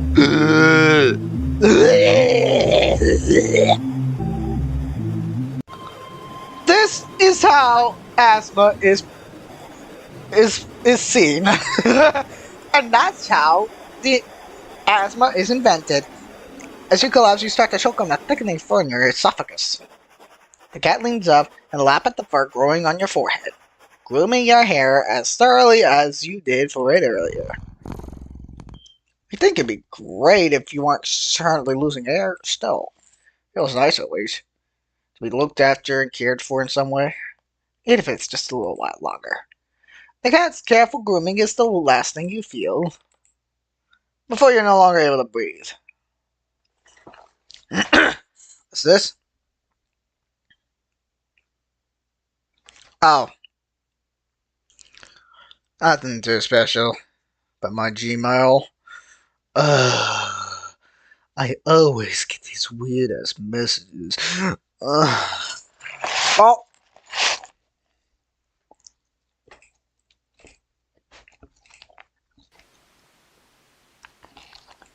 it was 26 endings now.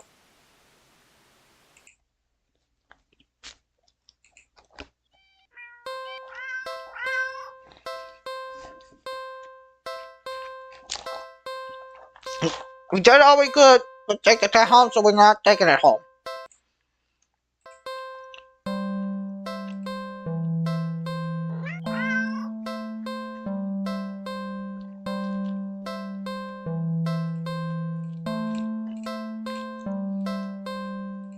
Okay, let's see. Yes, we can feed it the blood.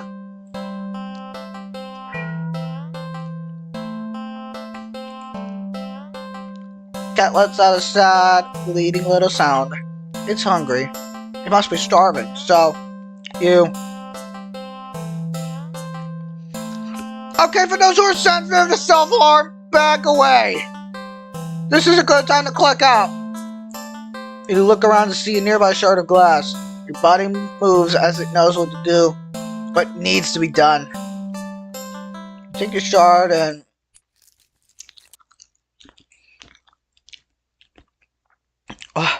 why would you? Why would you do that?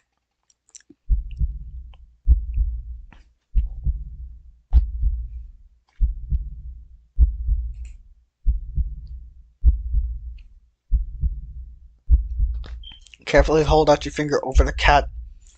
A dark red blood beads at the wound before growing heavy enough to drip into the cat's open, waiting jaws. It mews happily at you. You smile warmly and lower your hand over the box, stroking the cat's cheek before letting it lap gently at your bleeding finger. When the flow gets weak and the map yields for more, you squeeze below the wound, coaxing more blood out. Feels strange, but welcoming the sense of comfort from the odd exchange. Being, being other than yourself was hungry, and you were able to provide it sustenance. A small wrong in the world made right. Even so, strangely done and only temporary.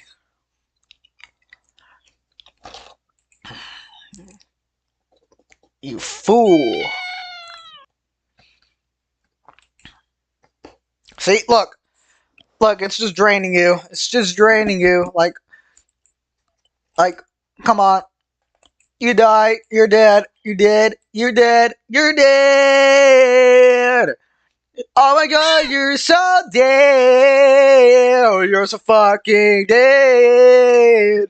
You're so fucking dead. You're so fucking dead. You have time to wonder why a voice rings out from the entryway to the alley.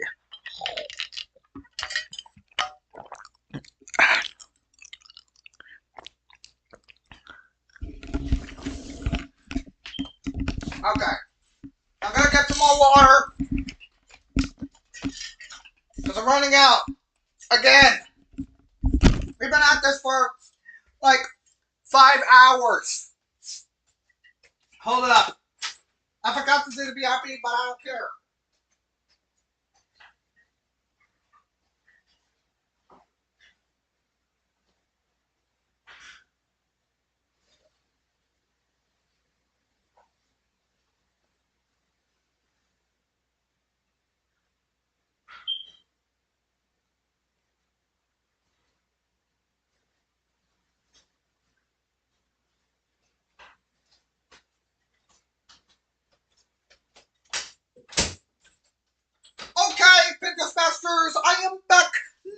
need to worry! I have returned from the grave! Woohoo! Okay, so, you don't have much time to wonder why... Okay, oh wait, no, I erased that. Hello? Hey, are you alright? You don't answer. You don't think you can. Your voice feels locked away deep, deep within you. Oh! The cat looks up at you with a long stare, as if assessing you. It looks back toward the voice with a final nestle to your stomach. Look, you can see its shadow. That's not a normal shadow. It hops out of your lap, walking toward the alley's entrance, then starts to shift.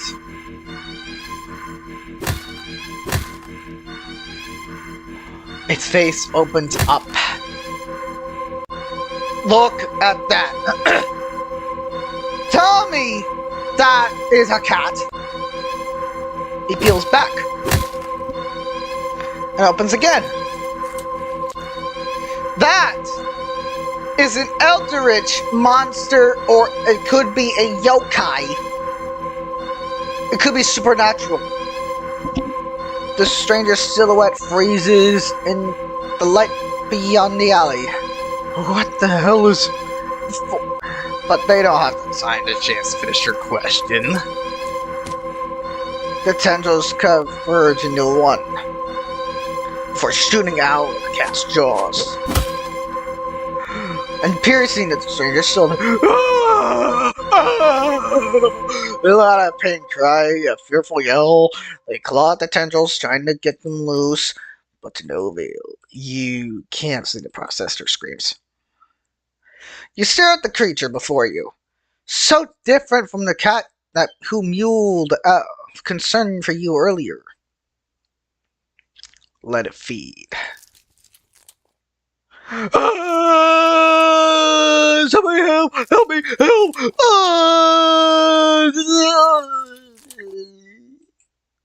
You look away as the creature devours the stranger, draining them until they're nothing but a husk of bone, skin, and clothes heaped on the floor. You feel awful, but what can you do? The creature is also a living thing. Shouldn't it be allowed to eat what it needs to?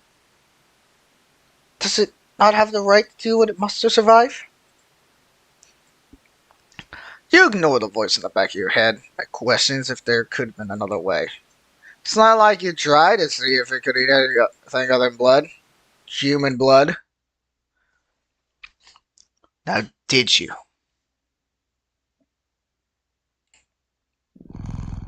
The creature purred. Okay, yeah. This is probably one of the few times that you didn't die.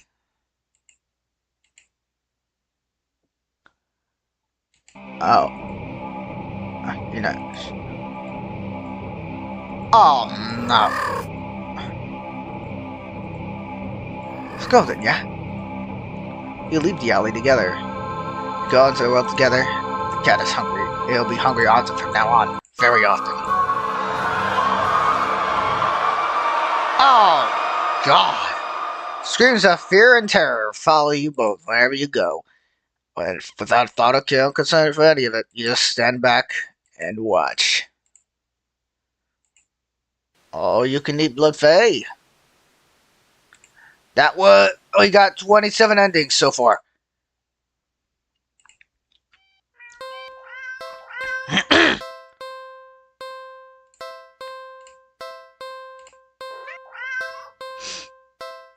We feed the cat the fucking blood. Again.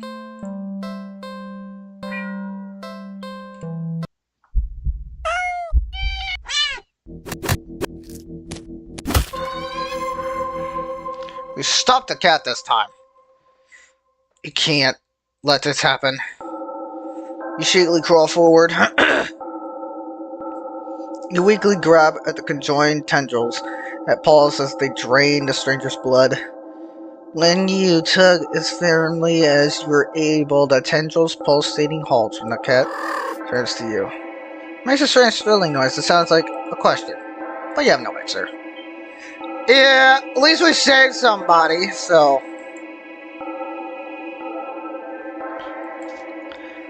Yeah, at least you're fine. Not when they try to see that you're okay. Not when you could offer yourself instead. Like a sacrifice! You think the stranger is set free because after the sound of shoes hastily scuffling the pavement to the distance. Oh, you feel something sharp pierce your back. Listen to this ASMR.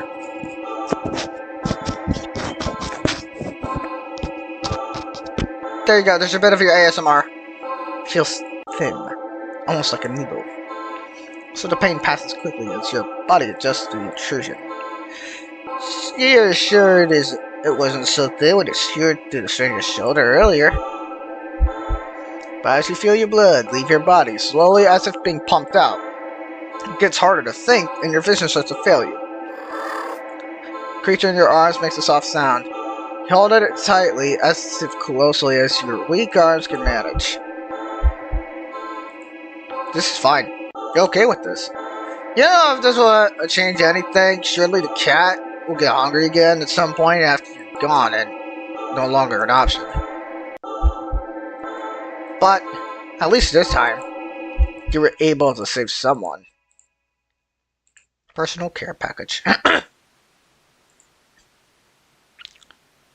28 endings now. Okay. So we don't take this cat home.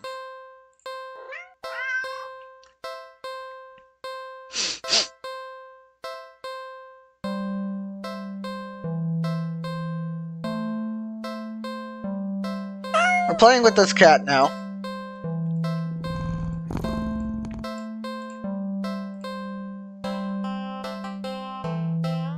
We're gonna buy a toy. You personally think your furry friend deserves something special.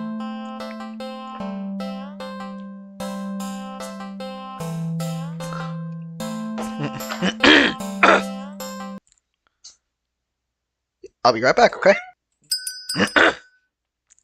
You quickly leave the alley and rush into the nearby pet store.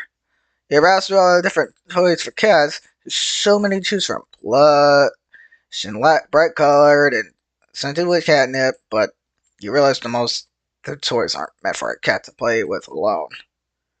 You can't stay in the alley play forever. You can't exactly afford to get another cat as a playmate. That's it!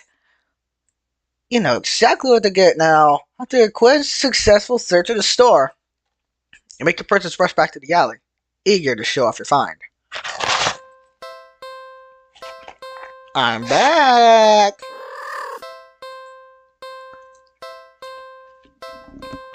Yeah! I'm pretty sure what that cat wants as a toy is you. Or whatever this thing is. The alley feels even gloomier after spending time in direct sunlight. Makes you feel that much more proud of your gift. You skip over to the cat and dig in the store's plastic bag. Got something for you. Cat leans up, curious at the bag's contents. Pull up, you get through the cat. Ta-da! It's a small cat plushie!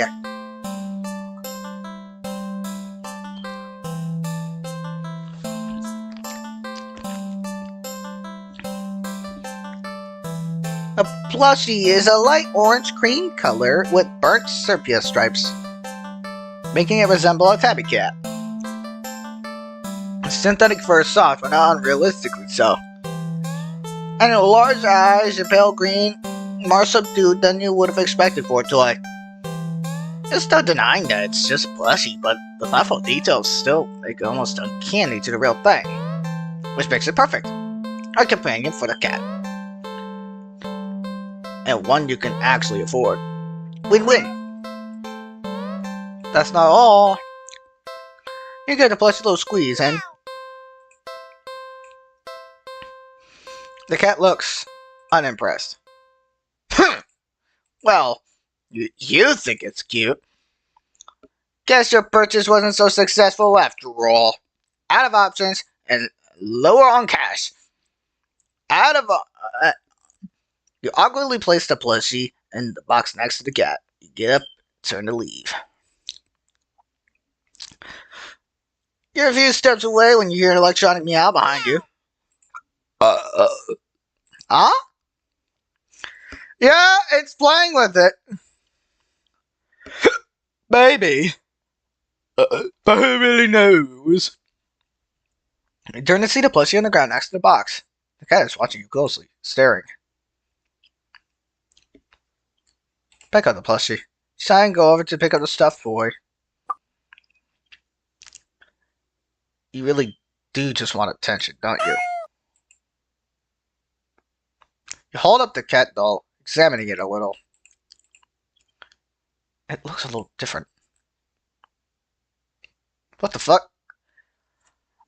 Okay, that thing just looking at me now. Did it just look at you?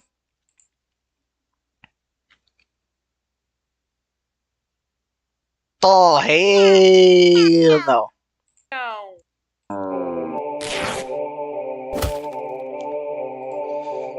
Oh my god. It's alive. The plushie somehow opened its sewn-on mouth before biting into your wrist. Stop! You try to fling it off, but his grip on you is strong as it drinks your blood, ravenous and frantic.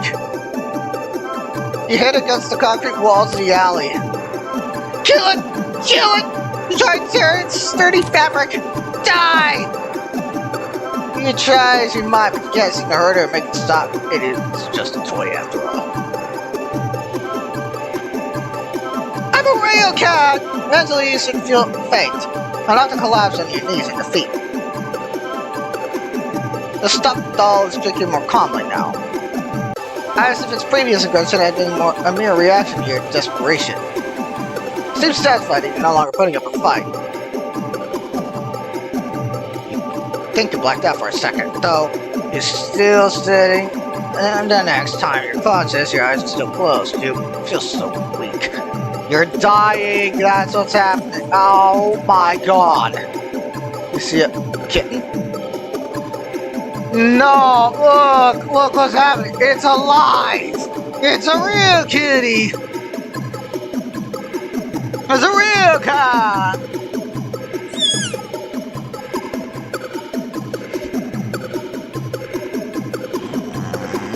It'd be downright adorable if you weren't about to die from blood loss. Cat strolls in your line of vision, picks the kitten up. Gives you an indecipherable look before turning away. It carries the kitten back to the box and starts to carefully and dutifully clean it. If it acts like that, would this cat be female? I'm still gonna say he. You sway and find that you can't right yourself before falling to the ground. It seemed that in the end, you gunned the cat a playmate after all.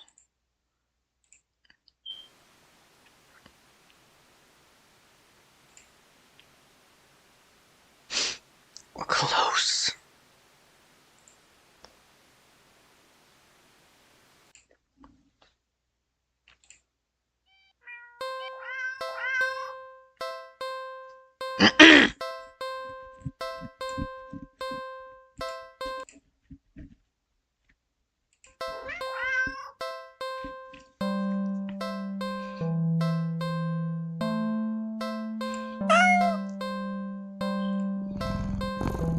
So, let's look around the area. It starts around the area, but there's really nothing in the alley that looks interesting enough for the cat to play with.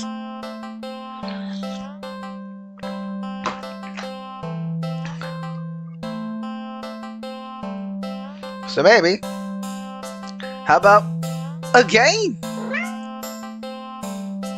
Okay, you just giving yourself a death sentence. You decided on a game before you'd thrown since childhood. Red light, green light. A classic. Teaching a cat how to play might be a bit of a challenge. But you get the feeling that the feline's natural hunting instincts will help it along. You walk to the entrance. Okay, PINGAS Masters. If you have a cat, try playing red light, green light with it. See what happens. It's going to walk away uninterested. You walk to the entrance of the alley. The cat meowing.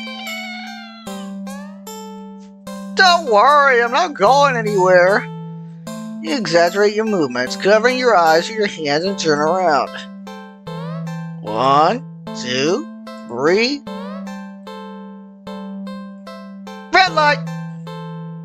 You spin around. The cat hasn't left the box, tilting its head at you in a curious confusion. Keep playing. You try again. This time you go a bit slower. 1, 2, 3. Red light! You turn around this time. The cat crawls out and comes out of the box. The cat freezes under your stare as if it thinks she can't see it if it doesn't move. So cute. Satisfied that the cat is getting the hang of the game. Okay, here we go. 1, 2, 3. Red light. Turn around. Look at that. It's coming closer.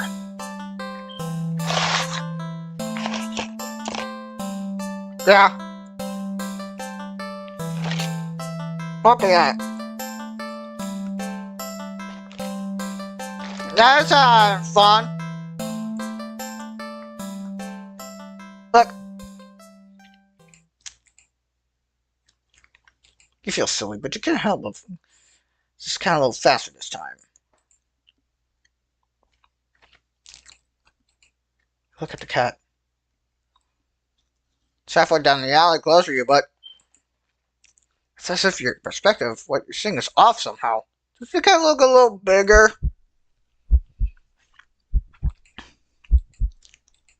Something's not right.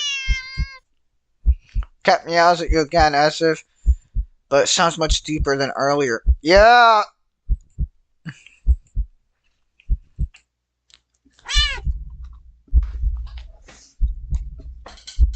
Look at that.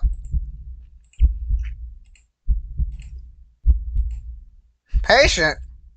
That's not looking patient. That looks distorted.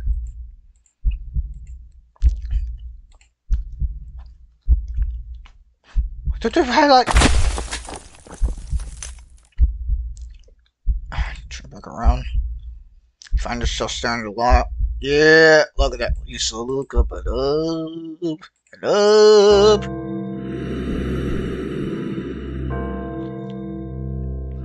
Oh my god.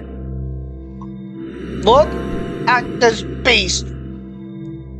I see a giant shadowy figure leering down from his position hunched over you, fangs dripping with saliva. Okay, yeah, look at that. So close. If you turn around now, you don't want to play anymore.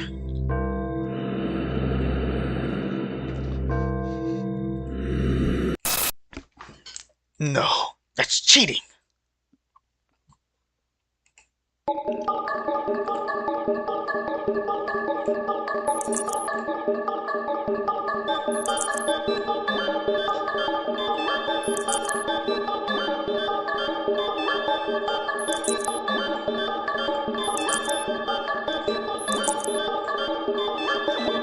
What are you doing? Stop! You break everything! Cat stares at you. Eye contact and back up. You step back and back. Once you take one more step out of the alleyway. Go home. Error. Error. Error. Error. Error, error, error. I broke it. I broke the game. No. Don't open up random shit. No. No. Stop. I broke the game. Well, outside the alley seems to be broken. What exactly did you do?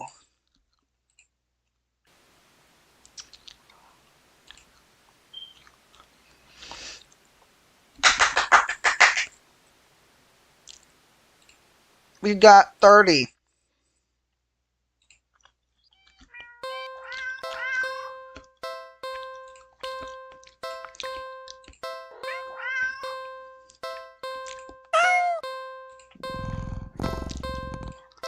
Okay, so we're just gonna be skipping here.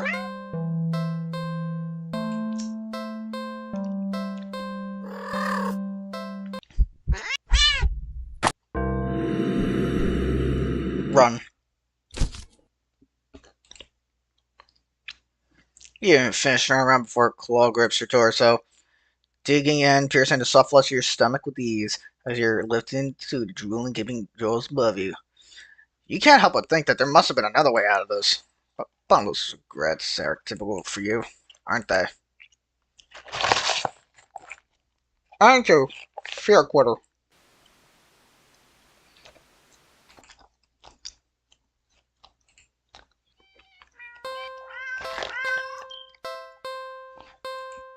Okay, so we play with the cat.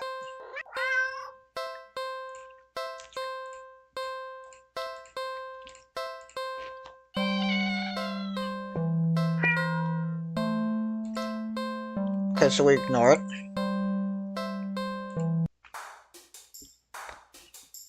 We watch a movie. We go to the movies. I go to the new cinema. You don't know why, but you don't really feel great about the idea of being alone right now. Deciding to wait for a movie you think anticipating to be available on DVD or streaming. You join the long line outside the new cinema. By the time you've checked the ticket booth, you just want to get inside. So you pick a random and take your ticket from the tired-looking teenager managing the booth. The decor is chic and sleek, and the inside bustling with people. That's not what you're usually into. But it's kind of nice not being alone. Even if you feel a little lonely, watching families and groups of friends laughing among themselves. You get some popcorn, but the line to the concession stand is long and pieces are criminal anyway. On prices are criminal anyway. You go through the halls.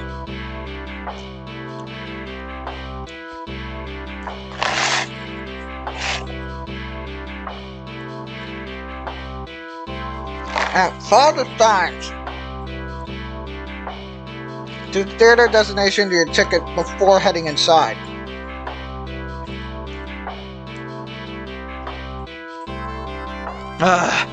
Okay, so we go to a new movie.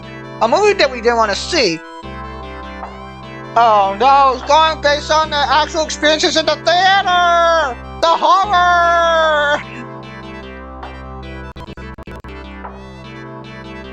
Lights fade out, but the chatter doesn't. Oh, the horror! Advertising and consumerism and capitalism because the money, oh how I love thee. No! Come here, stop! You figure the chat will stop when the movie actually begins, but doesn't get slightly quieter as the opening scene starts to play out.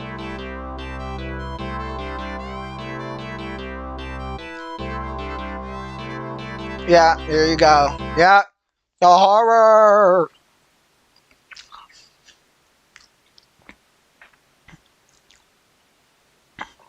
Suddenly, the screen changes, showing the face of a black cat.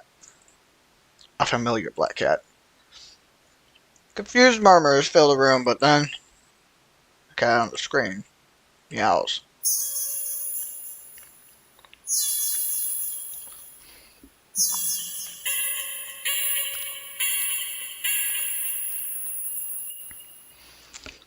sounded strange. Not. Oh no! Here we go. Haunting, almost melodic, and layered as it's made of multiple voices of different creatures. Creatures that would probably never say.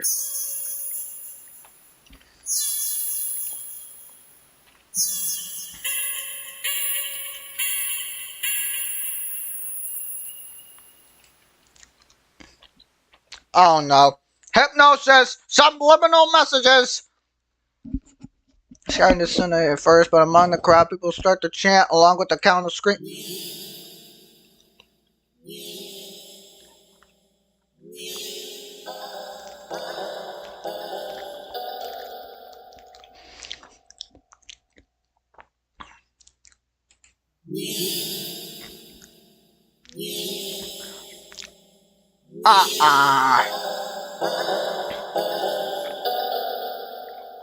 It's disturbing.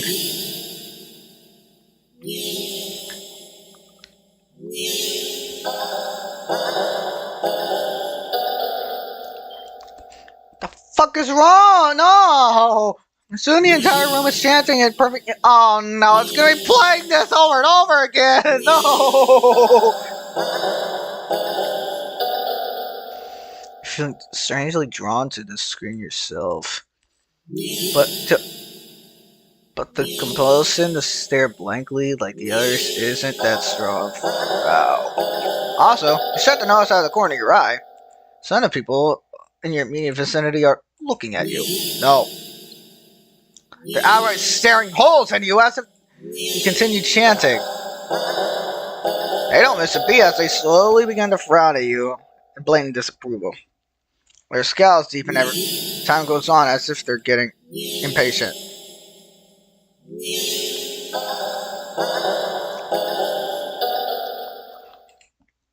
Thinking fast, you look into the screen and begin to chant in tandem with the crowd. Yeah, I ain't saying that.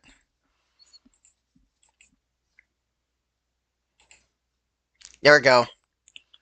Okay, so this is what's happening. We're chanting along with them so we don't look weird. Social anxiety! Ugh. Here we go again. The weird ass chanting.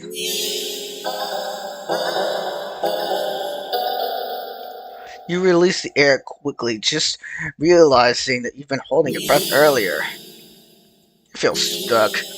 Surely you can't just jump and leave now, not after whatever all that was.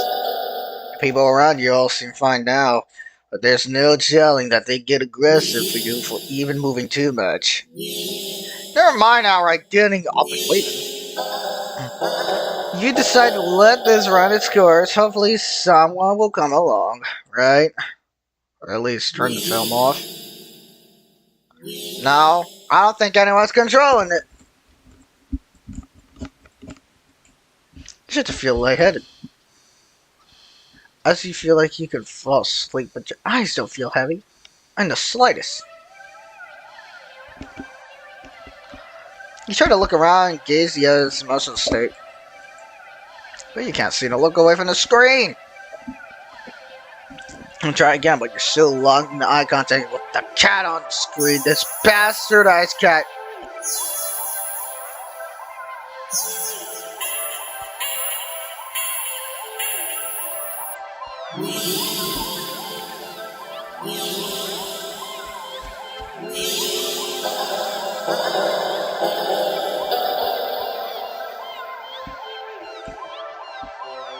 Yeah, there you go. You attempt to physically force your line of vision away. You steel your nerves, ready to throw yourself to the ground if you need to, but your body only gets as far as tensing out the moment before completely loosening itself again. As you lay back and flee into your seat. Yeah, here you go. You're being controlled. Look at this! Oh, your thoughts are vaguely floated past the peak. Airy, sickening sleet and loosely spun like cotton candy! You're in a fucking circus! You people are a circus! You like cotton candy. You think you should mind your thoughts? Anybody being like cotton candy either. So why get up and ruin that?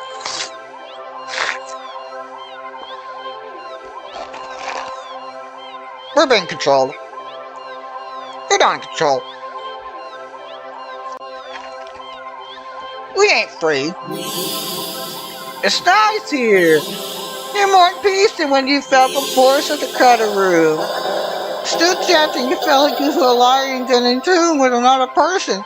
Along with an entire room full of complete strangers. You're not alone. Here we go. Look at that. Look at that. Look at that. Look at that.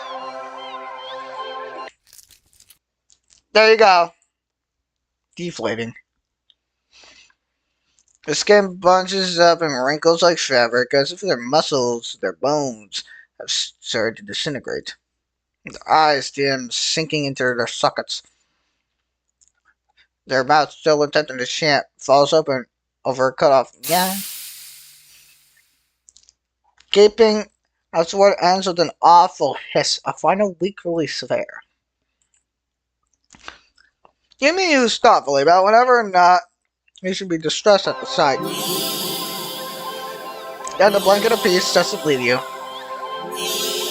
Suddenly, from the pile of skin and clothes next to you, you see a lump moving around. Suspicious! Not from the mouth. Curls a tiny blanket. The eyes. I look at that head.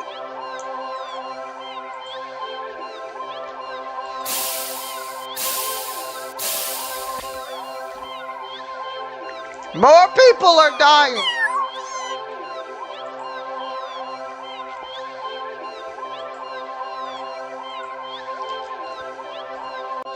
You don't want that. You can't go back to that. Not again, not again, please. And you completely limp. Your body feels light. As well, weigh you several tons because you realize quite suddenly that you can't move, not an inch. You can't shake your eyes, look around. You can't even breathe, but somehow, chant continues to creak weakly in your mouth.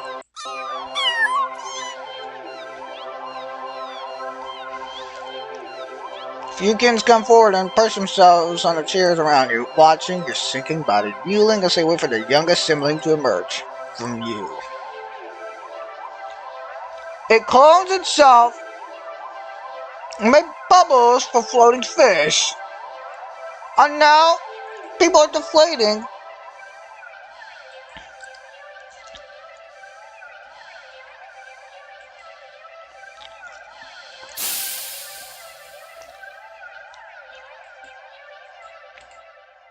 Happy birthday.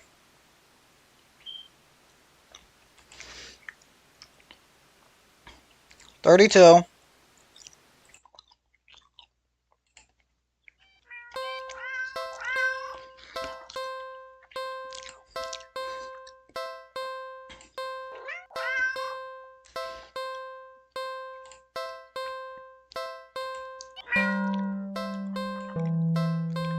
Okay, so we just go back to that movie.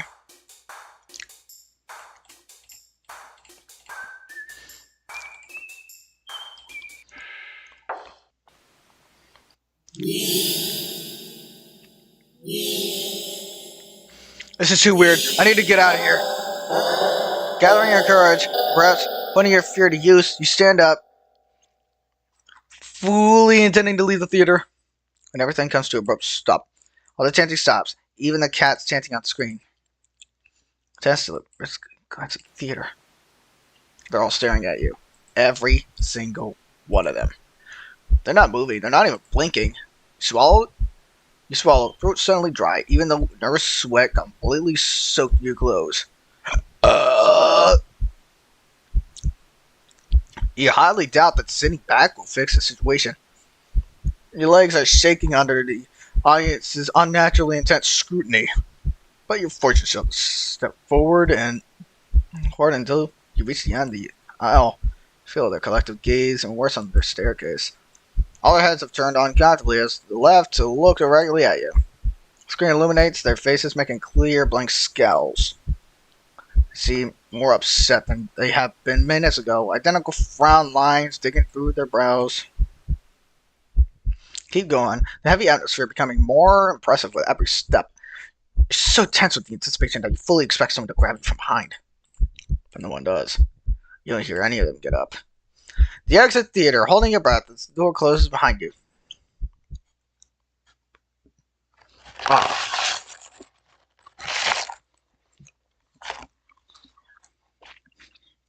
You briskly walk through the halls, putting as much distance as you possibly can between you and that theater full of people.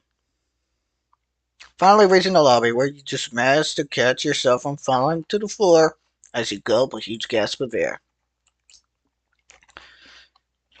You expect to feel relief as your breathing calms. You're fucking dead.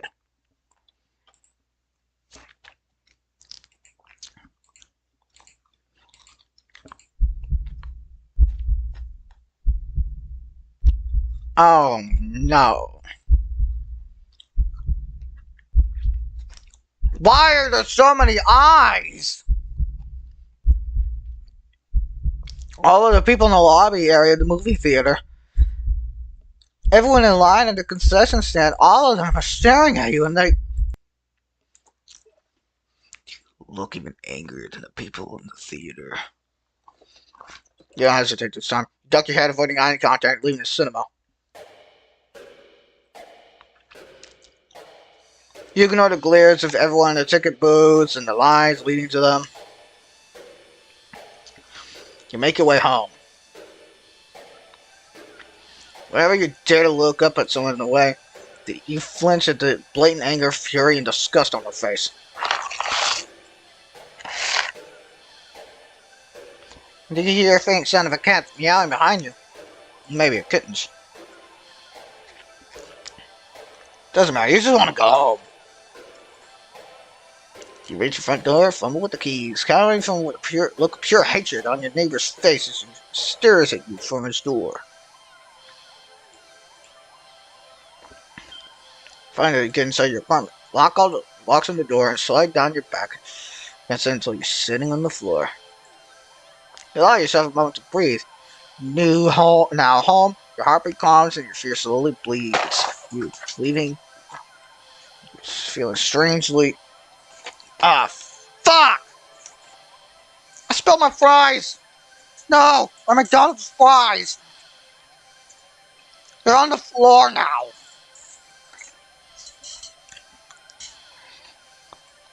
Empty. Past the kitchen, head to your room and slip under the covers of your bed, trying to fall asleep. Maybe it's just a bad dream. As you fall into fitful sleep, it'll be full of nightmares with glaring eyes. You try to ignore the ever-increasing sounds of cats meowing and yowling in the distance outside of your apartment.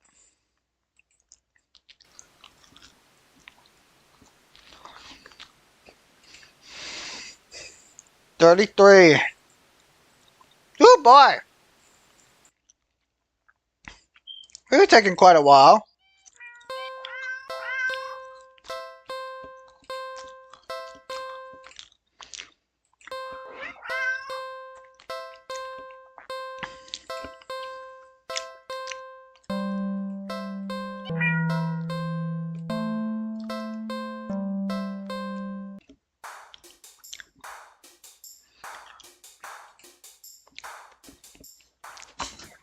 Dog park. Anyone within walking distance in a nearby dog park. Ah.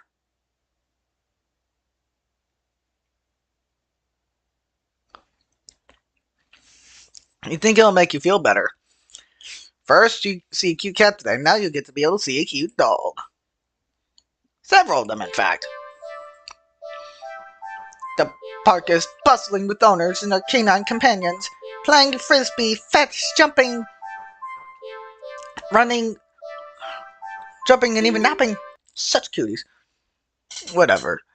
Like you'd want anything to do with mangy butts. What's wrong? You don't think that. We decided to move on. The dogs are also adorable. You have to pet every single one that you came across. But you know, not all the owners are cool with strangers just walking up and manhandling their pets. Not all dogs appreciate it either. When you stroll around the path, it seems to exclude a welcoming aura that will beckon one of these capabilities to you. You don't have to wait very long. You stop at the smallest, cutest puppy you've ever seen. Even scampers up to you, blocking your path. Pick up the puppy and whoa! Hold on.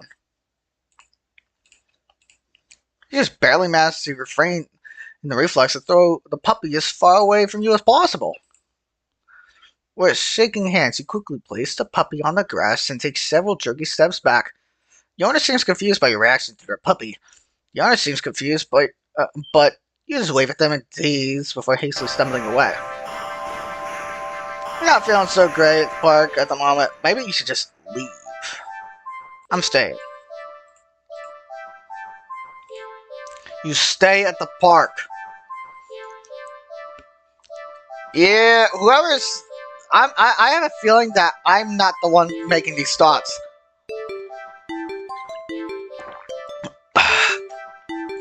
You try to calm down by watching all the dogs from afar as you walk along the path. Every so often, one will run up to you. When they do, they look wrong. Their owners don't seem to notice. You find a bench, sit down, quick break, closing your eyes. Maybe. This wasn't the best idea after all. Maybe. You should have just stayed with me instead. Huh? Honey?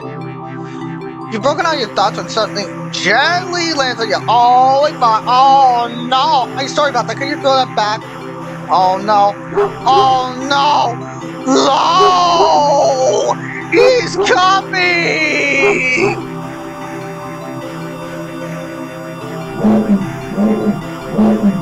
Oh no! Excited barking. He's too. Hurry up and throw the. Oh! Throw! You throw the frisbee and the dog runs in the opposite direction, jumping and catching it right out of the air. Impressive. Dog owner. Well, hey, thanks for that. You can pet him if you want. Yay! Pat. Really? Are you sure? I'm warning you. Do not touch that mutt, or you will regret it. Holy fuck! Pet the dog.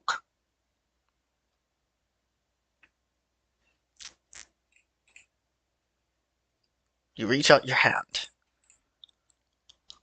And you pet the dog. Now the dog seems pleased.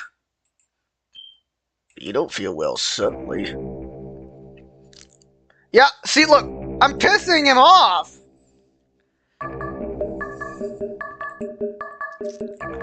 Ah, yes. Oh, no! Look what's happening. Yeah, look, I've angered the cat. The resistance like sticky slime almost cementing your hand to the dog's head.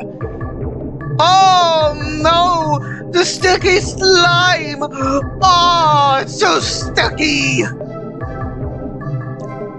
It melts, it melts. Oh, what happened to the owners? The owners must be traumatized. That cat was so pissed he ended up killing all the dogs in the world. I just... Oh, no! Oh, no! Look at what's becoming! Oh! They mix and melt together into a single entity that shifts and undulates and bulges and grows. You're watching dazed horror and then fills its shape itself.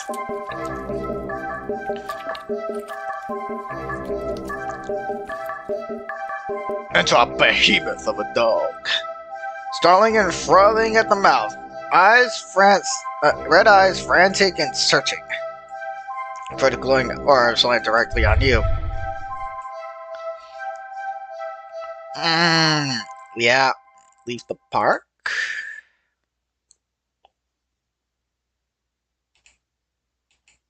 No, you had your chance. Better start running. You try to run. You're not fast enough. The behemoth barely takes a few leaps before it's already towering over you. Dead! You are dead! You're dead! You're motherfucking dead! Another one bites the dust. Hey! Ba-da-da! Another one bites the dust!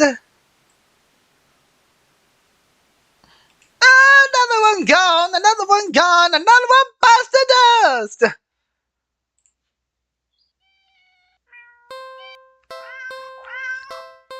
Okay. So, we're gonna be doing the other. Leave this cat. Ignore again. Go to that dog park.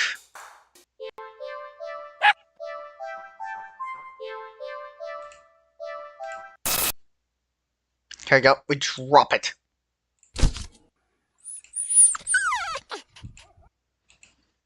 I'm sorry. Oh no. You deserved it.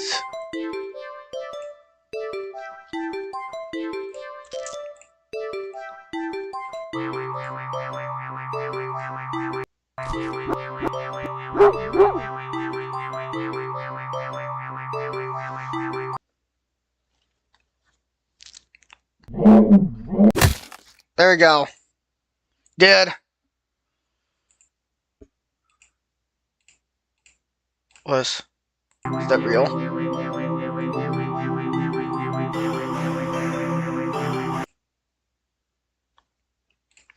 Good.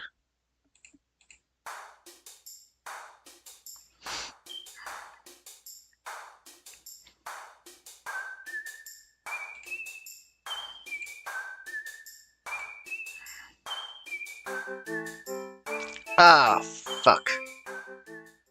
So, I think I'm stuck, I think. We confront him.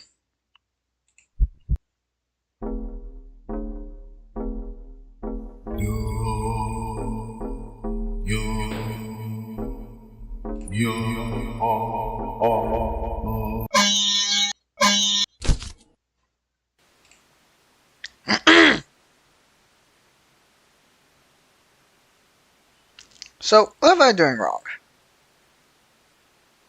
Hold up.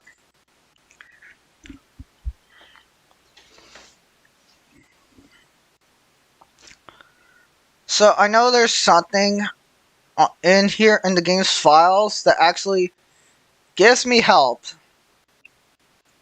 and assistance on how to do these endings.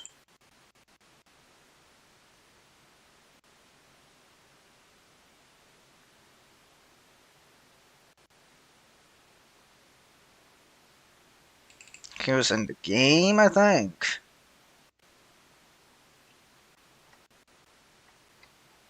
No, it's not here.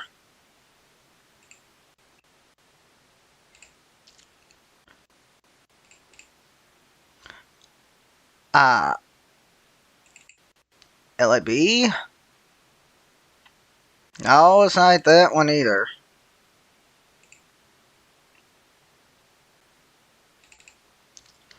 I think it's the log.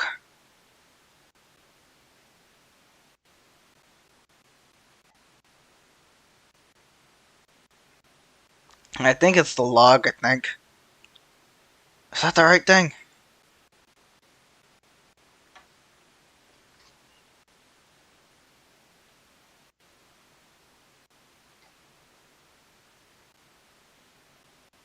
No, it's not.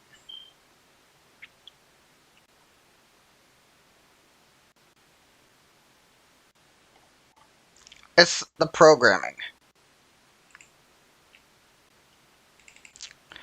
I think. Wait, no, that is the programming on that one, on the log. So I found out there's multiple tabs.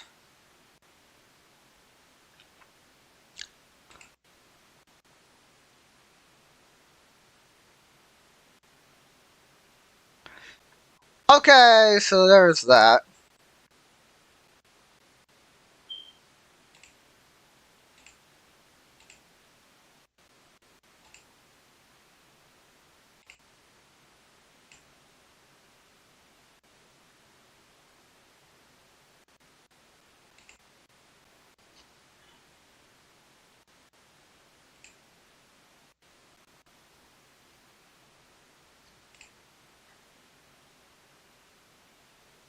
Help.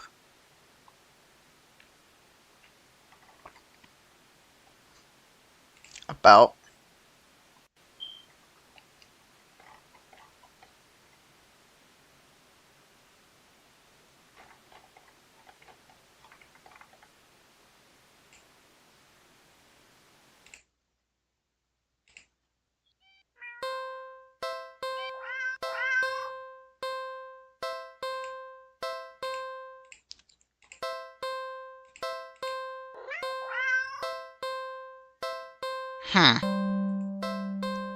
So we leave this cat.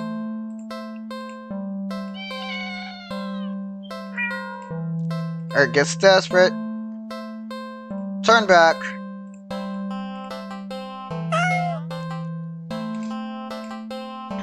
And leave.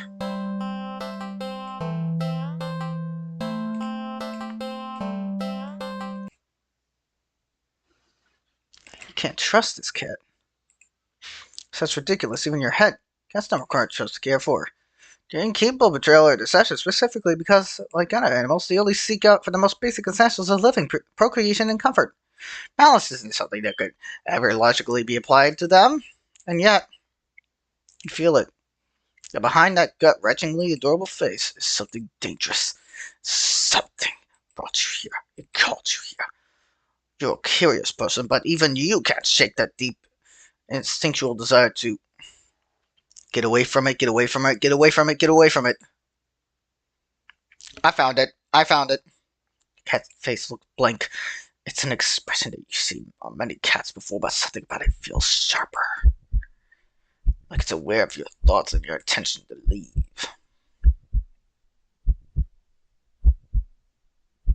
It's daring you to try. Yeah, fuck this shit.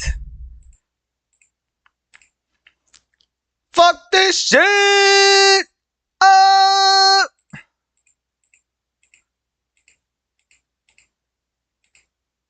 What to do?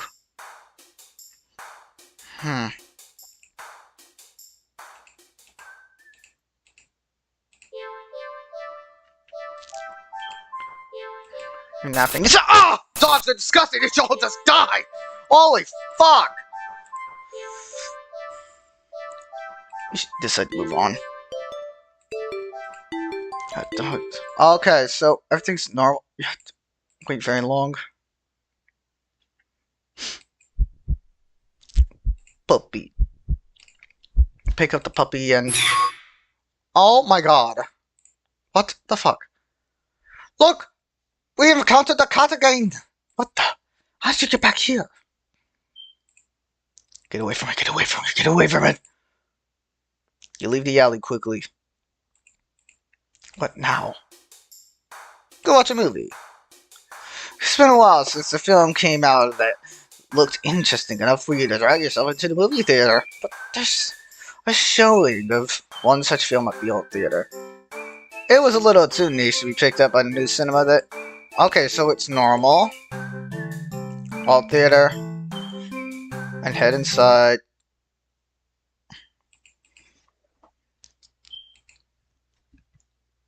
You again. Cat's face looks... Yeah. Look at its face. It's like, fuck this!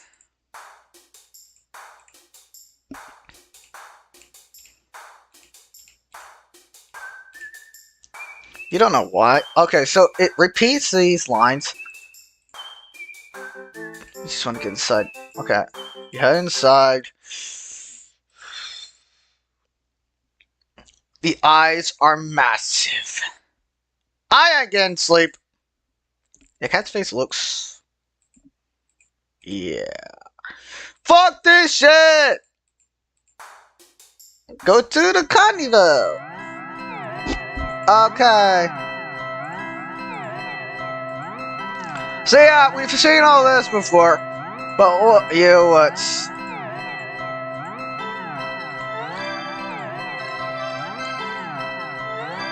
Yeah.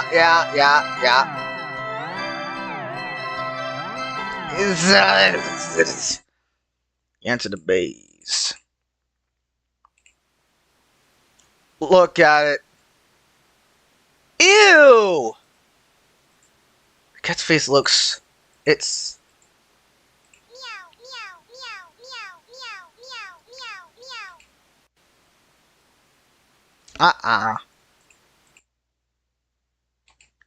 Get me out of here! What now? Wait, haven't you done this before? You feel sick. Looking around, suddenly you realize, unlike earlier, there isn't a single person in sight. You're alone. You're completely alone.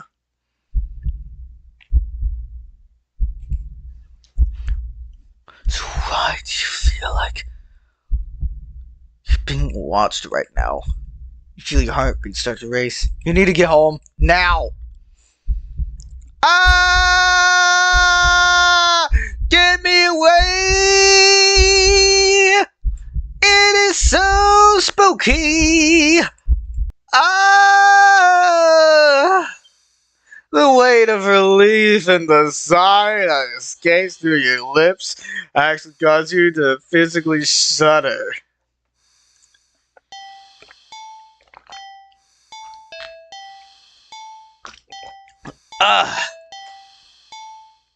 Okay, the horrible feeling from earlier immediately dissipates. As if you were never there. In the wake of his departure, left shaking in the cold and sweat-soaked clothes, too relieved to care. Exhausted, you mentally pass on the very concept of eating and head straight to your bedroom. You open the door. Oh my god! What the fuck? What the hell? It's smiling.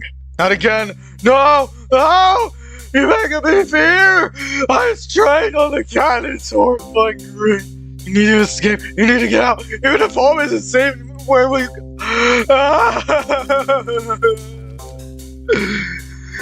You see the walls all around you got blood with Jack Day. The ground now inside, wriggling under your feet.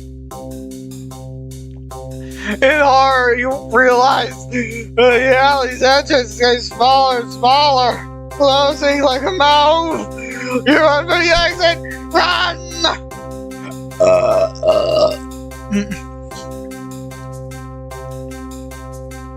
Nowhere to hide. Nowhere to hide. As you try to and on the tongue slows your speed significantly as you stumble and trip.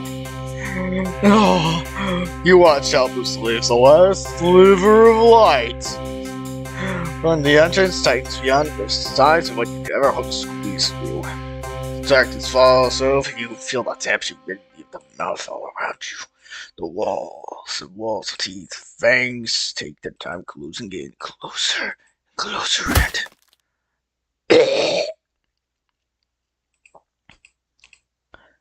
Feedback loop. Here we go! You're walking, right? Of course. Do not take this cat home. You don't want to take this thing home with you. Okay. You were not ready.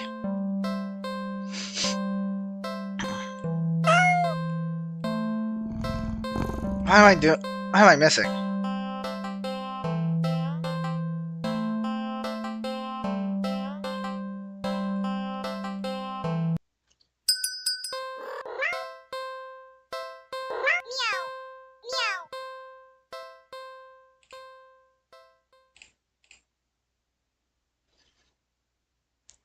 Grateful little monster. You have an annoyance.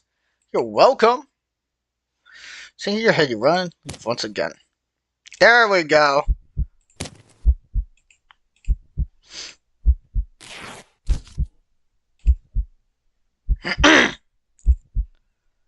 There we go.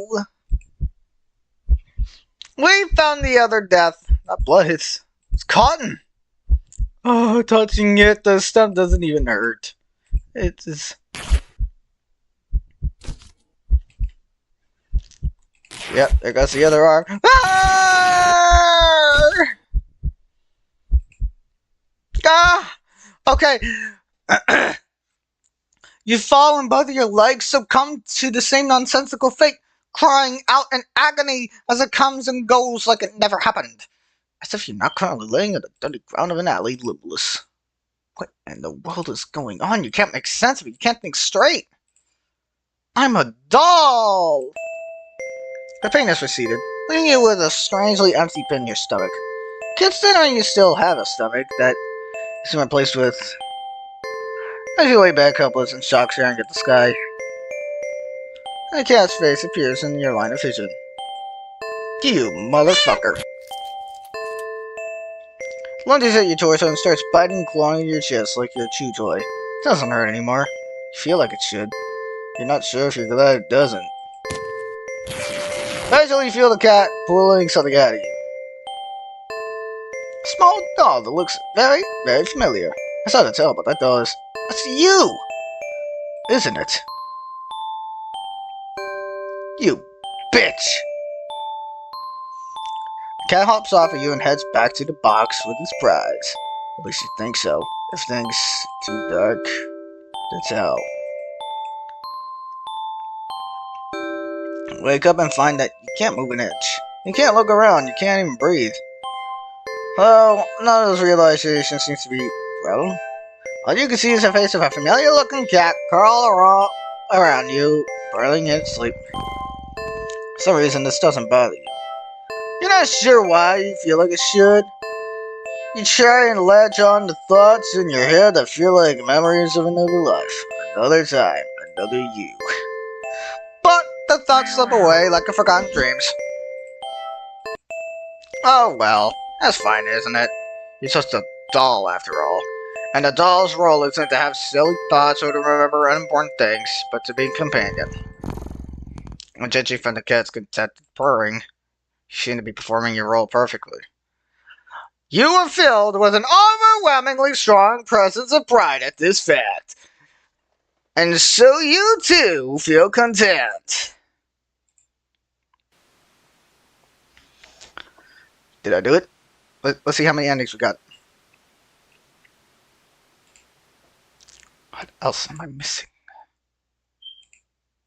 You've been enjoying yourself, haven't you? Yes, I as well. Still, all good things must come to an end, and I believe you already.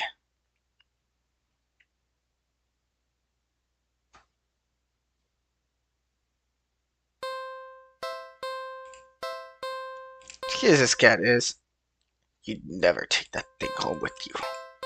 You can't hide from the fact that you're a responsible adult. You are! With rent and bills to pay for, not to mention you need to buy food and survive too, there's no way you could care for a cat long term, right? You can barely afford this little outing on your day off. What to do? You are ready.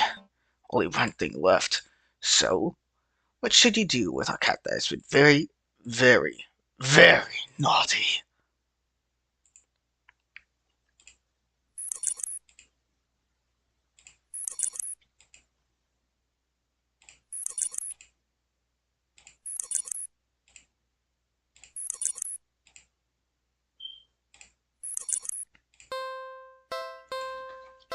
Let's go, you motherfucker! Huh! Really? Are you sure? Yes. Once you do this, you won't be able to turn back. Last chance.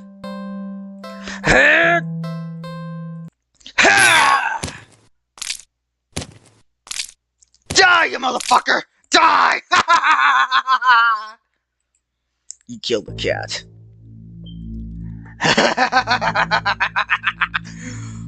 Oh, you poor thing. One life down. Oh, you've made me suffer so many times. Its corpse lays limp and lifeless in a now bloodstained cardboard box. What would you like to do? I'm leaving.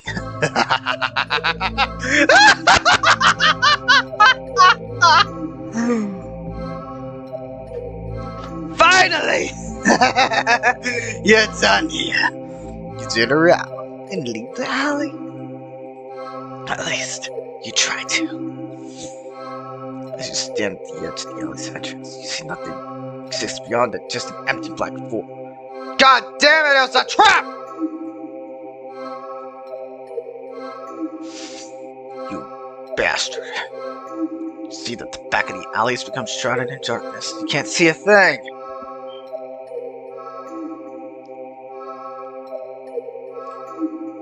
With no other options, you step towards the darkness, closer and closer and closer. Ah! Damn it! You're bleed. Ah! Damn it! So close.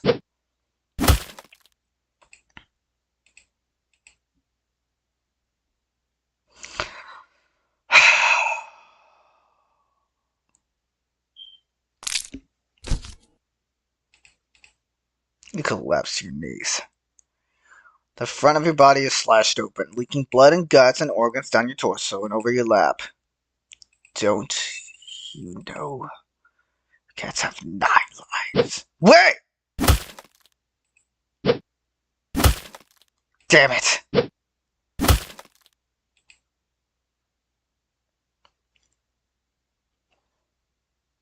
And a human has 1. 8 more left.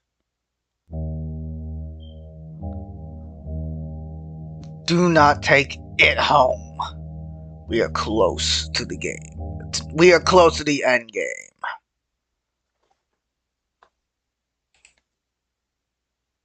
There's the eyes.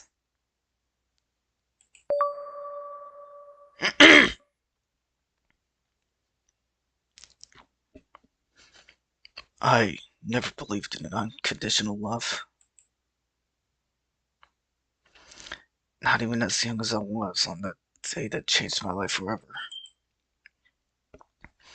Still, I always assumed that they would come the closest to granting it to me. That's what they say, right?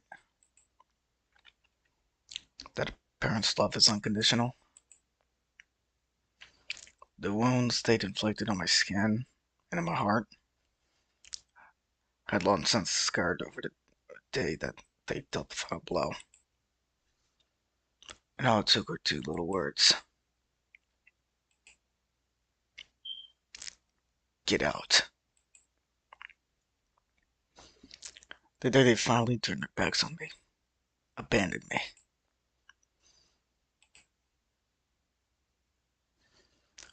That was the day it found me. It offered me an unfathomable kind of love.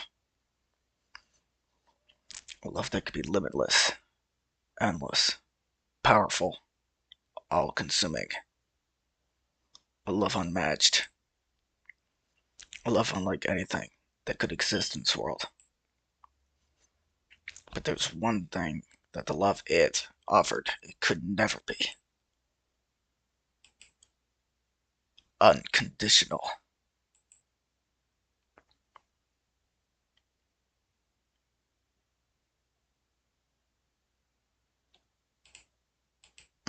Where am I? And so, you find yourself here, yet again. What? Who said that? Who's here? I can't say anything. Why, here is here, silly. Here. Well, do you remember me this time? I never would have thought of myself as being forgettable. But I suppose it's the first time for everything. You bastard. Your memory slowly pieces together fragments of a moment, an encounter. A cat in an alley. I took you home with me, didn't I? Correct! You were daydreaming for so long and you even had me worried. Can you imagine that? Here I am indulging a little and playing with my prey. Only for you to completely zone out on me. The game's no fun if you're not present, you know. No, I don't know. I don't understand what's going on at all. Curious as you are, I should have expected that you'd have questions. So, well, I suppose you've put me in a good enough mood to be generous, and here you are. Very well. What would you like to know? What do you mean that I was daydreaming?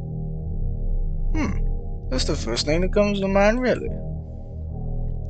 You were on the brink of death, but instead of watching your life flash before your eyes, you got stuck reliving the moment we met. You got stuck reliving the moment we met subconsciously, coming up with scenarios in which you managed to survive. Yeah, well, maybe you would have, but I couldn't resist messing with your imagination a little bit. You did just start ignoring me out of nowhere, after all. You know by now how much I love attention. Your little thought experiments were rather amusing, but I might rather say, you must have a pretty dull life to forgo indulging in precious memories from bygone days, in favor of daydreaming about a single encounter, over and over and over again. I've heard of having regrets at one's deathbed, but this has been ridiculous. Ridiculously intriguing, that is. Well, perhaps rather than regrets, I was what you found intriguing.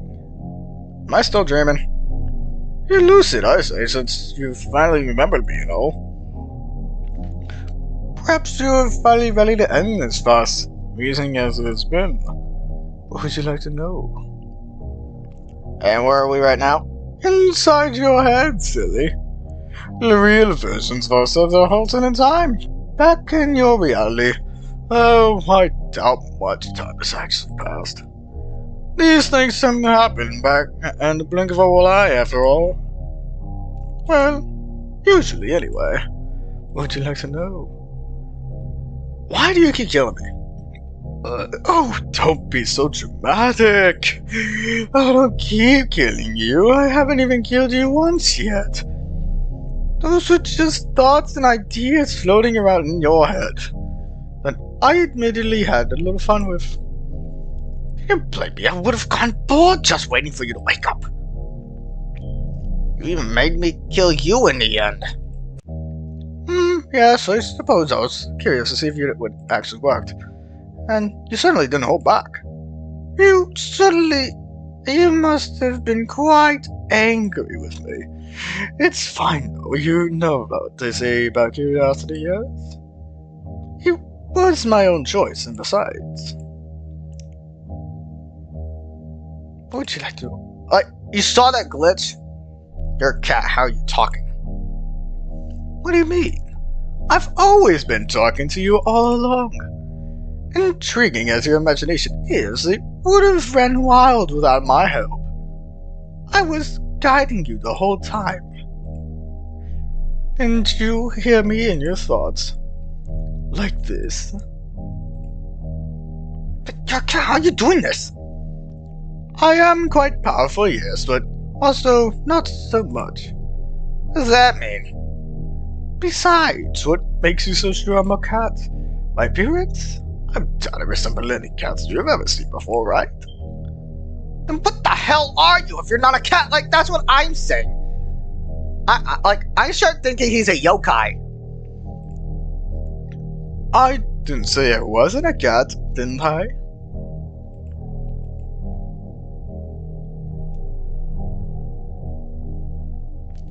I could be a demon, or a god, or an alien from another galaxy.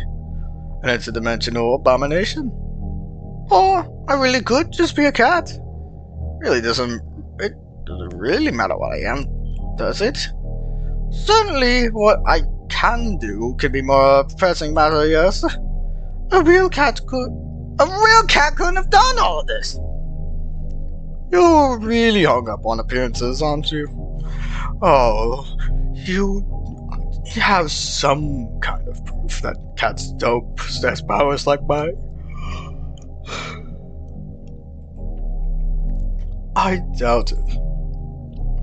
And you know, it's pretty rude of you to keep going on and on about what I am, before you've even asked who I am or what my name is. Okay, what's your name? Well, I'm not going to tell you now. Learn some manners first and we'll see. Well, maybe in your next life anyway. What would you like to know? What do you want? Well, if we're talking about my original goals, those were a bit, personal, I'd say. And anyway, things have changed. Right now? Well, presently, I'd like to have some more fun with you. Well, presently, I'd like to have some kind of... Your company has been very entertaining thus far. Given more time, and under different circumstances. Perhaps we could have been... Well, all good things must come to an end. You can't truly want to spend what little time you have left in regret and delusion, right? Alternatively, I'm also quite hungry after waiting so long for you to wake up. At this point, I could go either way. I satisfied your curiosity now. I just one more question. Why me? Why called me of all people? All I did was call out for someone to hear me. I called out, and you were the first person who came to me. Simple as that. Were you hoping for some special reason? I'm afraid I don't have one. Everything I've come to like about you were things I discovered after our initial encounter. So there's no reason for any of this? The reason is far less interesting than the results that came about from our interaction. I only called to satiate my hunger, but in doing so I found something far more valuable. I know for a fact that regardless of how this plays out, I will never forget you. What do you mean? I've taken quite a liking to you, human, and so I'll grant you another chance. Another choice.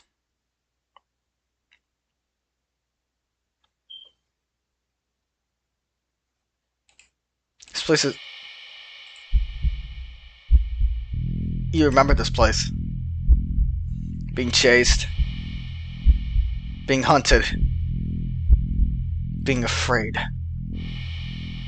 So afraid. The fear has so attracted me to you. That instinctive desperation to survive. I craved it all, as I am the origin of those delectable emotions. You are already mine, but I will still permit you the chance to accept the reality of your fate. Human, join me, or perish.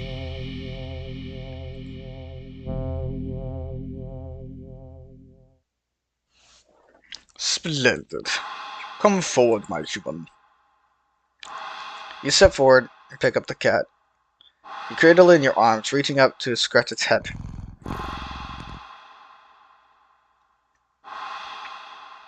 Suddenly, you start to feel sleepy, but the sudden wave of fatigue doesn't cause you to soar. Your feet stumble out. What's that? Shh. Don't worry. You no longer need to worry about anything anymore. Just sleep and dream those sweet, sweet dreams for me. Excellent. With this, you should become a part of me.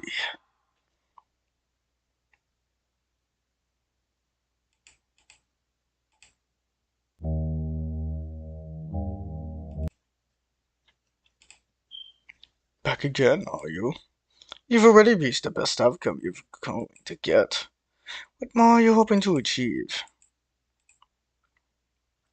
You wouldn't be thinking of going back on your promise to join me, right? Have I not yet satisfied your curiosity? No. No? Well, in that case, what would you like to know? Really?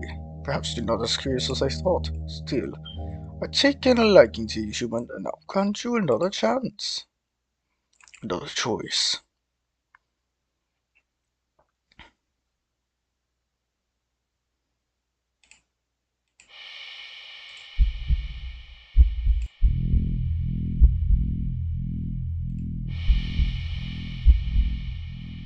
I'd rather die.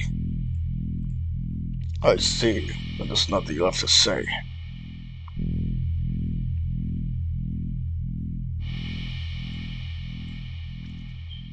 Resigned to your fate. You finally turn around.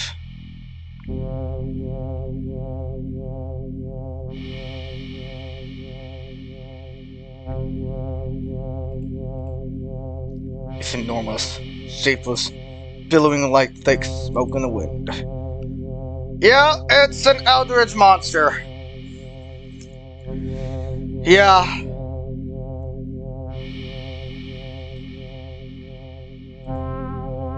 Yeah, this is an eldritch monster. Like me! It's a freak like me! Isma. And offer yourself to it.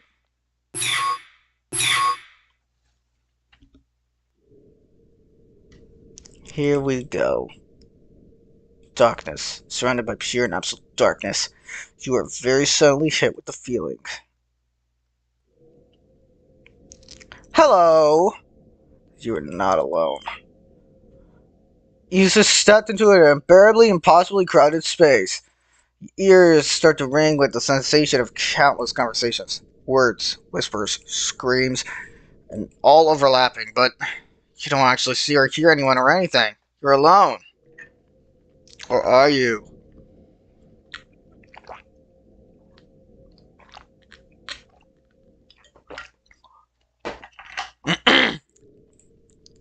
Even as if your senses lie to you, trying to make you think otherwise. You're more alone than you've ever been. Lies. Lies. Lies. Listen. Listen, please. Is someone really... I can't see you. Where are you?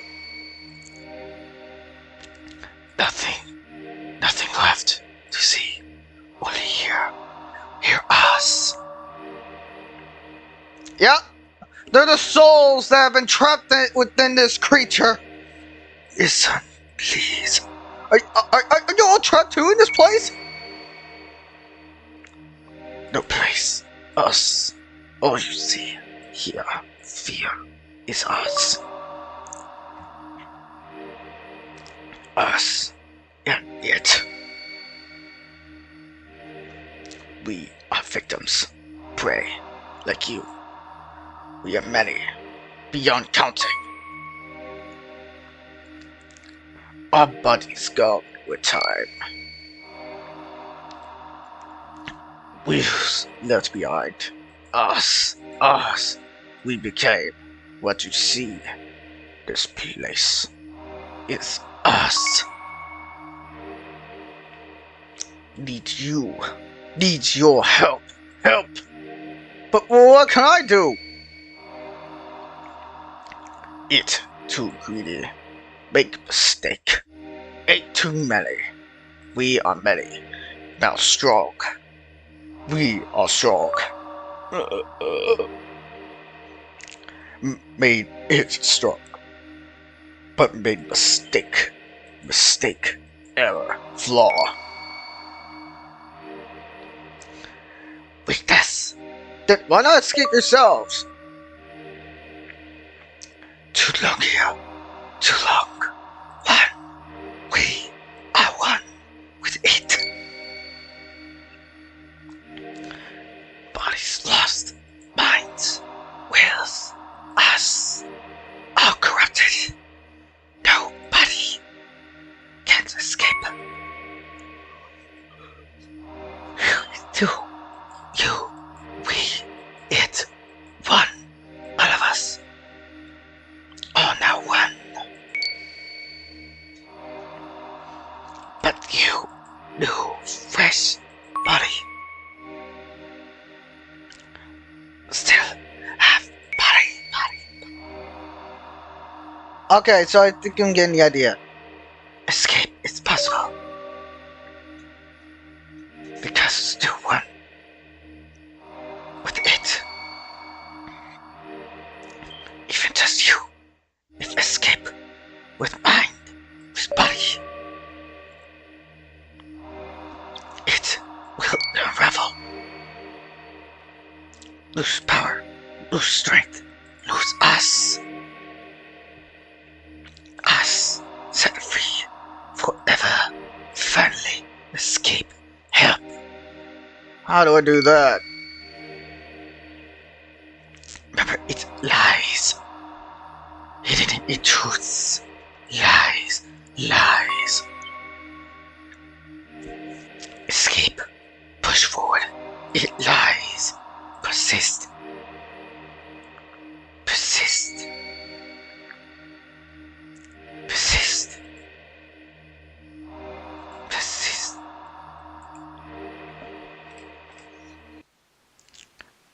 You ignore the words.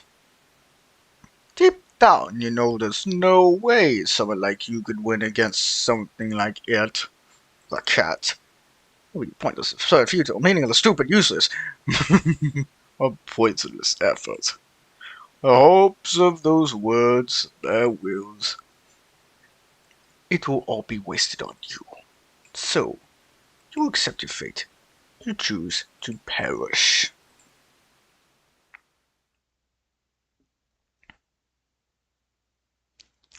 You're not sure how long it takes, but that pathetic please eventually grows silent. You almost wish that they simply turn to insults and threats. This endless silence bears the weight of your guilt and shame, long after your body fades away and becomes one with me. No. This is another daydream, isn't it? You're lucid again. In here. But how did you... Well, when you've been dreaming about the same day over and over, you kinda start to notice the patterns. Listen, I'm nothing special. I don't have any friends. I don't like crowds or going out most of the time. More often than not, I'm alone. Even in my home. One bedroom, one bathroom, and one me living alone in it. It'd be easy to say I know how much to lose. My life is admittedly pretty boring. But it is my life. And it is my dream. And you're not calling the shots anymore. Whoa! Don't you think you understand? I don't think you understand what's going on here. No, you're the one who isn't getting it. You called me. You're the one who needs me. Whether it is to eat me or kill me or make me yours forever, it doesn't matter. I'm done here. I'm going home. You forget yourself, human. You ungrateful little creature. I give you my patience, my attention, my love, and you think you can just leave. I didn't have to, you know. I could have just eaten you whenever I liked, but instead, I gave you time to understand, time to accept that what was happening. I gave you a choice. You, an unremarkable little nothing of an existence who no one would even notice was missing if I just take and do as I please, dreaming away about endless possibilities. Never having to worry about permanent consequences ever again about choosing wrong. A little world, all You own inside your head. I offered it all to you. I gave you the choice to join me and have it all, and you refused. You said you'd rather die, didn't you? And that you are trying to go back on your choices, only to continue to reject me, to reject my love. So ungrateful. Just like the others, you don't even know what you want. Another bundle of contradictions. You wish for solitude, yet you fear being left alone. You fear being forgotten, undesired, unloved. Yet, even though I love you and desire you, even though I promise to never forget you, even though I am the only one willing to never leave you, you still reject me. Stupid little child. I'm done waiting. You do not get a second chance. You made your choice, and you will accept the consequences of that choice. You are going to stay here with the rest of these ingrates.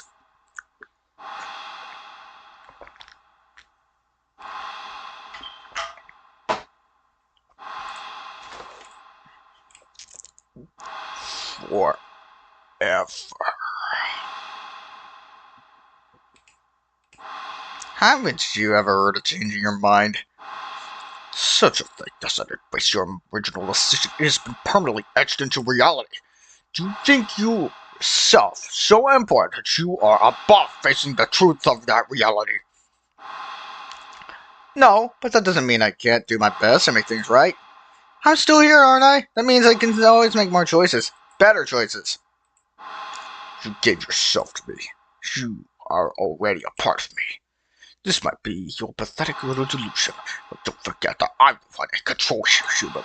Oh yeah, that's right. Those twisted choices in my dreams were all you, weren't they? We have help. Running and dream.exe. But persist. What are you doing to useless traitors? Stop! I think it's about time I started making my own choices. Stop!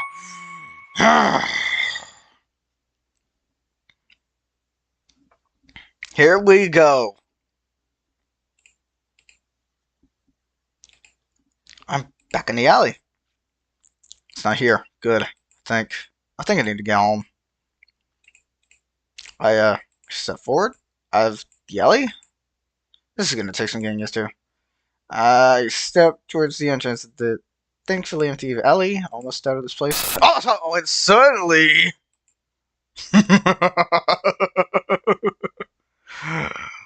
Oh, you're not going anywhere!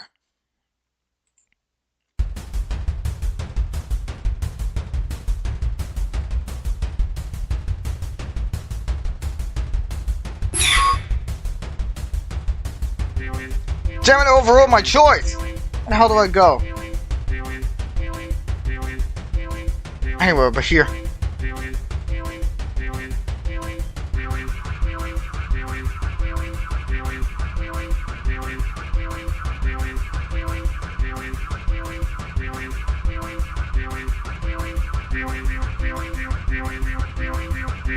Alright.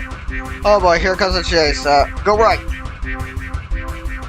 Crap, a dead end! Stop running! Fuck this.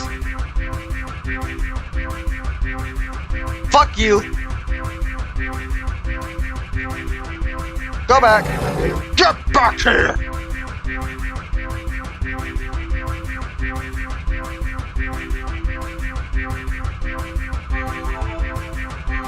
Okay, going this way. Okay, this way now. Okay, go left. Fuck. Go right. Then, what do I? Found you! Oh, found you!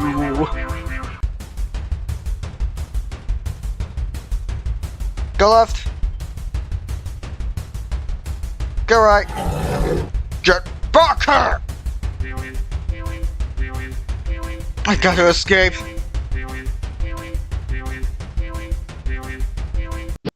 Ah! Its power is fading. Persist.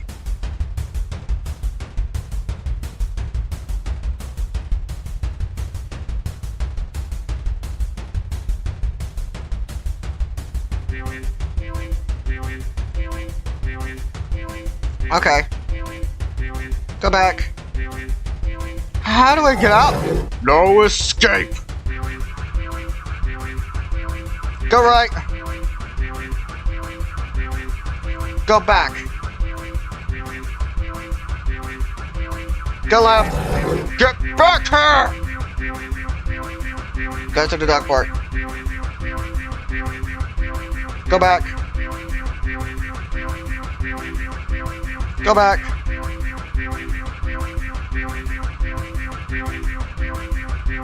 Go left. Fuck. Go right.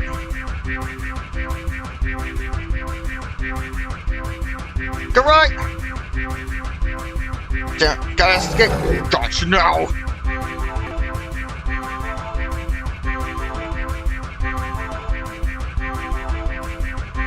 Okay. Get back here! Did I do it? That unraveling. Many fast escape me free, you know. It losing us, losing strength to escape. Possible now. No! You are mine!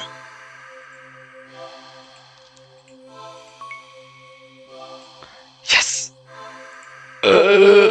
Thank you to all of you. I won't forget you. No!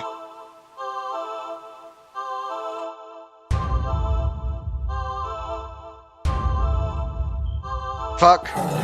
Come back!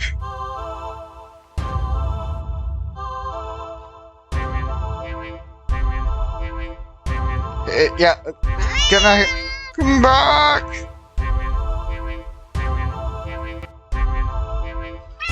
Please!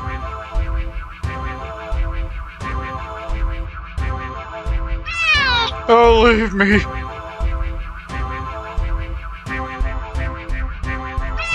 I'll die without you! I'll die!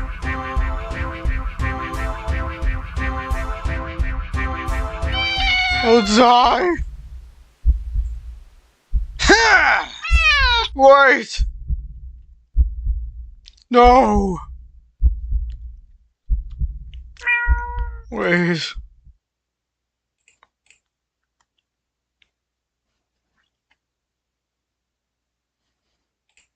I'm back. Back where it all began. The alley. And the cardboard box. Back of the alley.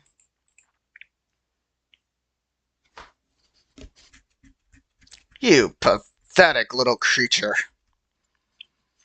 You're not as remotely terrifying. There you are. You look nothing like the impossibly cute cat I met. Well, what feels like a lifeline a time ago. After escaping and releasing the wills of all your victims. All that's left of you now is an inky black blob seething up at me. Endless hatred pouring out of your singular eye. Doesn't scare me at all. Don't leave. You're mine. No, I'm not. You took them away. They were mine. Now they're gone. You took them away. You took everything from me. They weren't yours either. Alone. You never had to be. If you were lonely, you could have just been a friend.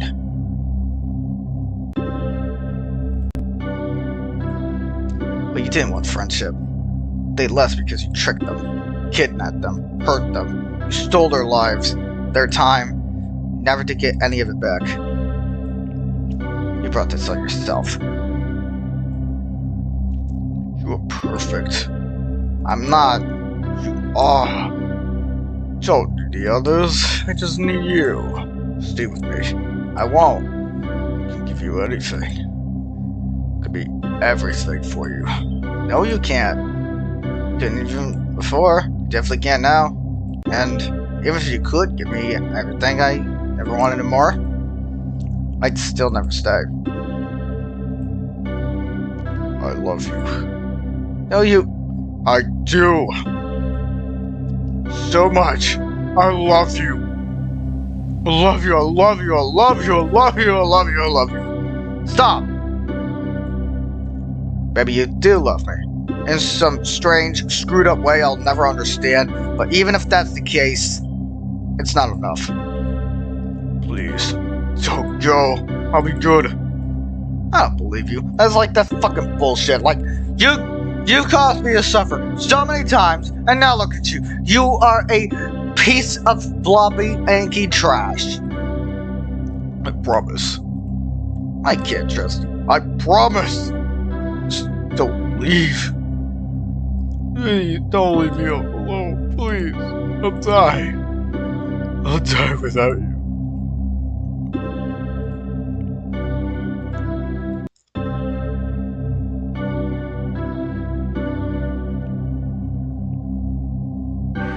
I hate you. Now that I can't believe. There's nothing left to say.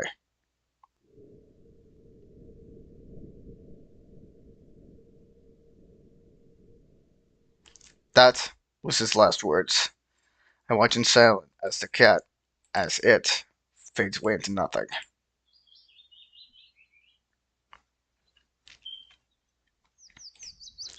Goodbye. With one last glance around the alley, I turn.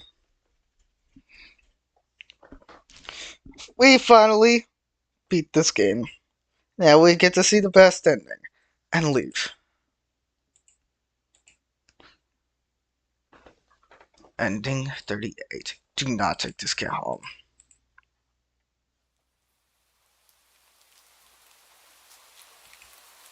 Today's been surprising. Yeah, pleasantly so. The day off that started with an admittedly crummy weather led me to the old theater, where I enjoyed a movie by myself. My laughter filled up the empty theater. The rain had stopped by the time the movie was over, and I was in such a good mood. I helped over to the not-so-new cinema, not to watch another movie, but to play around the arcade. I need a few high scores. With the gamer in me awakened, I went to the carnival to play with some more, and was humbled fairly quickly.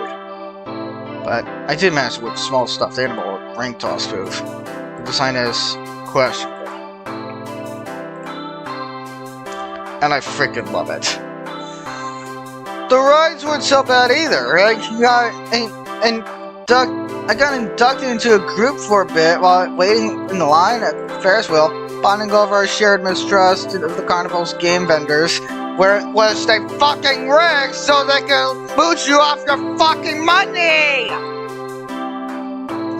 I even shared a carriage in the Ferris wheel with one of them, and exchanged numbers before we parted ways. I don't know if I'll see them again, or if any of them will call me. Or if I even have it in me to call any of them. But having the option to do so is nice. Feels nice. Baby steps. After all, even that tiny bit of interaction, the fun, exhausted me. So I went to recharge the dog park, feeling rejuvenated at the sight of dogs. Old, young, big and small, all running around. Happy and carefree. A few of the owners even let me take pictures. Yeah, today was a good day. We did it. I don't think the cat, or it, I guess, all that matters much these days. It was hard at first. In the immediate days, and the weeks that followed, what happened to me was all I could think about. There were days I blamed myself. Days I questioned my choices. I went back to the alley more times than I want to admit. The ending that always went through me at the sight that empty cardboard box was so indescribable, so overwhelming. I sometimes break down and cry at where I stood. It took a while, but eventually that strange emotion became clearer and clearer. Until I had the courage to recognize for what it was. Relief. I had been afraid to feel it for so long, terrified to let my guard down. But a sense of relief finally returned. Relief that it was gone. Relief that I was free to live my life. However simply or extraordinarily I wished, the ones it had imprisoned, I never heard their voices again either. But that's for the best. Living here and now, never forgetting what they did for me, and what I did for them too. For now, I think that's enough. At least I hope so. And that, wherever they are, I'm finally at peace. I'm fighting my own peace too, one day at a time. One tomorrow after another.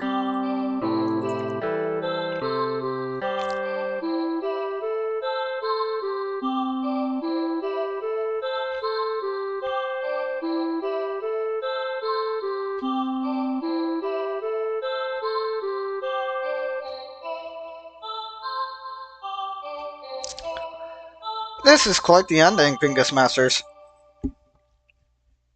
Finally, I head home to my little apartment. One bedroom, one bathroom, and one me living alone in it. Well, almost anyway. I'm home, baby! Oh, the poor cat. The little kitten flails as it awkwardly runs over and meows up at me. Oh, it's so cute! Although I feel bad for it with the scratched eye, I kneel down, looking fondly at its hazel green eye. The poor thing had been hurt and starving when I found it a few weeks ago. But it certainly got its energy back after a little food and care. Did you miss me? Hungry, huh? Me too, it's been a long day. I smile helplessly at its cute little face. Let's find something to eat, okay? It's a perfect cuddle buddy. Well, I guess there is one more thing living in my home, and at least for now, I wouldn't have it any other way. Ending not applicable. Another day. Background art references, pexels.com.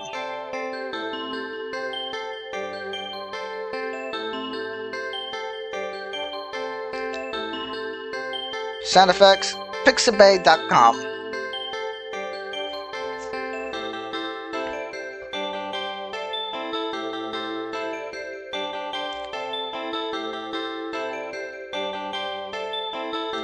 Programmed with Renpai. Pretty ironic that they used a engine that was normally associated with romantic visual novels. And you, thank you for playing. No, thank you for making this game. This is a masterpiece. Like, the end. Ah, yes.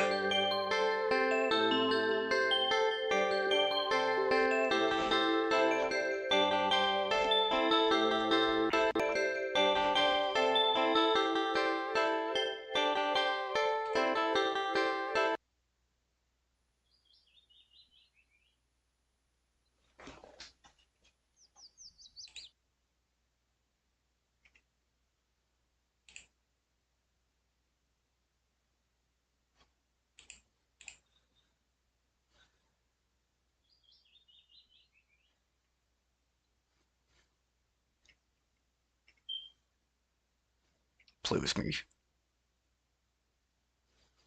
Fuck. Okay, so it does give you the chance to play the game again. No, never again. Don't get lost.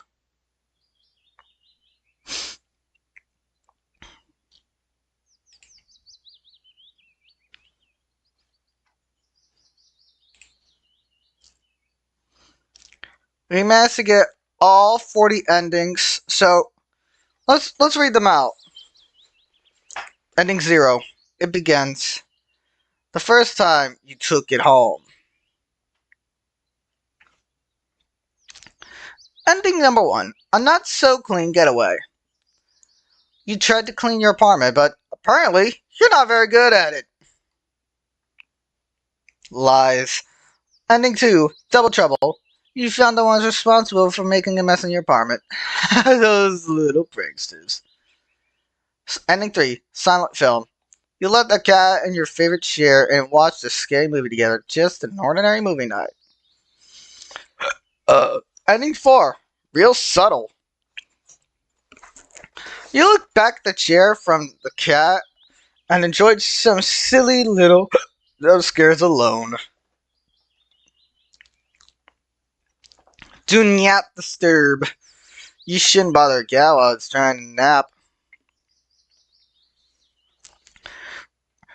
Ending 6. Just a cat nap.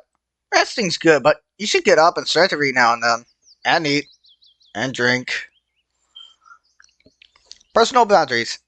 Knowing how to take no for an answer is an important life lesson. Ending 8. Fish out of water. You fed the cat some tuna. It liked it okay. Ending 9. Leftovers. You fed the cat some leftover meatloaf.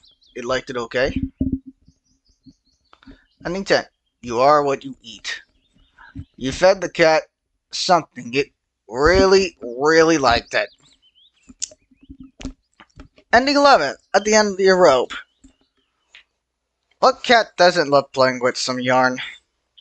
12. Targeted. The cat loses his mind over a tiny red dot. Hilarious! Ending 13. Disappointing prey. You can't run. Apparently you can't hide either. Ending 14. Bath hater. Note to self, do not throw cats into a bathtub full of water. Ending 15. Self-care buddies. After you give the cat full spa treatment, it tries its best to return the favor. Ending 16. Poor screening arrangements. You go to the old theater and enjoy a film with an interesting stranger. Ending 17. Black Sheep Black Sheep. You weren't a big fan of the movie at the new cinema. At least the audience might have opinions about that.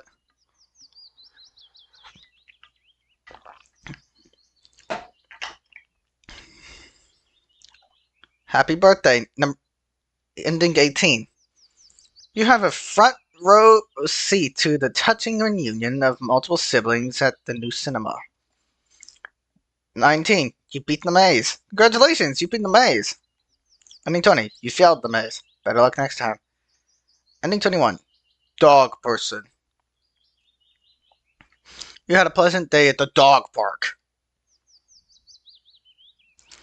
Ending 22. Not alone. Isn't it nice to feel heard? Ending 23. Feedback loop. You try to leave the alley. It doesn't work. You try to leave the alley. It doesn't work. You try to leave the alley. It doesn't. Ending 24. Fishing for a pardon. Silly you. Chocolate is bad for cats. But you know that, didn't you?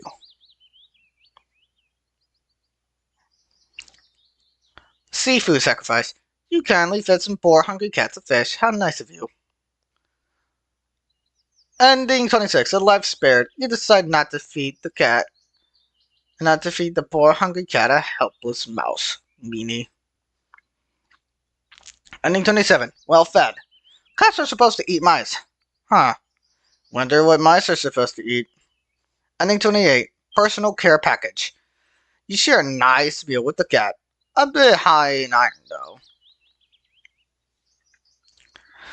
All you can eat blood fay. You give the cat an endless supply of food. Generous.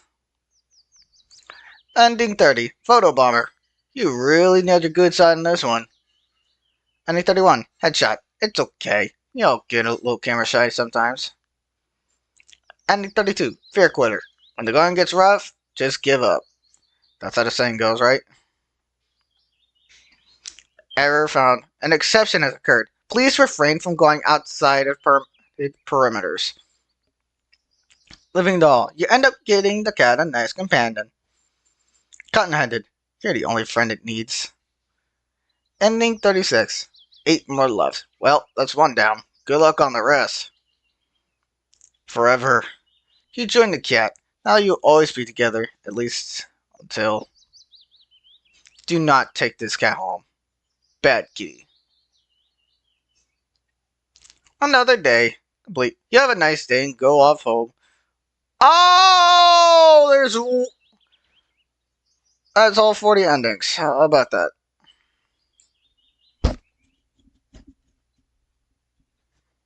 We did it. We fucking did it. Let's fucking go. I am so shocked that this game, this stream has been the longest one I've done in eons.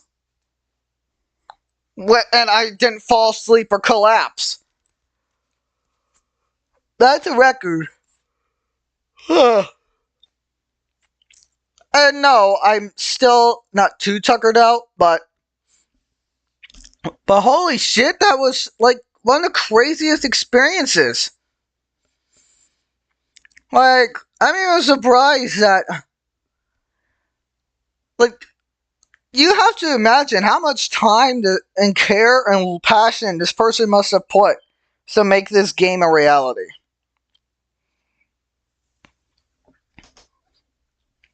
It was pretty cool.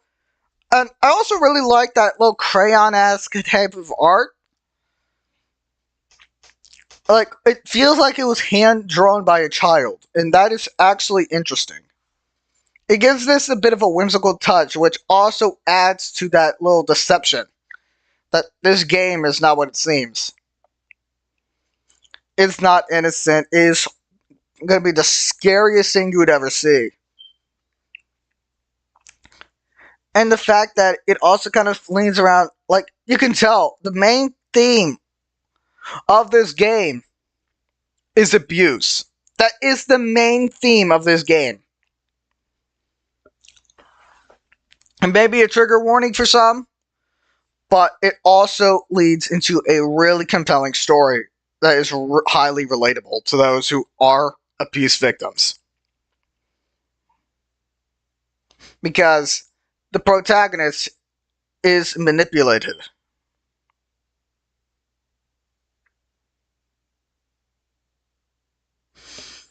But anyways, PINGAS Masters, I love you and peace out!